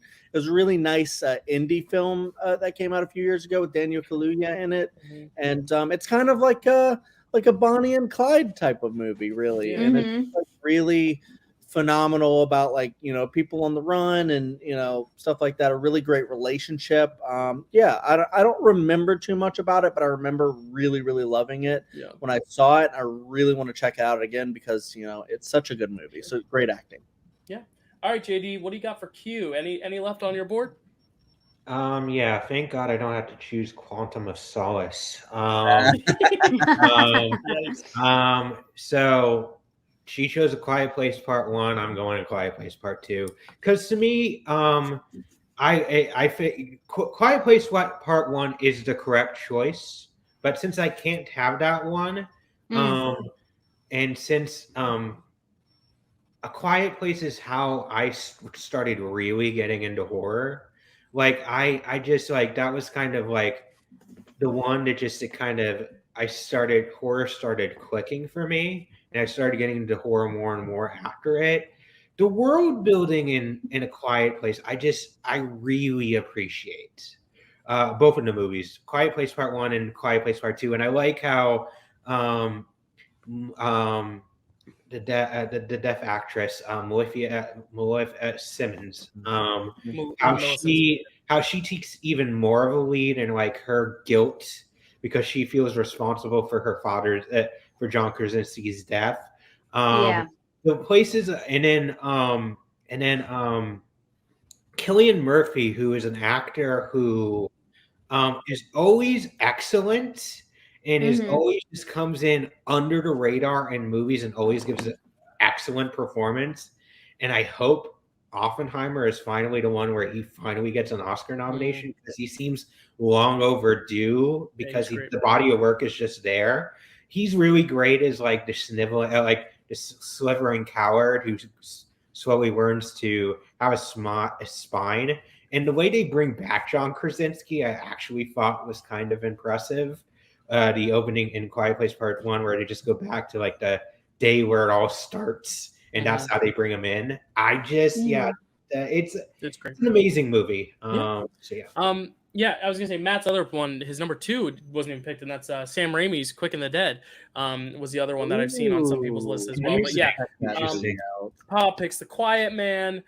Quiet Place is the correct pick. Quiet Place sound design. Quiet Place. Everyone loves Quiet Place. Yes, quiz show. Queen and Slim. Corey saw it in a packed theater in South Detroit. People are openly smoking in the theater. 10 out of 10. I love that. Realizing, Stacey, there's not a lot that started with Q. The only other one I'm thinking is the movie Q about the winged serpent. I love that one. 3 or 4, I imagine, and 4th is on no one's list. I'd probably pick something I haven't seen over it. There you go. The other one that I was thinking about picking was the one that I think you and I, Dylan, talked about at some point, the DCOM Quince. Quince, yes, Quince. Oh, yeah. Yeah. All right, moving on to R, my last namesake. R stack. R, you ready, kids? And we're starting actually with Matt. Matt is gonna have his first pick, and then it's gonna be Chad, then it's gonna be Kelsey, then it's gonna be JD, and then it's gonna be me rounding it out. But Matt's pick, while he is still tucking his kids into bed, being the best dad in the world, I do have his pick, and his number 1 pick is RoboCop. RoboCop is going to be Matt's pick. I love RoboCop. Okay.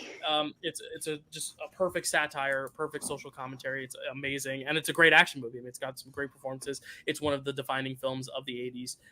Right? 80s, right? Not 70s, right? 80s. I'm right with that, right? 80s? Someone help me out? What? Yeah, it's 80s. Yeah. Okay. Yeah, I wasn't sure. I wasn't alive for it. I don't remember. But yeah, like a critic we love, Dan Murrell, has made a few videos 87. 87. Yeah. He made like a series of movies, like why I love movies, and he's made 3 videos. Jaws is one of them. The Happening is another, and then RoboCop is one of his favorite movies of all time, and rightfully so. It's so good. Chad, what is your pick for the letter R? R stack. There's so many great ones. I'm gonna go back to action. Oh, and Nana and Pop Up are going to bed. So is my dad. So good night, everyone. Thank you for watching. Good night, Good night. Nana and Papa. Yeah, good night. Yeah, good night. Yeah, Dill's parents. I'm gonna go back to action here, and I'm gonna go. I think another one of the greatest action films of all time, kind of in the same vein as John Wick, but this is an international, so I'll get an international miss. I'm gonna go with the Raid Redemption. The Raid Redemption, dude, that is slick pick. I love this film is just incredible. It just like JD was talking about earlier, it's kind of a bottle movie. Like it all takes place in one building. And it's really kind of like a commentary on buildings. Nah, it's just like landlords and stuff like that. But like it's just like kind of like a operation. I can't remember exactly the plot if I'm being completely honest, but the action in it is freaking incredible. So much so that a lot of these people that made the Raid were in Star Wars: The Force Awakens, because it's just they're incredible. Hopefully they'll make a Raid 3 because Raid 2 was also awesome. I'm not sure if anybody will pick that, but Raid Redemption, some of the best action you can ever see. Very, very brutal movies. It's just incredible. Love it. Yeah, international cinema does action like no other. I mean, just because they can go there with a lot of this stuff that would otherwise be censored. I love the scene where the sword is like they're sticking the sword in the wall to see if people are behind it, and the guys are literally behind the wall boards, and the sword is like dodging them on either side, but they don't know that. Oh, it's so good. Kelsey, what is your pick for R? I think I'm gonna have to go with a Pixar movie. I don't have one on my list yet, and it just feels right. Well, it feels right, doesn't it? It's Ratatouille. Yes. That's not how you say it. It's Ratatouille, actually. Ratatouille.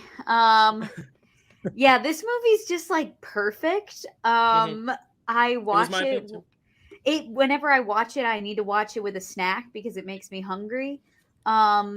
And it's so good that TikTok needed to make an entire musical about it. And if you're not on that side of TikTok, I feel sorry for you. But there is a Ratatouille the musical.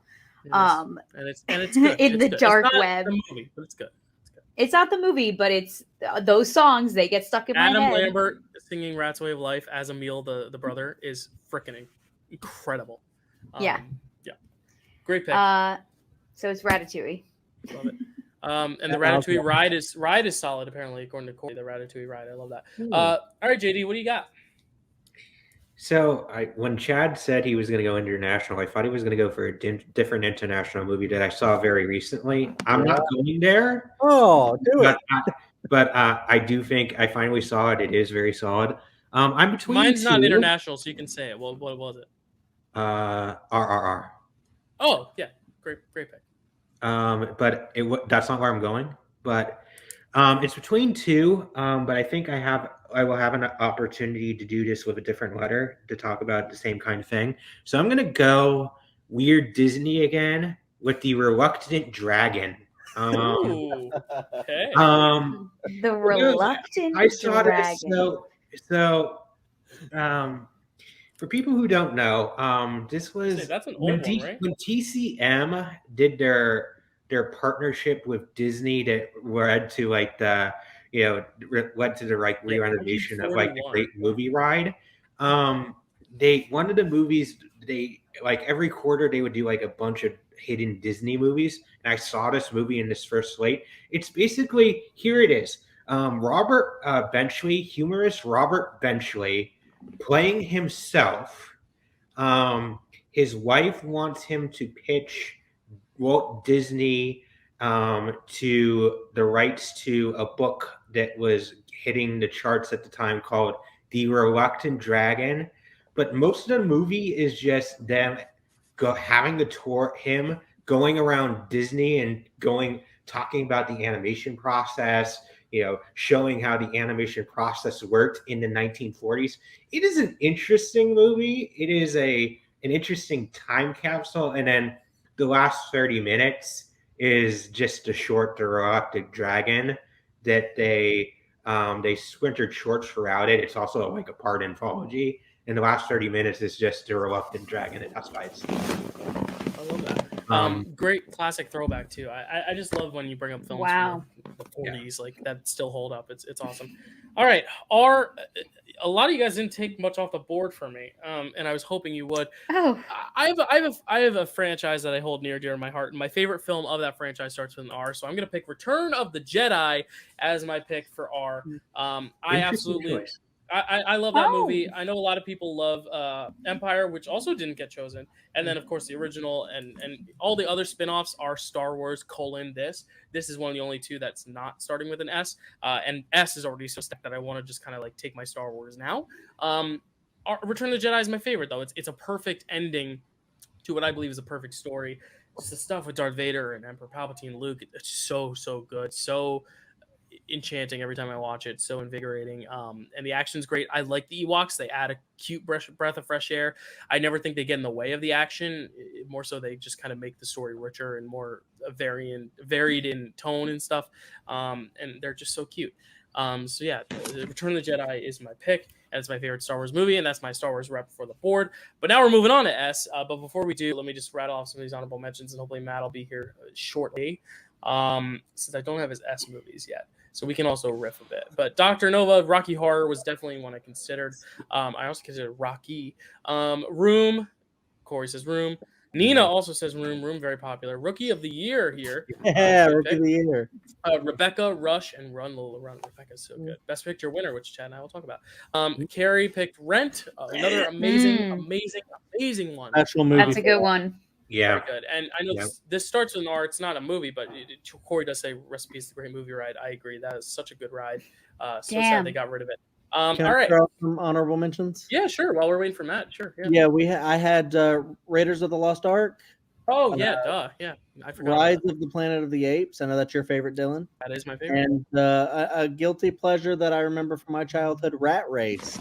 Ooh, Very Rat Race is fun. good. Rat Race. So the other two I had was again RRR, and then the Rugrats movie was the other one. That one too. Which I believe you drafted, right? In the trilogies draft. Yeah, the trilogies. I did the Rugrats trilogy. So Matt still isn't back, but I just randomized it, and Matt was 5th, so I feel like we can just keep going. And then when Matt gets here, we'll give his pick. And I know there's a lot of S movies, so if we have to pad for time, we will. Wait, where were the rest of us? Sorry. It's me, Chad, Kelsey, JD. I don't think JD's been last ever, right? No, it was last in Q. Oh, okay. Well, oh, right. welcome, JD. Congratulations for coasting at the top for so long. S is tough for me. There's so many good S movies. Lots of S. Lots and lots and lots and lots of S. If only my favorite movie of all time didn't start with one. I'm going Singing in the Rain. It's my favorite movie of all time. I had to pick it. That's also another reason I picked my Star Wars That pick tracks. earlier, because I know I had to pick Singing in the Rain here. My favorite comic book movie of all time also starts with an S, so this was very tough. But I had to pick my favorite movie of all time. I also don't have any musicals on my list except for Enchanted, but that's a newer musical, so I wanted an older musical. I love this movie so much. There's really not much else to say. I think it's excellent. I think it's flashy, colorful, full of heart, full of comedy, full of joy. If you haven't seen it, get on it. Chad, your pick for S, the letter S. Two thoughts real quick. Singing in the Rain. It's a criminal that it wasn't nominated for Best Picture. It's an incredible film. I love that you love it. Two, I know exactly what superhero film you're talking about, and I love its sequel, I believe. If I know what you're talking, okay. And I that's thought you might pick it. That's why I didn't name drop it. That's my favorite films of all time, and I'm not going to pick it. Oh. And I'm not going to pick another one of my favorite movies of all time that we spoke about once on A Picture This. I'm not going to pick that either. Why? No, not why as in like a judgmental why, just like I'm wondering why. Like, I'm curious. You'll find out why. I'm going to throw up. Because I'm picking Shaun of the Dead. Ooh. There's no shocker. No reason why. Look, JD understands. There's no reason. There's no way I'm not picking Shaun of the Dead here. I think this is kind of like. Where's my shock face? He pulled a Home Alone on me. That's perfect. Shaun of the Dead. It's just like a sea change in like zombie films. It brought the zombie film back. They totally understand it. Slow zombies. Always better than fast zombies. It's just scarier. I'm sorry. If you think fast zombies are scary, they are, but they're not that scary. They're not as scary. This movie's incredible. Edgar Wright. It's not his first film. technically, but when people say it's his first film, he agrees with them. He's like, sure, whatever, it's my first film, because the other one was like a student film. But this is his first film. It skyrocketed him into, huge fame. He's made such great films after that. This one is just so incredible in the short runtime that it has. It just packs so much in, so much comedy, drama, just like everything you'd want in a movie. This movie has, and it's so funny. It has this really characters that you love. You love to go to the Winchester, even though Liz does not. It's just such an incredible movie. Great British movie, so international again. And there's so many S movies. This one I had completed right away, and I had so many that I still left off. It's just such a phenomenal letter to name your movie, I guess. But it had to be Shaun of the Dead. I adore it, and You've Got Red on You. Yeah, no, I thought you were going Shawshank or Spider-Man. Don't say names. Sorry. I thought you were going with your spoiler. Favorite. No, I just know because I thought it was Chad's favorite film of all time, so I was just wondering. But no, I'm not against that pick. Shaun, that's amazing. It is. I actually have 3 that are tied for my favorite film of all time. I'm surprised that I didn't go with the other 2, and I'll name them. If no one picks them. Right, but I mean, it's a great pick though. Shaun of the Dead's great, and getting your favorite directors on there is great. Kelsey, you're up. What do you want for Chad? us? I am so happy that you went with that Edgar Wright film because I'm taking a different one, and it's got to be Scott Pilgrim versus the World. Love it. I love that. I'm so glad you. I adore that movie. Love this movie. I love this movie. This movie might actually be my favorite movie of all time. It's a stacked cast. It's hilarious. It's so inventive and creative. There's truly nothing like it. Like everything that I feel like tries to come close to being Scott Pilgrim is just a colossal failure. And it's just because no one can do it the way Edgar Wright can. And it's just so good. This is my favorite movie, and I am so happy that it is on my list. I'm so glad you got it because I saw the re-release of it. I saw that when it first came out in theaters. I also adore that movie. So incredible. It's so stupid that it was a box office bomb because it's such a phenomenal film. No, it's so good. Oh my god, it's so good. My favorite moment. You guys, just because Matt's still not here, I'm gonna comment on it. I love when he swan dives out the window after when she's at the front door and the camera kind of backs and then boom. Did you see how they did that? No, how they do it? So it's basically he's standing there and then he goes out of the frame and then someone else runs and jumps out of the window. It's really cool to see how they did that. I want to go behind the scenes of that movie because that movie is such but they really did that though. It's not CGI. Yeah, that's awesome. That's the thing about this movie is that you can watch it so many times and you can find something new to laugh at or to catch in the background. It's just chocked full with so many bits and visual gags and physical comedy that it's and it all happens so quick. So you have to catch up, and it's the perfect amount of camp. It's perfect. I love Scott Pilgrim versus the World. No, it's amazing. It's amazing. Two Edgar Wrights back to back. I love that. Yeah. All right, JD, what are you picking for S? If I haven't showed my age yet, I'm really going to start to show my age now. But the thing you got to understand is, when I was a kid, you were either Matt, you're last in S, so that worked out perfectly. All right, excellent. I'll just recap really quick. I picked Singing in the Rain. Chad picked Shaun of the Dead. Kelsey picked Scott Pilgrim, and now JD's picking his S. I'll send you a private chat recapping the last 2 letters too. Okay.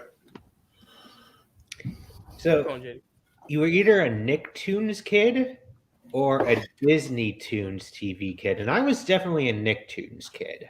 And the show that I loved is SpongeBob. So I'm going to choose the SpongeBob SquarePants movie. That was in my 5. That was in my 5. Bravo, sir. Bravo. I'm gonna give you a clap too. You've done it. To me, as a kid, I loved it. I love SpongeBob. I love Patrick. I loved all of them. going back and kind of rewatch, and I watched that that show way longer than I should have, but like when you go back and watch that movie, how much like adult stuff is actually in that movie is bonkers. How like milkshakes are code for getting like blackout drunk is just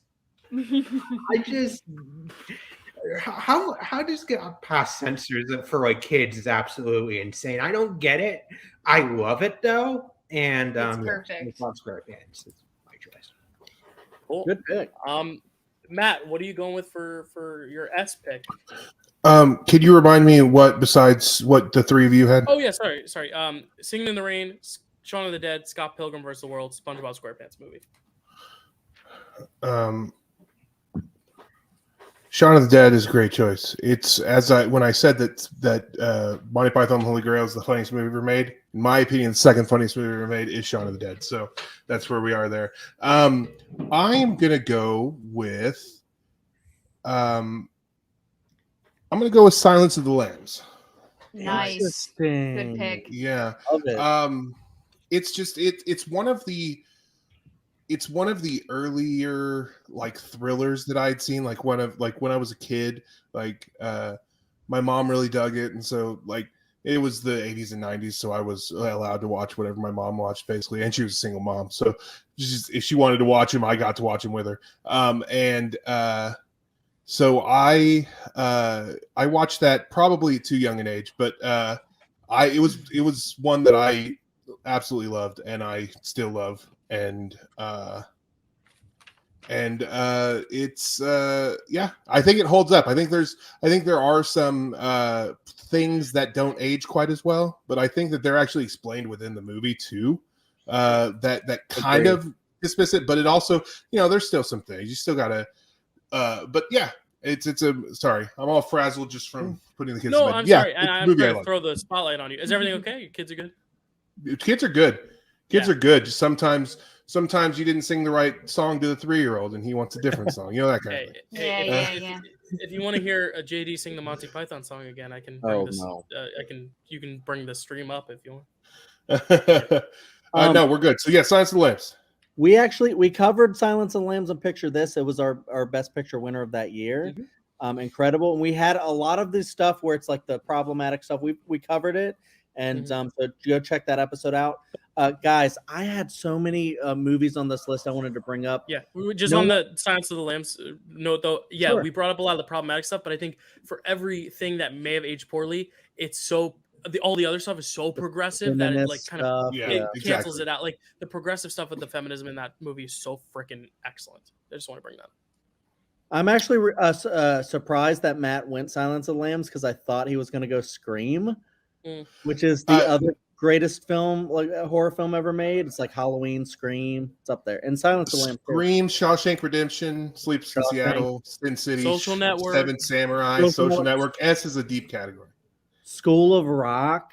School of Rock is good. It's such a deep category. Yeah, so good. I mean, The Shine, Silence of the Lambs, Seven, Shining, Millionaire, A Silent Voice, Sicario, his favorite Denis Villeneuve film. This was in reference to JD's Scream face, Mona JD instead of Mona Lisa. I love that. Swiss Army Man as well. Someday I'm going to watch Sicario. Malcolm would have picked Sion's Wedding. I don't know what that is, but that sounds really New Zealand movie. Okay. Yeah, New Zealand movie. I love how Malcolm brings that expertise to the channel. He talks about black sheep all the time as well. Right. I just once we're done with S, though, when we're done with it, can I just quickly touch on the ones that talk about RoboCop and the Queen real quick? Yeah. I love that I got RoboCop. RoboCop's a perfect movie. If perfect movies exist, it is.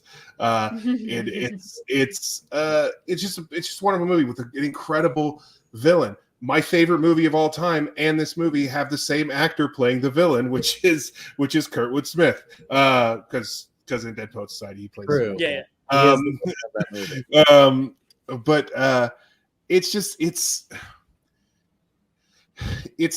a satire that the problem is that the problem with like the remake and stuff like that is that when you try to remake a movie like this, or when you try to recapture anything, even if it's not a remake, but you try to recapture something with it. If you're not saying the same things, or if you don't recognize the same things, if you're just trying to pull the action from it, you're pulling the wrong thing from this movie. And that's what makes this movie incredible, is that it's a social commentary. It's got some really great running gags. It's funny, but it's also got like a real human message in it about a robot, which is really incredible. The Queen, mostly because I just remember how much I enjoyed watching that movie in the theater, and it made the world fall in love with Helen Mirren, and me too. And I love her. So there we are. That's really it for the Queen. Cool. All right, moving on to T, and I got it randomized. I forget. All right, and all right, T. It's gonna be the exact same except Matt and JD are swapping. T. This is tough. Oh, brother. Chad, you got the second pick. You're gonna get something good. I know. Am I gonna go recency bias and pick Chad's favorite movie of 2023? No, actually, no, it's not anymore. Puss in Boots is, but I was thinking about that. They're tied. They're tied. I was gonna say I'm not gonna pick that. That was the one I was toying around with. I'm gonna pick another big spectacle film though, and it's a film that I saw in theaters actually last week. And it is my sister's favorite film, and it's one of my favorite films, if not top 5 all time. It's Titanic. I'm sorry, Chad. Nice. I know we were both in Titanic fever because we both just saw it in theaters, but that, even going into that theater, was like one of my favorite movies of all time. I've always said it's my favorite Best Picture winner. Leaving that theater, I was like, that's it. When we talked about The Godfather and Cabaret last month with Chad and Dan, I was like, if Cabaret come out in any year except for, and then I listed 97, 1960, 2003, because those are the only years where I'm like, that's the Best Picture winner. There's nothing to compete. And I know we'll talk about 97 eventually, but Titanic for me epitomizes what a Best Picture winner is. Beautiful story, beautiful visuals. I mean, the craft is outstanding. Still up. The restoration, I think every scene looked really, really good in the restoration with the laser. I thought it was awesome. I loved it so much. Great performances. Beautiful. Gloria Stout, underrated performance in that movie. So terrific as like that older woman reflecting back. And then obviously Kate and Leo. That movie fucking rocks. That's it. Love Titanic. Chad, I'll hand it over to you because I know that was probably your pick. Dude, yeah, that was up there as probably my number one. That's if I was number one, I would have picked it. So yeah, great choice. A lot of good stuff on the board though. I cannot wait to talk about that when we do 1997 because 1997 has 2 of my favorite movies of all time in that slate. So it's going to be interesting to rank those. I think Kate Winslet should have won the award, even though I know Matt disagrees with me. I think Kate Winslet's just phenomenal, and that was such a great year for female acting. Leo is incredible as well. Okay, I can just go on a whole review, but I can't wait to get there. Anyways, I'm going to go with obviously one of my favorite childhood movies of all time. I saw this movie on ice when I was a child. No, don't do it. Oh God damn. I'm not gonna pick the one that you love the most, JD. I know you love the 4th one in this franchise. No, but you're going to choose the one I was going to choose. All right. Wait, what are you guys Can you talking say about? it, please? I apologize, but I am picking Toy Story. Oh, which one are you picking? Oh, I said what I'm picking. Toy Story. Oh, okay. He said what he said. I thought I heard someone say 4th in the franchise. I thought Chad said 4th in the franchise. I said because I know JD loves the 4th movie. Oh, gotcha. So, Okay. yeah. I got you now. I got you. We're on the same page. for good reason. And I'm sorry, JD, for picking that's it, a good but pick. I have such personal attachment to this. It was just my next one. Like it was like this and Titanic were like tied. Because I have another lot of personal attachment to Titanic, but I love Toy Story so much. I gotta pee though. I'll be right back. Sure. Toy Story is one that is such a perfect franchise. Even the 4th one in there, it's like a perfect trilogy, perfect epilogue after the trilogy, and it's like every single one of these movies you could argue is the best of the trilogy. It's kind of like How to Train Your Dragon in that way. But Toy Story is a classic. It's the first one. It's the You Got a Friend in Me. The kind of existential crisis that they face that is a little bit deeper in the 3rd one, but like in this one, it's real too, where Buzz has to figure out what? I'm not real and stuff like that. It's just like such deep like stuff to throw in a kid's movie. and it's like the first digital animated movie of all time, or of all time, the first one ever made or whatever. And then Joss Whedon had a writing credit on it. I know that's problematic now, but I love Buffy, so I'm hopeless with that. So there's just everything's going for it with this movie, and I think it's so incredible. One of the greatest like friendships that comes from the two kind of like fighting and like being like, no, I'm Andy's favorite, no, I am, kind of a deal. And then it's a phenomenal film. I love it. So I'm mad. I was gonna choose. I was gonna choose that one. It's. I'll talk about it more later because. Just so everyone knows, I did not get hit on the way to the bathroom. Thanks Corey, for the well wishes. You have to change your pants. I did not change my pants this time. Kelsey, what do you got?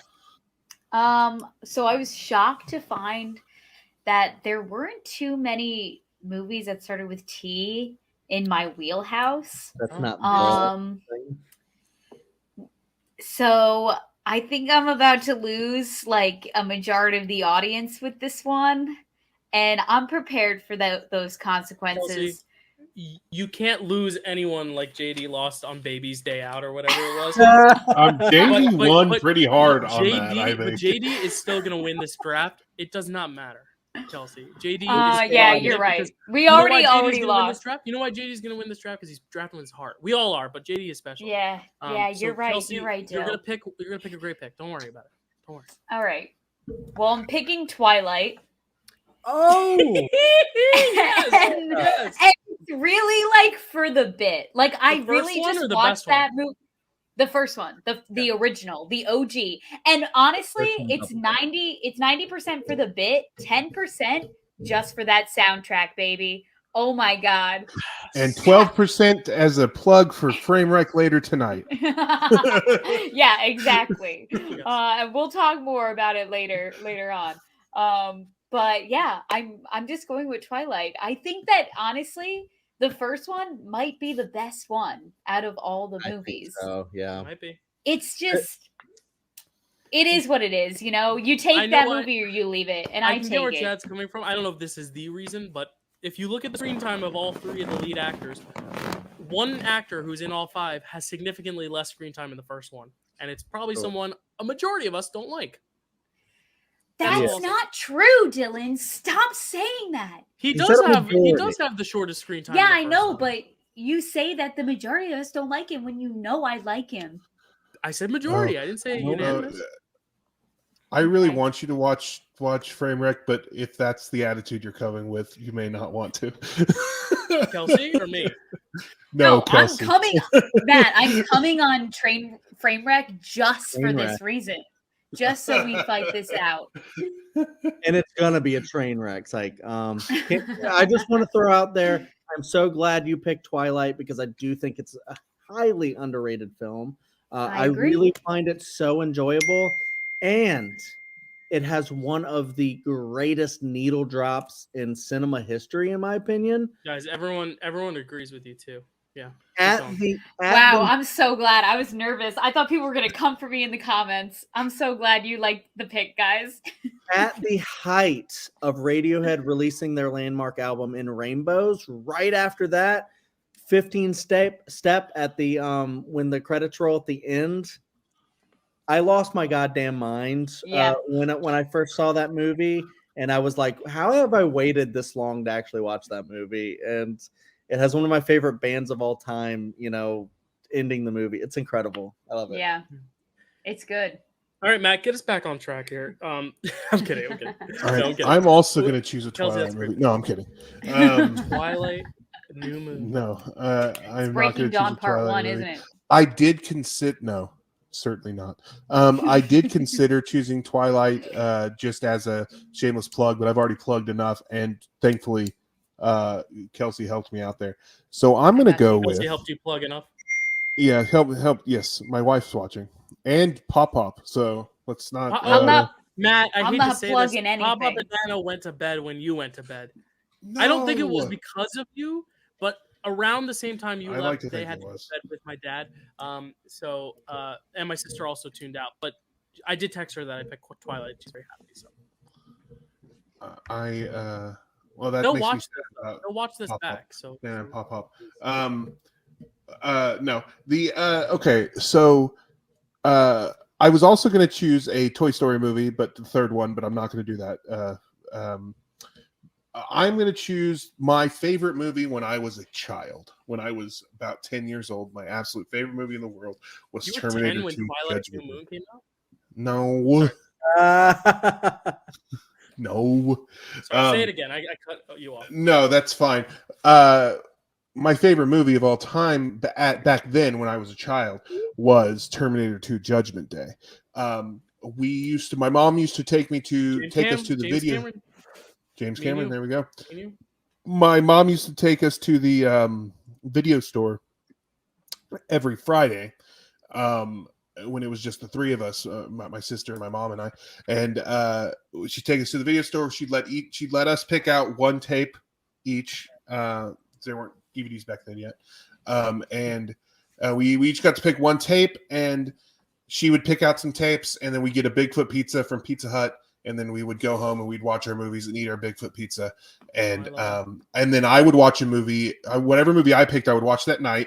And then I'd probably watch one of the movies she picked. The next morning, I would get up before everyone because that's always been my life. I stay up late and I get up early. I'd get up before everyone and watch that movie a second time. And Terminator 2, I used to rent about at least twice a month. Every other Friday, basically, I would pick Terminator 2 would be the movie I picked from the video store. Now you're wondering, why didn't you just purchase it? Well, back then VHS tapes were really expensive. Number one. Number two, mind your own business. But yes, I would get that one every couple weeks. I would take it home. I'd watch the hell out of it. We'd take it back. A couple weeks later, I'd go and get it. Anyway, it's a movie I love. It still holds up. I watched it recently. I watched both Terminator movies recently. They both still hold up, but Terminator 2 it still has that same place in my heart, and when I watch it I feel like I'm 10 again. So I love it.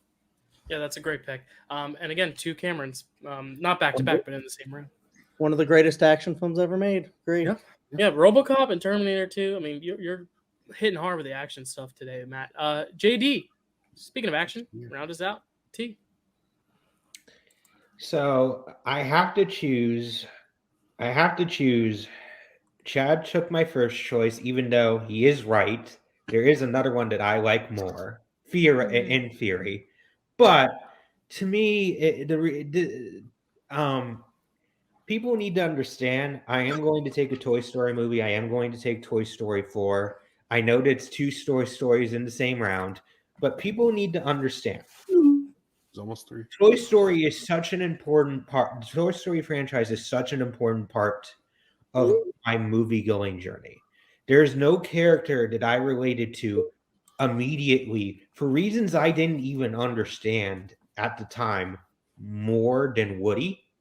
Like it wasn't until later when I really like you mature and you realize Woody is like everybody's insecurities on screen, out in the open, confronting it head on. The scene where in Toy Story 1 where he's trying to cheer up Buzz by talking about how he hates that he's a cowboy, always makes me, even just talking now, I'm struggling not to tear up. It makes me cry every time. So to see him go from that to see him at a different crossroad in Toy Story 4, where he's basically done what he's needed to do, but he's still just hanging on out of obligation to his friends, and how the struggle of that and how mature, how hard that is, which is part of growing up. Like Toy Story 4 just spoke in a way to me at a very particular moment in time with a very important character in my life. And that is why Toy Story 4 is just, it will always be so near and dear to my heart. 100% agree, JD. And I know Dylan would have chosen Toy Story 3 if he hadn't chosen Titanic. But that is an amazing movie. Me too. and I almost agree. I don't chose think you're Toy Story 3. Yeah. So recap, just because I know the bathroom breaks were going a little slower, but Tusk, Tick Tick Boom, Yes. Tombstone, Yes. T2, Train Tombstone's on my Spotting, list. the better T2, Train Spotting, that's funny. Titanic in 3D, pretty good. Nina would have picked Titanic as well. Watching Maroon Toy Story, the fifth one, I hope not. Twilight, great pick. The Thing was Corey's pick. Another great pick. Oh, The Thing is so And then good. Malcolm says we could have gone 3 for 3 with T and picking True Lies for Cameron.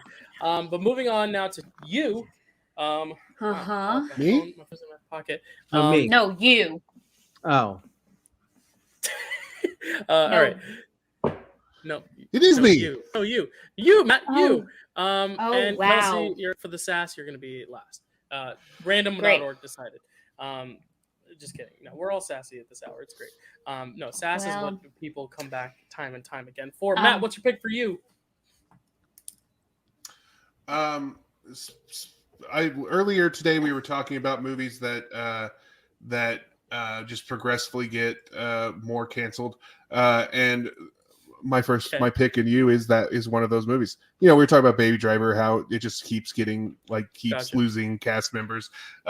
Usual Suspects is directed by Bryan Singer and stars Kevin Spacey and Stephen Baldwin. It's full of people that we don't want to talk about. But it is a great movie. I could tell you that I was playing a movie trivia game before I saw this, and the movie trivia did not care about spoilers and told me exactly who Kaiser Soze was, and it didn't ruin the movie for me when I actually watched it.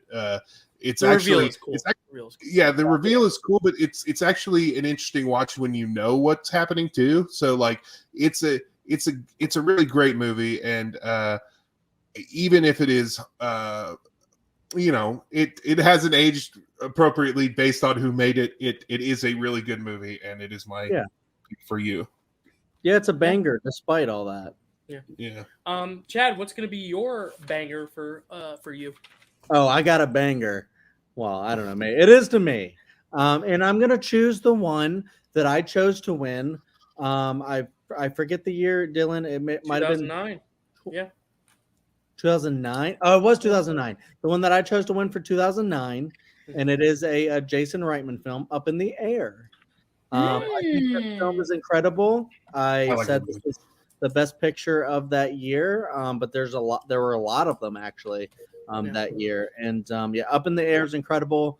I think it just has a lot to say about how we treat workers, and just kind of like you can't, of all the things where technology is improving and you can basically automate anything nowadays, treating somebody at a job like a number is not something that you can automate. You can't just say, you're fired. I'm sorry. Have a nice day. You can't have like these automated prompts come up and, to have the perfect way to tell somebody your life is basically over.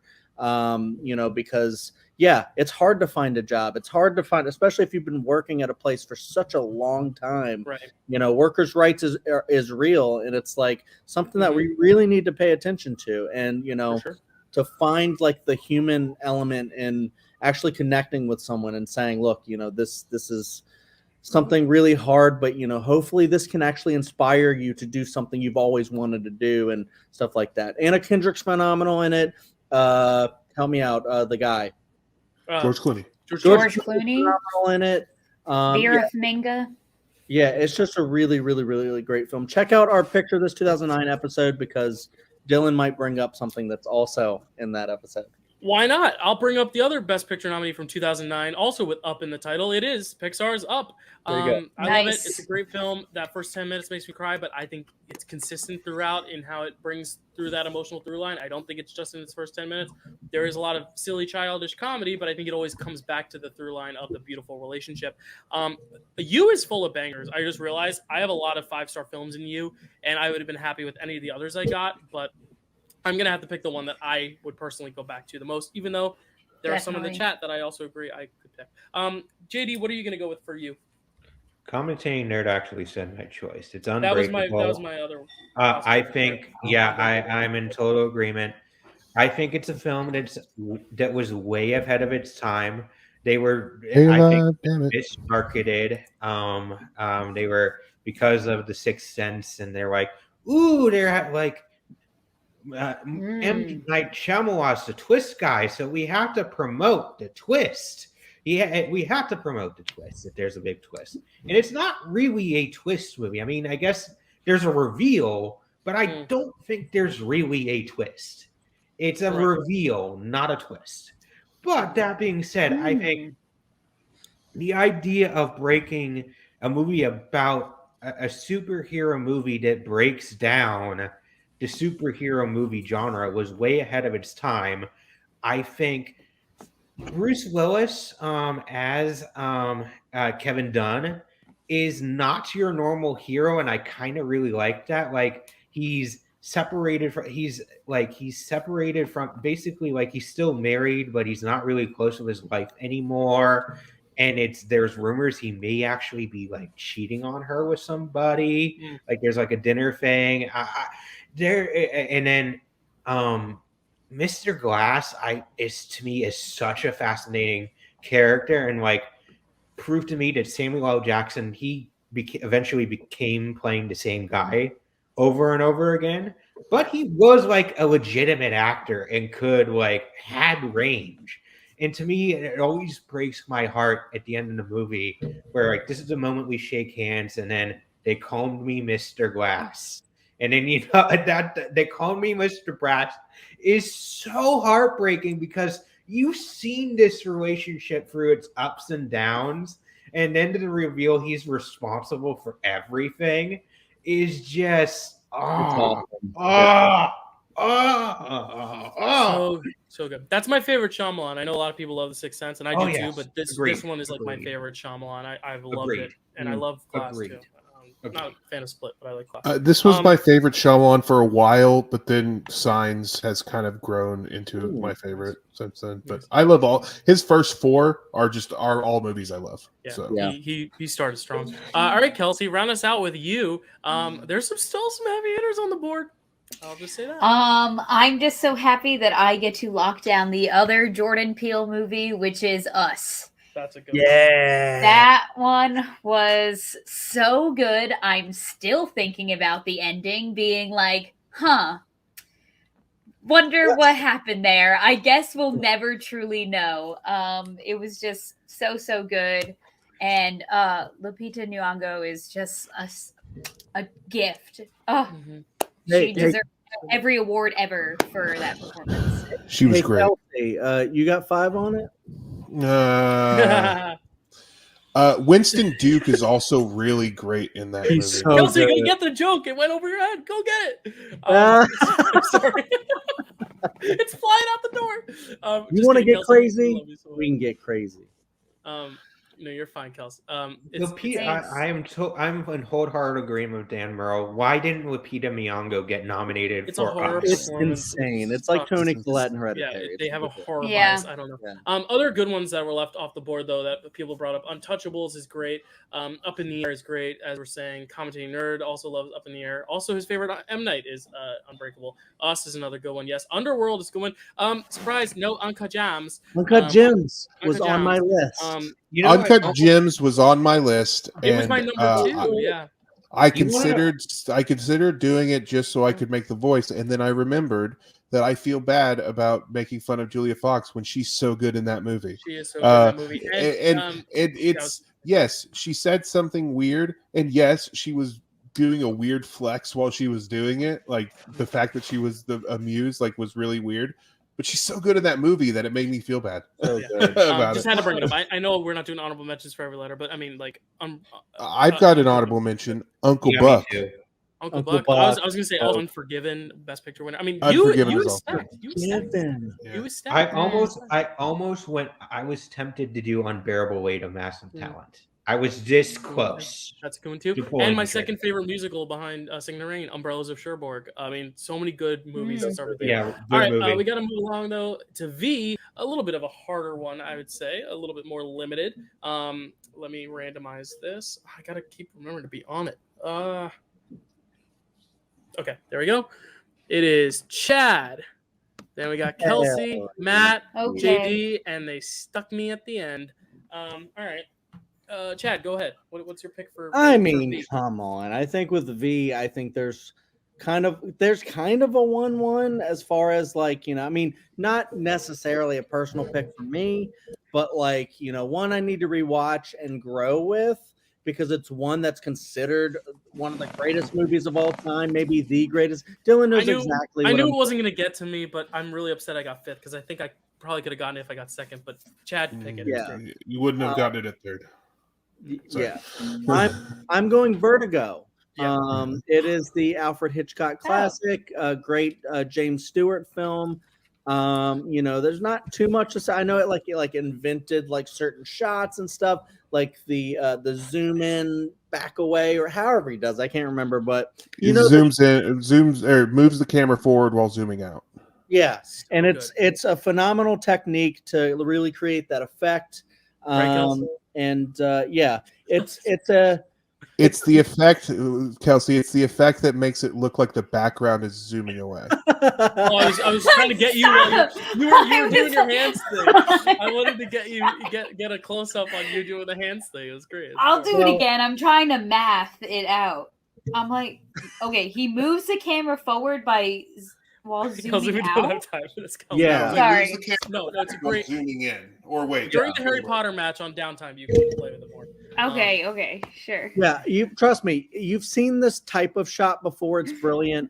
It's about a problematic character, but it's just a really fantastic movie. I really need to rewatch it. There's not too much to say about it that I can say about it right this second, but it is phenomenal. I love it, but I need to revisit it, and I'm very excited to because it's one I think you can grow with. I if I can speak on this, I feel very much the same way. It would have been my number one also. However, it's one that isn't one of my favorites, and mostly because I feel like James Stewart's character is very problematic, and I don't feel like the movie cares about that as much, but it's also Alfred Hitchcock who probably didn't care about that as much, and so that's probably what it is, and that's the thing that drags me down. Like there's some, there's a lot of really great art in that movie, like you said. The filmmaking techniques, a lot of the stuff is really good. It's just that it's just the middle of that movie is so icky to me, and I feel like the movie doesn't understand how icky it is, and that's the thing that kind of holds it back for me. But I do like it, and it would have been my 1-1 as well, just because it's a great, like, it's classic. Yeah. Kelsey, what do you got? Okay, so I didn't have a lot for V. I had exactly 2 choices for V, so I'm so glad I came into the Are second. they both Marvel movies? Are they both what? Marvel movies? No. Okay. One of them is not a Marvel movie. The other one is, and I think for the actor and the actor's performance, I think I'm going to have to go with the Marvel movie, which is Venom. Oh, the first one? Nice. The first one. Yeah, the better one. Yeah. Interesting. Interesting. Come on, Dylan. I was gonna. I'm with JD there. I'm very happy you took the first one. That's all I'll say. It's a great performance. It's a great performance, and I feel like you always. I'm like a purist. I always like to go with the original of something. Yeah. So, great pick. Especially the limited field. Matt, what do you got for V? V is very interesting because, like Vertigo, it's mostly full of movies that I really like, but I have issues with. And I think I'm going to pick one of those right now, which is V for Vendetta. It's a movie that the Wachowski sisters like made it. Or whether they produced it, I think they didn't. Yeah, I don't produced remember it, what wrote it. I think wrote it. Yeah. They adapted the graphic novel by Alan Moore, and it tells the story of someone who is not a revolutionary, as though they're revolutionary, and that's my problem. Is that really V is the bad guy, and he's abusive, and he does everything for revenge and not for revolution. But the movie kind of paints it as though it's revolution, and I think that's why people fundamentally misunderstand Alan Moore a lot, and that's something I feel like was misunderstood with this movie. However, it is a really fun movie and really well made, and I enjoy the movie a lot, and I've actually soured on it when I first saw it. I really loved it, and then I've kind of, as I've grown, realized that the messaging doesn't match what it should. But I do really still like this movie, and it's got Stephen Fry, who's my favorite person in the planet. So that's really all I need. All right, JD, what do you got for V? It's interesting that Kelsey said that Venom was the better of the two picks. She had me scared for a moment. I'm choosing Venom. Let there be carnage. Here's the thing. I liked Venom. But I feel like you could chop off that first act and like just start right when like he's already disgraced, and you don't need to learn anything about his backstory because they already just like repeat it when Michelle Williams comes back later in the movie. But what I love about Let Them Be Carnage is it took everything I loved about Venom and then just like went like 100 times into it. It's a story about a man, and his alien symbiote, and they just want to eat together. Let Venom be lethal protector. Just let him do it. Eddie Brock, don't be a fucking moron. Just do it. You know that's the right thing to do. He doesn't ask for much. He's saving your life. I mean, he loves you unconditionally. Just do it. I'm sorry. I just love it. They just like go full hardy into that. It's like, let's go 100 times into that relationship and make that the sole focus. I just love that. Yeah, I if you didn't pick it, I would have. It's essentially everything that worked in Venom minus the stuff that didn't. It's like we took everything that worked in Venom and we just did that. It leans into the idea that this is essentially a buddy movie, a rom-com movie. They lean into that. Great representation, metaphor for queerness too. I love it. And just a really well done horror effects. I love the horror effects. Andy Serkis clearly knows what he's doing with visual effects. All right, my V though, I didn't get him for Unbreakable. That's my favorite movie of his. But he has two movies that also start with V, and I'm going with the one I like better, which is The Visit. Yes. And The Visit is one of my favorite M. Night Shyamalan movies. I was telling Kelsey about this on my 31 Days of Halloween, our video. Yes. I like this one because it's like, it feels realistic. It's a great use of the found footage camera as a character in the film. Like, it actually serves a purpose. It's about this girl who wants to be a filmmaker, and I like that. It doesn't feel like it's just, we just happen to be filming with this camera. It was like, no, it has a use and function in the story, and it has probably the greatest jump scare, aka worst jump scare ever, where the old woman just pops into the frame. It's the worst thing ever. And thank you, Carrie Sheekers, and me. Love The Visit. Also, he made The Village. I love it. I love it too. My no was about The Village not getting it, so that's all. Yeah, I also love The Village. So good. I've never seen The Village. But yeah, we got some comments here. Virgin Suicides and Vox Lux are very good. Oh, the most recent one, Vengeance, that was also very good. I had Vox Lux on my list as well. Yeah. Vengeance, most recent. I like Vengeance a lot. V for Vendetta, Vertigo. Lot of good comments. Let's move right along though. Let's move on to W. I had Vanilla Sky, Vice, and Varsity Blues on mine as well. Vanilla Sky is dope too. Yeah. Ooh, Varsity Blues. Vanilla Sky has another Radiohead. All right. So for W, we're gonna start with JD. Go to me. Go to Chad. Go to Kelsey, and we're gonna end with Matt. Sorry, Matt. Maybe random.org was punching you for saying you liked Vice. Sorry, just kidding. I'm joking. I just don't like Vice. It's a me thing. It's get over it, Dylan. JD, what is going to be your pick? That was not slander against Weird. you, Matt. I was just trying to make a joke. Dylan's and it having an like it. argument with himself right now. It did not land, and I feel At my bad. It made it expense. sound like I was insulting Matt. It did not mean it that way. It's been almost 12 hours. Honestly, Almost my I'm pleasure. insulted on behalf of Matt right now. That was I'm cruel and sorry. unusual what you I'm just sorry. I'm Thank sorry. you. Thank you. Ah, My of God. course, I always have Alright. your back, Matt. JD, go ahead with W. Can we kick Dylan out of the stream site? JD, go with W. So yeah, I'm sorry. I just needed a full moment to think about my life before I make this choice. right. Walk hard. Ooh, Do we Oh, Card. Nice. that's a fun movie. Yes. I'm sorry. I love this movie. I saw this in true story. I saw this in Hawaii, where movie theaters are notoriously notoriously like in long distances away, and I don't care. It was worth it. I fucking just the wrong kid died. The wrong kid died.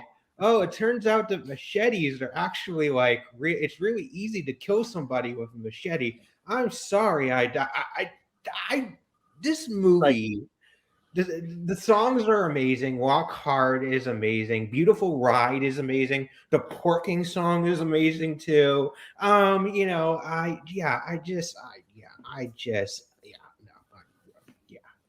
Dewey, you don't want any of this shit. Trust me. Yes. I was about to mention that. Any of this shit. I don't know. I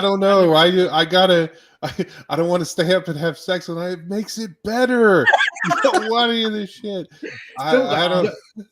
No, the last one is my favorite, where he comes up like the old man one, where it's like, yeah, you actually probably should. You do actually want that one, and it is probably good for you. And he doesn't want anything. I don't want to I've get never seen it. I addicted. can't It's not comment. habit forming. That's a good scene. All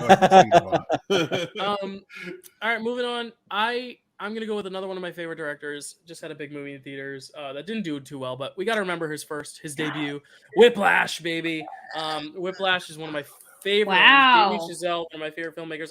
I didn't pick La La Land because that was so stacked when we got to L, so I couldn't pick La La Land. So I figured I'd make up for it here with Whiplash. I love Damien Chazelle's filmography. I love what he has to say about human beings and art and how they relate to one another, and this is a great example of that. J.K. Simmons, probably the best supporting performance, maybe next to only Heath Ledger and maybe only Christoph Waltz to win an Oscar. I would say he's points. like top three. That's like my top three.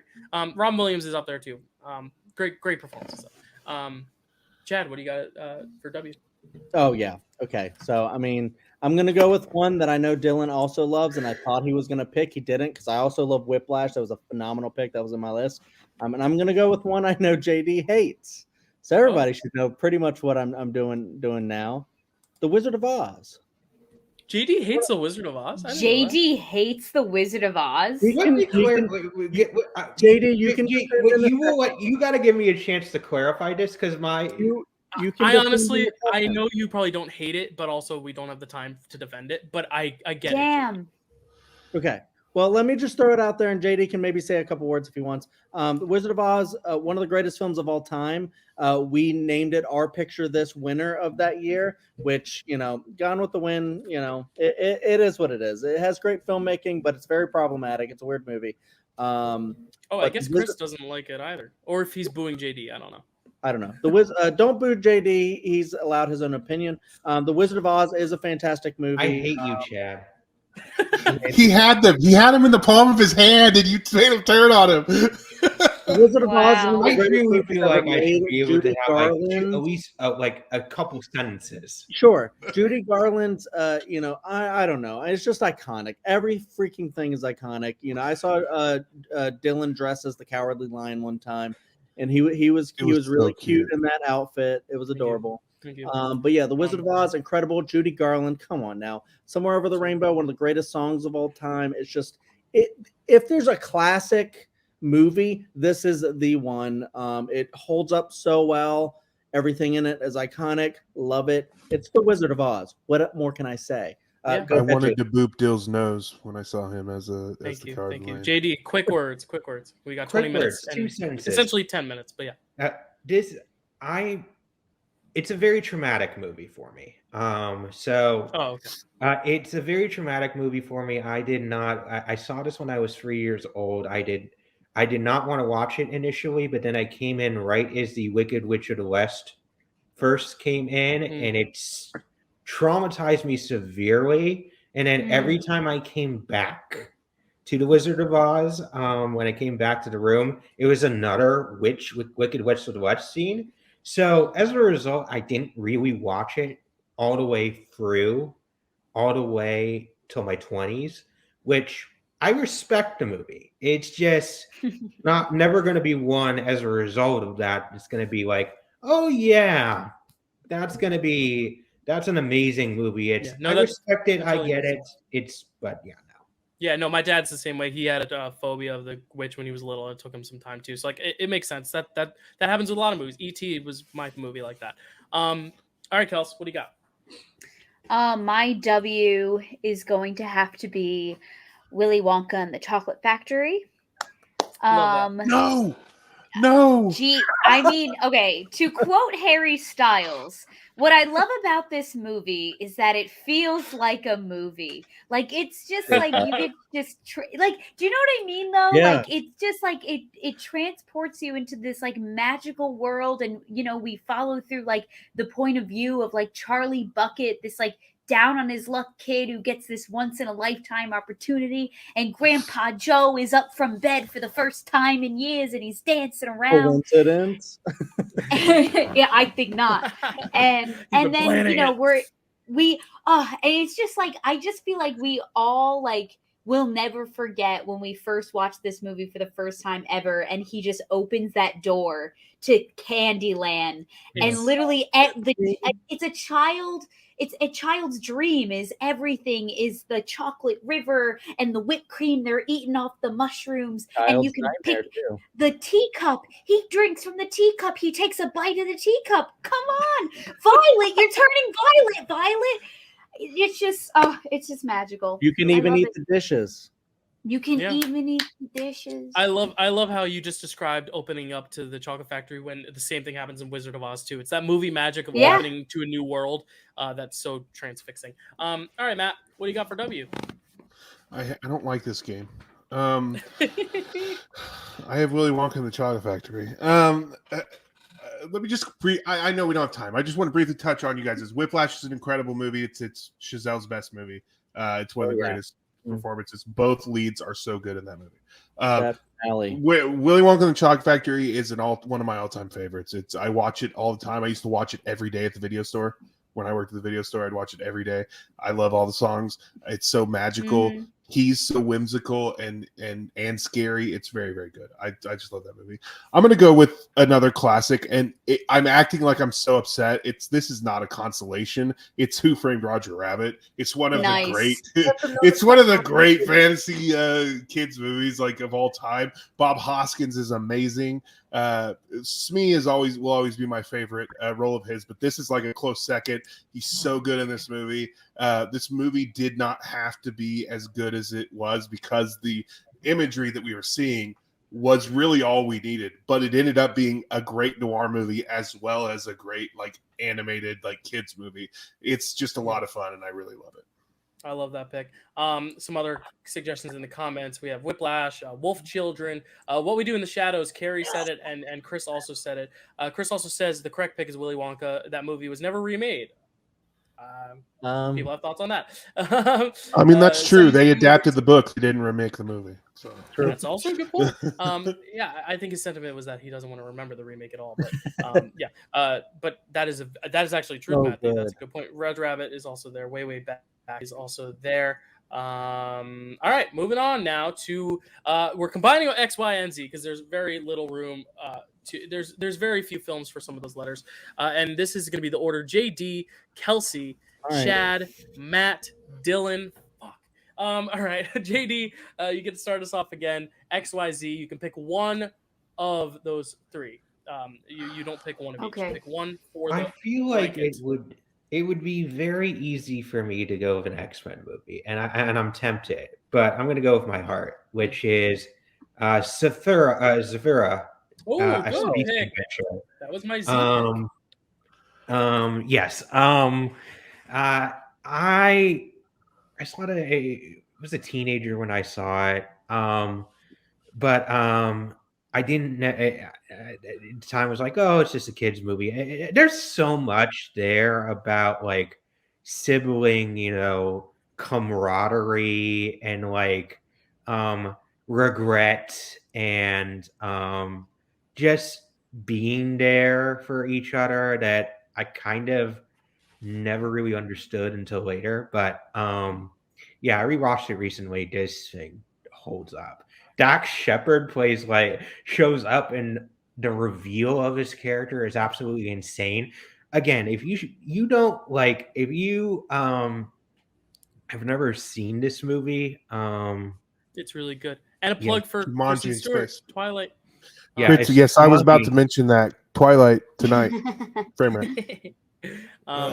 Great pick, though. I actually really grew up loving want to Twilight. see it because I'm sorry. I actually really want to see it because I love it, or I want to see it because I love a lot of it's got PETA, it's got Bella and Andy Dufresne in it, so I That's want right. to check it out. Yep, and it's John the same Favreau. author as Polar Express, so Kelsey must love it, right? Kelsey, speaking And of, what's your Jumanji. pick for XYZ? For the record, the Polar Express was in the options for my P. It's okay.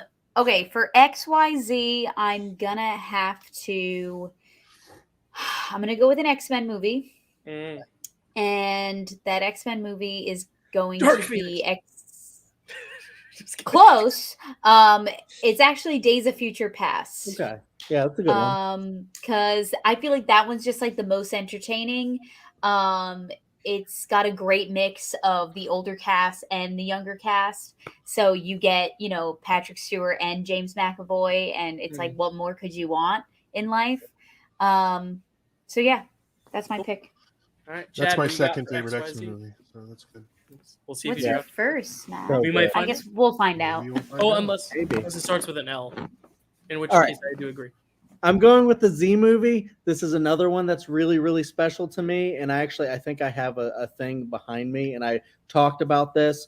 Look, we're in award season right now. The Academy Awards coming up. Like I said, on my birthday. Please give me that Top Gun Maverick win. I don't know. We'll see. Maybe. But you know who also should have won at the Male Model of the Year award? It's Zoolander. Derek Zoolander should have won that award. Oh, okay. Would Hansel win that?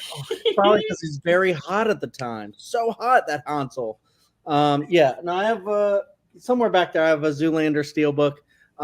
This movie is just a special movie for me when it came out in 2001. I saw it in the theaters. I'm a very silly person. I love silly movies, and this is a very, very silly movie. Ben Stiller directed it, starred in it. He's just like so incredible. Will Ferrell is at the top of his game in this as Mugatu. I don't know. Just like this movie is infinitely quotable, and that's just my type of jam. Merman. Just like everything that you can say, God, with this tiny little phone. Yeah, there's just so much you can quote in this. It's just incredible. I don't know. I adore this film. What is this, I'm a school for glad- ants? What's a school for ants? Yeah, I'm so glad no one picked this because when I was like XYZ, that's gonna be hard. There's some other bangers on there. I don't know what Matt and Dyl are gonna pick, but Zoolander, I was so glad that I had like as soon as they picked really good movies. But I was like, yes, I get Zoolander. And I'm so excited because I adore it. It's hilarious. Matty Fresh, what do you got? Zoolander was a good pick, and it makes me glad. I'm glad you picked it because Young Frankenstein was still available, Nice. which is one of my favorite parody movies. It's one of my favorite comedies. One of my favorite Mel Brooks movies. I absolutely love that movie. It's very funny. I watch it basically yearly. I just love it. I love that movie. Nice. So good. So funny. Great picks all around. They were on my runners up. I have one for X, one for Y, and one for Z. I feel like Y always gets overshadowed, so I'm going to give another Y film. And this is kind of different from everything else I've done on my list, but it's going to be a movie that not a lot of people know about, but I wanted to get a woman on this list. I wanted to get a woman director. So I'm going with Lynn Ramsey's You Were Never Really Here. That was interesting. That was number 2 on my list.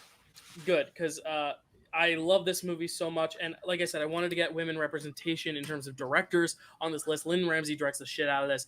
It's a beautiful story about violence that doesn't glorify violence. All the violence is off screen. You see the aftermath and the before of all the violence because it's not about the violence. It's about the relationships. And Joaquin Phoenix, I think it's his best performance. I don't understand why he won for Joker when the best performance was a year before in this film. That's all I got to say about that. Moving on now. Oh, sorry. We got some chat stuff going on. I just want to say about You Were Never Really Here, if I can. I love that movie. It was number 2 on my list. One of the great things about it is how, like you said, the violence is all off screen, which makes a thing that happens later in the movie so shocking. And I really love that movie. By the way, I'm glad X-Men Days of Future Past was taken because that was one of the 2 X-Men movies I was going to do. First Class and Days of Future Past were the 2 I was thinking. Rattling off X2 is my favorite. That's a good one, Matt. Young Frankenstein Carey said Zodiac is also good. Your Name is a great one for Y. Zathura is great. X for X. Yeah, X is great. You've Got Mail for Y. You Got Mail is amazing. Awesome Z pick there. Also, Zootopia has been popular in the chat. How did I not remember Zootopia is very, very good. But now we're on numbers. We get to round out this draft by picking movies that begin with numbers. And we still have 11 minutes, but I want to give time to kind of like transition streams. So we'll try to go quick, but I do still want to get a thorough discussion, or not thorough discussion, but thorough enough. This is the last round, and this is going to be the order. Kelsey, JD, Dylan, Chad, Matt, you're going to round us out. I'm so sorry, Matt. But Kelsey, you are going to give us your pick for numbers first. Go for it. What do you got? Oh my gosh, I'm so excited. I was wanting to get this movie the entire time. Another one of my favorite actors I wanted to get on my list, Heath Ledger. So it's 10 Things I Hate About You. Love it. Good movie. Really great movie. Love Julia Stiles in this. She's like my icon. And this one's just simply iconic. Oh, also, heckin', what's his face is in this movie? Joseph Gordon-Levitt. Yes, JG, Gordon-Levitt, another one of my favorites. So, all right. Yay! Awesome. I got it. I've never seen it, but I've seen clips from it. I need to watch it in its entirety. I know. It's on Disney Plus. Taming of the It's on Disney Shrew. Plus. It's accessible. Well, that's the thing. I've read Taming of the Shrew, so I know how it ends. JD, right? Just kidding. I want to watch the movie. So JD, what's your dismissive. numbers pick? Go to sleep. Go to bed. My numbers pick is a good thing that I was number 2 because this was the least researched of my picks. So, 10 Cloverfield Lane. Nice. That was on my list too. Good job. 10 and 10. So, just really quickly to rattle off the few things I kind of like. Again, going back to like the bottle, how I love bottle movies. The 2/3 of this movie is strictly a bottle movie, and John Goodman is another underrated actor who I am shocked has never gotten nominated for an Oscar, either like for Flight or like Argo or like so many other movies. Like he's just an amazing like he can do so many things and he has so many tools and he's so menacing in this movie. And I like the dynamic between the cat and mouse between Mary Winstead and him, and again, Mary Winstead, another actress who's extremely underrated. John Gallagher Jr. is fantastic. All 3 of those people in that movie are really, really good. Amazing. JD, I think that's an amazing pick, and it's my favorite of that franchise for sure. Numbers. There are 2 films, classic films, that I feel like need to be on this list. Yes. But my heart cannot stray from 13 Going on 30. I have to go 13 Going on 30. It's my favorite rom-com. It's actually probably my favorite. I said Airplane was my favorite comedy. Why didn't I know he was going to do that? 13 Going on 30, though, is my favorite like comedy that's not like a classic comedy, like my favorite modern comedy, I guess. I love that movie so much. It's got so much heart. It's the movie that makes me believe that love still exists in the world. And I share a birthday. It's about a birthday and Jennifer Garner plays lead, and I share a birthday with Jennifer Garner, so we have like this special thing, this movie, and and also Andy Serkis. I think it's one of my favorite roles of his. I had to pick it. I'm hoping that Matt and Chad pick the two classics, or at least one of those two classics. But I really do love that movie so much. I had to represent it because at the end of the day, I don't need to recommend those other movies to you because you know about them. But 13 Going 30 is something underrated that I think needs to be recommended more. Chad, it's your turn. Here's what I'm gonna do. I was like, there are two classics. I think I know exactly the two that you're talking about. Oh yeah, there's definitely those. Yeah. Here's what I want to do. He tries to lay it on us. I know which one Matt probably really, really wants, and so I'm going to give that to him. And I'm not taking either of them. Oh, uh-oh. So pick the one you want. Yeah, pick your favorite, Chad, of any numbers. It doesn't have to be those two classics. I'm just saying I was. No, it's one of those two is what I'm trying to pick. Ooh. All right. Well, like Sophie's I'll choice. do it as an honorable mention. The other one, but I'll do this one because I think it's one of the most thought-provoking films ever made, and it's probably the best of this director. Is one of the greatest directors of all time. I'm gonna go 2001: A Space Odyssey. Thank God, that was what I was originally gonna pick. So I'm thank God. Okay. All right. There was one other one that's fantastic that I know Matt loves, but he's gonna go with something else, which I'm excited to hear what it is. But 2001: A Space Odyssey. Stanley Kubrick, one of the greatest directors of all time. This is one of his best movies, and I probably think it's probably his best movie, to be honest. It's just so thought-provoking. It just says a lot about, like, technology and humanity and everything about that. It's very weird and deep, slow, but it's like our relationship with computers and, just the whole, him going to basically murder HAL 9000 because of he's basically a sentient computer gone wrong. I actually have to speed through this. It's very, very creepy in a way too. He knows how to do horror. One of the greatest films ever made. Love it. And Matt, close us out. Yeah, I was gonna choose